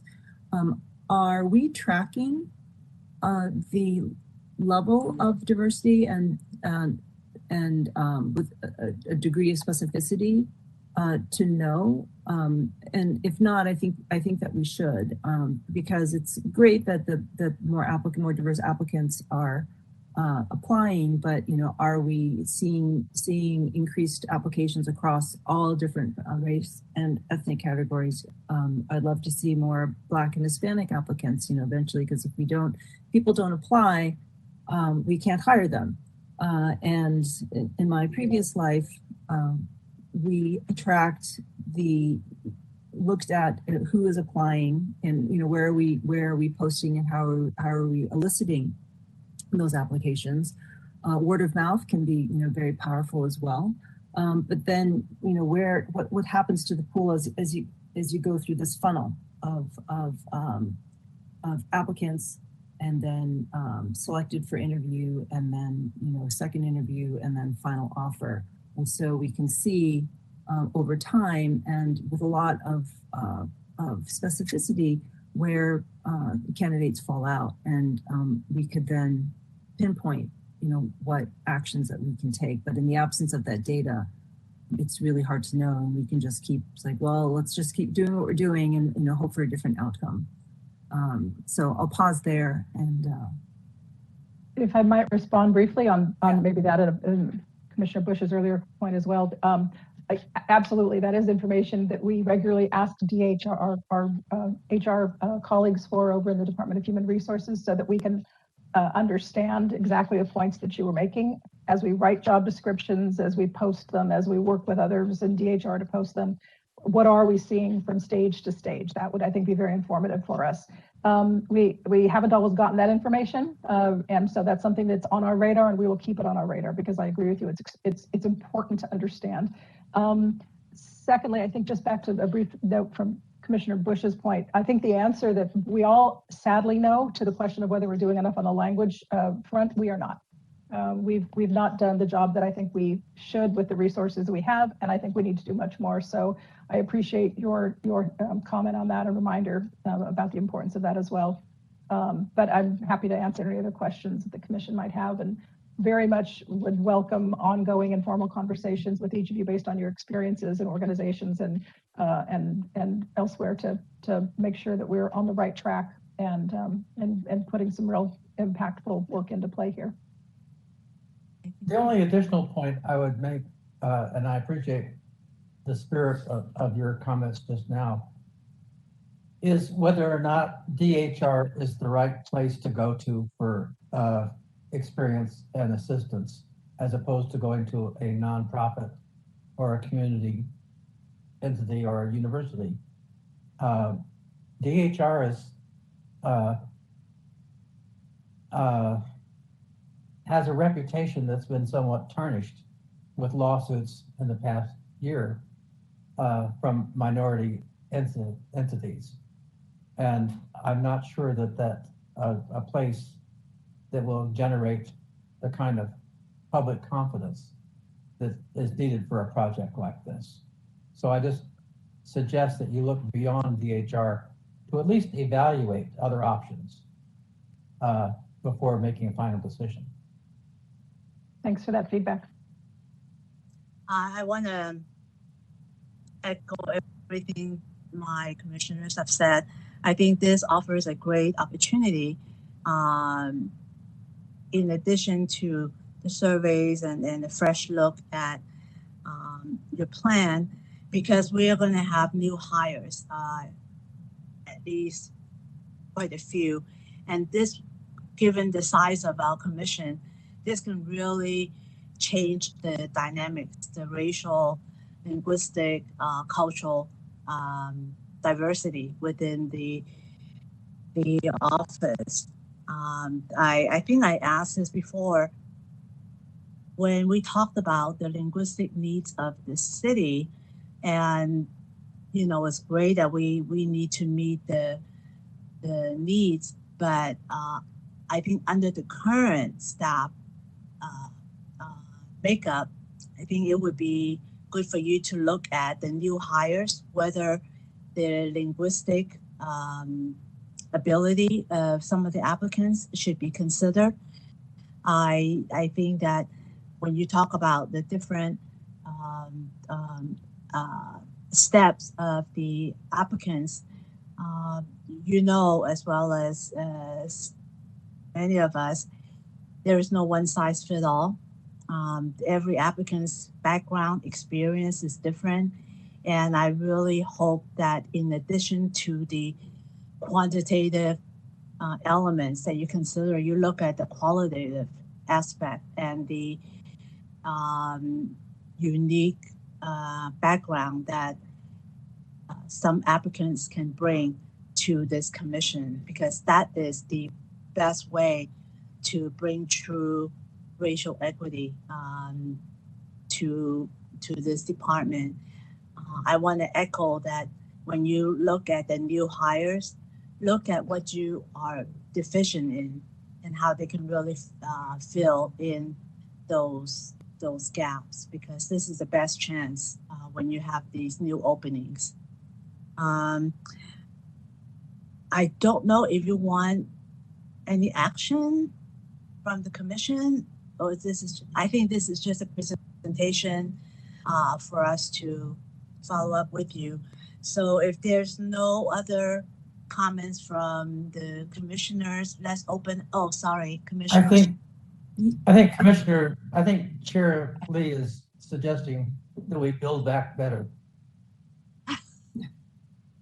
Yes, I agree. I think we can build back better. I would just ask that following, because we do have several positions to fill that are in process right now, I would just ask if Executive Director Pelham could give us an interim update following the conclusion of hiring, to share a demographic snapshot of the commission after those positions are filled. And also, I think language yes, is an additional point, right? People do get extra points for speaking another language. That's part of the demographics. Yeah.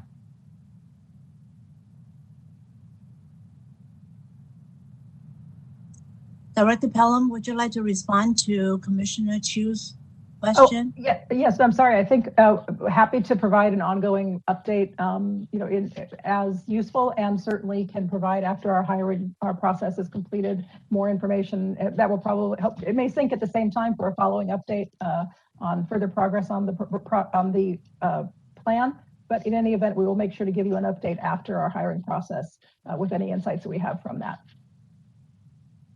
And the last I checked, the top 3 language spoken by San Francisco residents are Chinese, Spanish, and Vietnamese. So keep that in mind when you interview prospective applicants.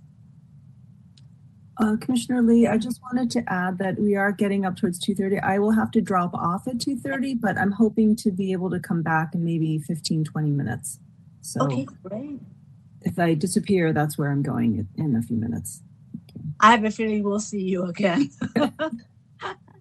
Okay, if we can open up for public comments, please. Okay, we're checking to see if there are callers in the queue. For those already on hold, please continue to wait until the system indicates you have been unmuted. If you have just joined this meeting, we are currently on the public discussion on the motion of agenda item 11, discussion and possible action on Ethics Commission Racial Equity Action Plan. If you have not already done so, please press *3 to be added to the public comment queue. You will have 3 minutes to provide your public comment, 6 if you're on the line with an interpreter. You will hear a bell go off when you have 30 seconds remaining. We do have callers in the queue. First caller, your 3 minutes starts now. Thank you. Commissioners, good afternoon. Ali Al-Taha again with you. I couldn't finish my statements earlier today, but I'm going to spin this one to match your agenda item. Racial equity, ladies and gentlemen, is a big banner that have not been followed in the city and county of San Francisco for years and years. Not because it's not being followed verbatim, but it's because of the corruption and the corrosium. I can give you no less than 24 names of city employees, senior city employees that have employed their sons and daughters in their own departments. And what that have created is an army of club members. If you're not part of that club member, you don't get anything. I do want to just give you a quick example and the cost of this corruption, what it means to you, to us, and the city. Let's take CMD again, and that stands for Contract Monitoring Division. It's the new division or the new office that report to the city administrator in lieu of the old HRC that did have its own commission. CMD have no commission, no oversight. They will do whatever they want to do, specifically the so-called executive director, Romulus Saldo, and his handler, Dwayne Jones. 66% of the LBEs in San Francisco certified by CMD for construction management do not hold a state license as required. So the city projects that you're dealing with and the city is paying for and the residents are paying for are being inflated in prices, are being not done according to the plans and specifications. I want to give you one example. We all agree SPUR is a San Francisco-based organization. One of their latest reports a couple of weeks ago, they compared the Central Subway at a cost of $3.4 billion per mile. Compared it to the City of London, which is a compatible city in size and cost, and they built their Crossrail at a cost of $346 million per mile. That is 10 folds, I'm sorry. What happened to the billions in the Central Subway? Do we need the project? Yes, we do. I'm not going to argue on that. But what happens is all the LBEs that are certified by CMD, all the cronies of Willie Brown, all the former assistants of Willie Brown that ended up being engineers and contractors without a state license are the ones that benefited from this. Now, what would you think they're going to do in return and favors to Mohammed Nuru, Ed Reskin, Harleen Kelly, Naomi Kelly, and all that crap that we had to deal with? Let me give you an example, one more example. I'm sorry, Colin, your time has expired. Thank you for your time, Commissioners. And it looks like the only other caller is also Mr. Al-Taha, so I think we can move on. I think you're muted, Chair Lee. Public comment is closed for this item. Let's move to agenda item number 12. Blue Angels flying overhead in my building. Hopefully you can hear me. Agenda item number 12, discussion and possible action on resolution on continuation of remote commission meetings.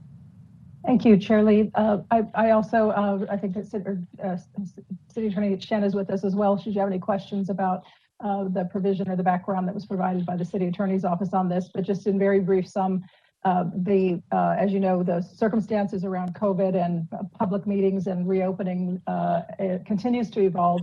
Recently, state legislation was enacted that amended the Brown Act slightly regarding the local public meetings bodies, public meeting bodies to continue to meet remotely, but a requirement that there be no less than I think every 30 days, a resolution stating the need for the continuing remote meeting. And I stand corrected. I see Ana Flores is with us from the City Attorney's Office for questions. But we did attach both the City Attorney's advice that was provided to all city departments and also the resolution that office has recommended departments adopt should they continue to be meeting as we are. We have not yet heard any definitive word about moving back into City Hall for our regular meetings. As soon as we know more about that, we'll of course share that with you and with the public. But at this point, there is a requirement to come into compliance with the amended state legislation through the resolution that we've attached to this memo. So with that, I'll pause. I'm sure you've read it. I'll turn it over to Deputy City Attorney Flores if there are any additional comments that she would like to make, and I'll go on mute for the moment. Thank you. Ms. Flores, you have anything to add? No, I do not have anything to add. I think the director covered everything that we've advised about this action needed today. Any comments of Commissioner Bush? Yes, I would like to echo a comment that came from a member of the public a while ago, that we at least remain with the capacity for people to call in and make comments in the course of a commission meeting. And I speak as one who is disabled and will have a real challenge getting into City Hall and sitting at the dais, though I will do that if that's what I have to do. But I am less handicapped than some, and so I can understand as well that there are people who work during the day. And so we had tried to do this some years back, and at that time the city didn't have the capacity to put us in a room where they could have access for the public to call in. Now I gather that we do, and I'd like to urge that as we move forward, we do incorporate the capacity for the public to participate remotely. Thank you. Commissioner Chu? Yes, I thank you, Chair Lee. I was going to make the same comment as my Commissioner Bush, and would underscore the moment that we're living through right now, that I think that it's important for city government, and in this instance, the Ethics Commission, to be responsive to the needs of the people and of San Francisco whom we serve. And there's been a reckoning that's happening within the broader workforce that with the advent and the rise of Zoom and remote meetings, and that I think that it would be very inequitable to take that away after the emergency of the pandemic has subsided, and to require people to come in person because it's inconvenient for scheduling. It's impossible from a ability standpoint to be able to do that, and that access I think is really critical for the public, and it's important that we do all that we can. And so if Director Pelham, if you could, as you learn more, provide an update on what the technological kind of capabilities would be for a hybrid kind of meeting going forward at a future meeting, that would be really great. Thank you. And I will have to drop off now. Thank you, Commissioner Chu. Okay, if there are no other questions, let's open up for public comment, because I don't think this requires any action on the commission. It does. It does? Yes. And if I might, I would like to apologize. I see that the agenda item that it links to is the body of the resolution, which is the resolution that we prepared. We had one prepared with the Ethics Commission title and reflected in that. So my apologies that did not seem to be attached to the link, but that's the same exact text that we would have, but replacing Ethics Commission where it currently is bracketed and highlighted. So if that's approvable under the city attorney's advice by amending it as shown, but amending it to include the Ethics Commission's title where those highlights exist. Okay. That would. So I will need a motion and a second to approve this resolution. Motion. Just to clarify, the document that's available on the website link, it has Ethics Commission in the brackets. Yeah. So I'm sorry. The version that I was looking at just a moment ago didn't seem to have it, so I stand corrected. Thank you for that catch. Words. Okay. So moved, Chair Lee. Okay, moved by Commissioner Bell and seconded by Commissioner Bush. Let's open up for public comment, please. Okay, Madam Chair, we're checking to see if there are callers in the queue. For those already on hold, please continue to wait until the system indicates you've been unmuted. If you've just joined this meeting, we're currently on the public discussion on the motion of agenda item 12, discussion and possible action on resolution on continuation of remote commission meetings. If you've not already done so, please press *3 to be added to the public comment queue. You'll have 3 minutes to provide your public comment, 6 minutes if you're on the line with an interpreter. You'll hear a bell go off when you have 30 seconds remaining.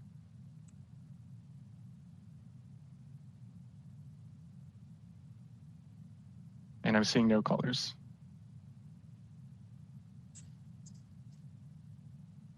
And so just to clarify, I see where Director Pelham, where the confusion lies. Both the proposed ordinance and the actual ordinance are attached in the same document, and so I think that's where the confusion lies. I'm sorry, not the ordinance, the resolution. And so yeah, the actual resolution is on page 2, 3, and 4 of the attachment that is on the website, on Ethics Commission's website. Thank you for that clarification. Okay, thank you. A motion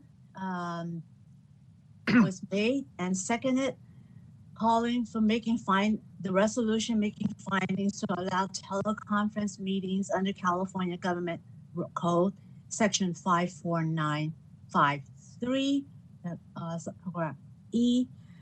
So call the roll, please. Yep, a motion has been made and seconded to approve the resolution on continuation of remote commission meetings. I'll now call the roll. Commissioner Bush? Aye. Chair Lee? Aye. Commissioner Bell? Yes. So with 3 votes in the affirmative, none opposed, it is approved unanimously. Thank you, Commissioners. Now we are on agenda item number 13, Executive Director's Report. Commissioner Director Pelham. Thank you, Chair Lee.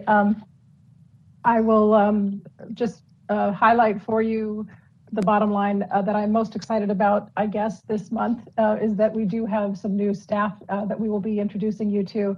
But before we get to that, it is, as you mentioned earlier, also the meeting that is our last meeting for our Director of Enforcement, Jeff Pierce. Jeff has been with us for 4 years, and he has, as I think you have all experienced over this time, really shepherded his team and our work through a very challenging time for the city and a continued developmental time for our office and our operations. He has seen it from the days where we simply initially updated our regulations, which was a huge step back in 2018, and he's actually fully implemented them with the staff on board since then. And he's shepherded us and seen us grow to a much larger team than we had in the Commission's history. So we know that there is a lot of work to be done. And I also think it's really important to be able to acknowledge the really important work that Jeff Pierce has been doing through his team. We are going to miss him. He has been a tremendously compassionate, unflappable team member and colleague.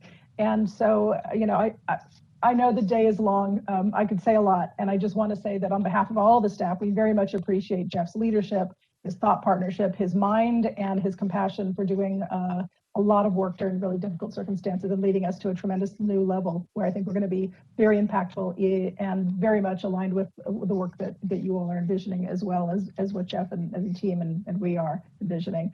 So I do want to just send him off with our best congratulations and, you know, sad goodbye, but wish him well. A couple of other notes from the Enforcement Division before I turn the microphone back to you, Commission Chair Lee, is that you see Ernestine Braxton, who was our fines collection officer for over 10 years, retired effective September 18th. And so she's now off enjoying her new chapter. So we also wish her well. And the work that she did in the fines collection area is something that we'll be looking at and absorbing and looking afresh at as we go forward, just to make sure we're working that program well, despite her retirement. Also Ronald Contreras, who was not able to be here today, we have updated his working title for his position in recognition of all of the breadth of administrative support work he's been doing office-wide. And so he's now will be our senior administrative coordinator. We really want to acknowledge and thank him for that great work. Here's the really other good news is that we have 2 new hires, and I'm not sure that we have Olabisi Matthews with us as a participant today, but if not, we will certainly have her and Corey Ordonez to introduce you to next month. Both are joining us as senior investigators.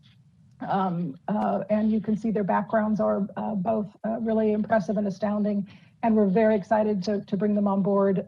Jeff Zomalt will be stepping in as interim enforcement director during the time that we post the enforcement director position and look for a permanent hire. So we have a lot of changes going on in the enforcement division this month, but are very excited to bring in a new team just as much as we wish our sort of old team the best in what's ahead for them next. So I'll pause there and turn it back to you, Chair. Thank you.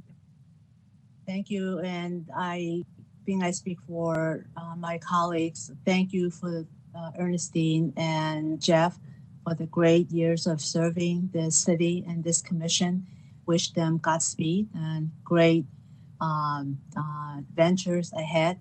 And welcome to the new staff who will add their energy, the insight, and the talent to keep this important work forward.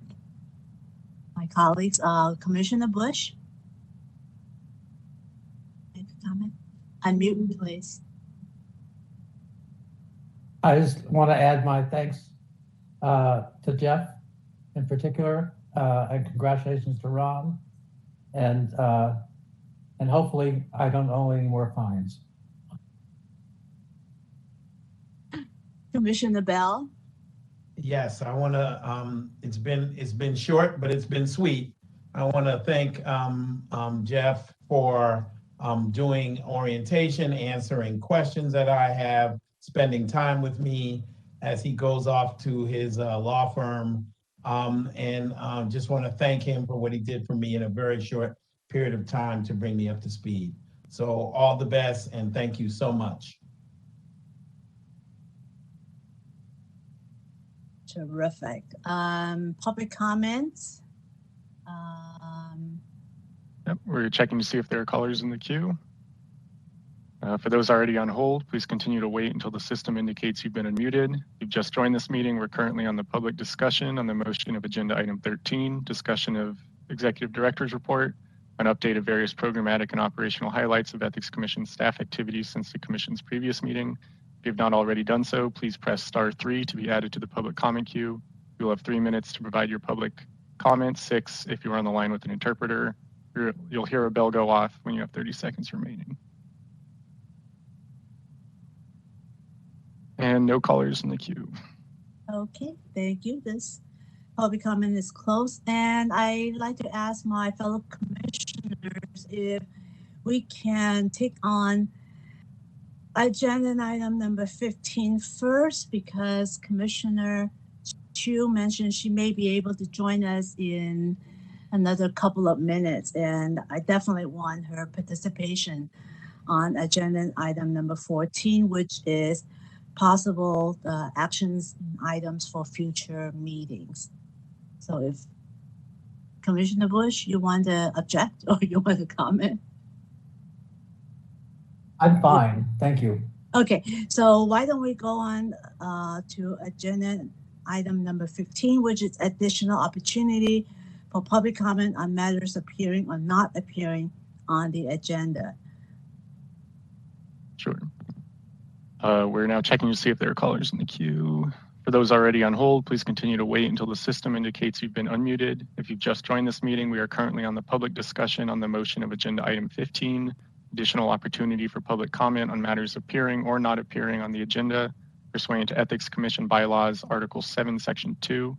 If you have not already done so, please press *3 to be added to the public comment queue. You will have 3 minutes to provide your public comments, 6 minutes if you're on the line with an interpreter. You'll hear a bell go off when you have 30 seconds remaining.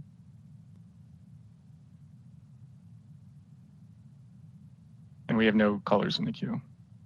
Okay, so hopefully Commissioner Chu can join us in a couple of minutes. Now we are on agenda item number 14, which is discussion and possible action on items for future meetings. I know we discussed the whistleblower program. Would that be one? I would like to see the whistleblower program discussed in terms of what does the current law provide and what does it preclude, and what does the record show? I know that the controller's office handles the initial complaints of a whistleblower and that ethics handles the retaliation, but it seems that we can look at both of them at one time and maybe make some recommendations on any changes in the law or in how it's being implemented. Great. Anything else? Okay. Public comment, please. Sure. Do we need to formally make a motion first? I don't think we need to. Do we need to make a motion? Cool. We'll check to see if there are callers in. For those already on hold, please continue to wait until the system indicates you've been unmuted. If you've just joined this meeting, we are currently on the public discussion on the motion of agenda item 14, discussion and possible action on items for future meetings. If you've not done so already, please press *3 to be added to the public comment queue. You'll have 3 minutes to provide your public comment, 6 minutes if you're on the line with an interpreter. You'll hear a bell go off when you have 30 seconds remaining. And no one in the queue. Okay, so sorry to miss Commissioner Chu. And now we are on the last agenda item, which is adjournment. I don't think we need any action for that. I just want to wish all of us a wonderful weekend and go Giants. Thanks, everybody. Happy Halloween. Yes. Thank you all.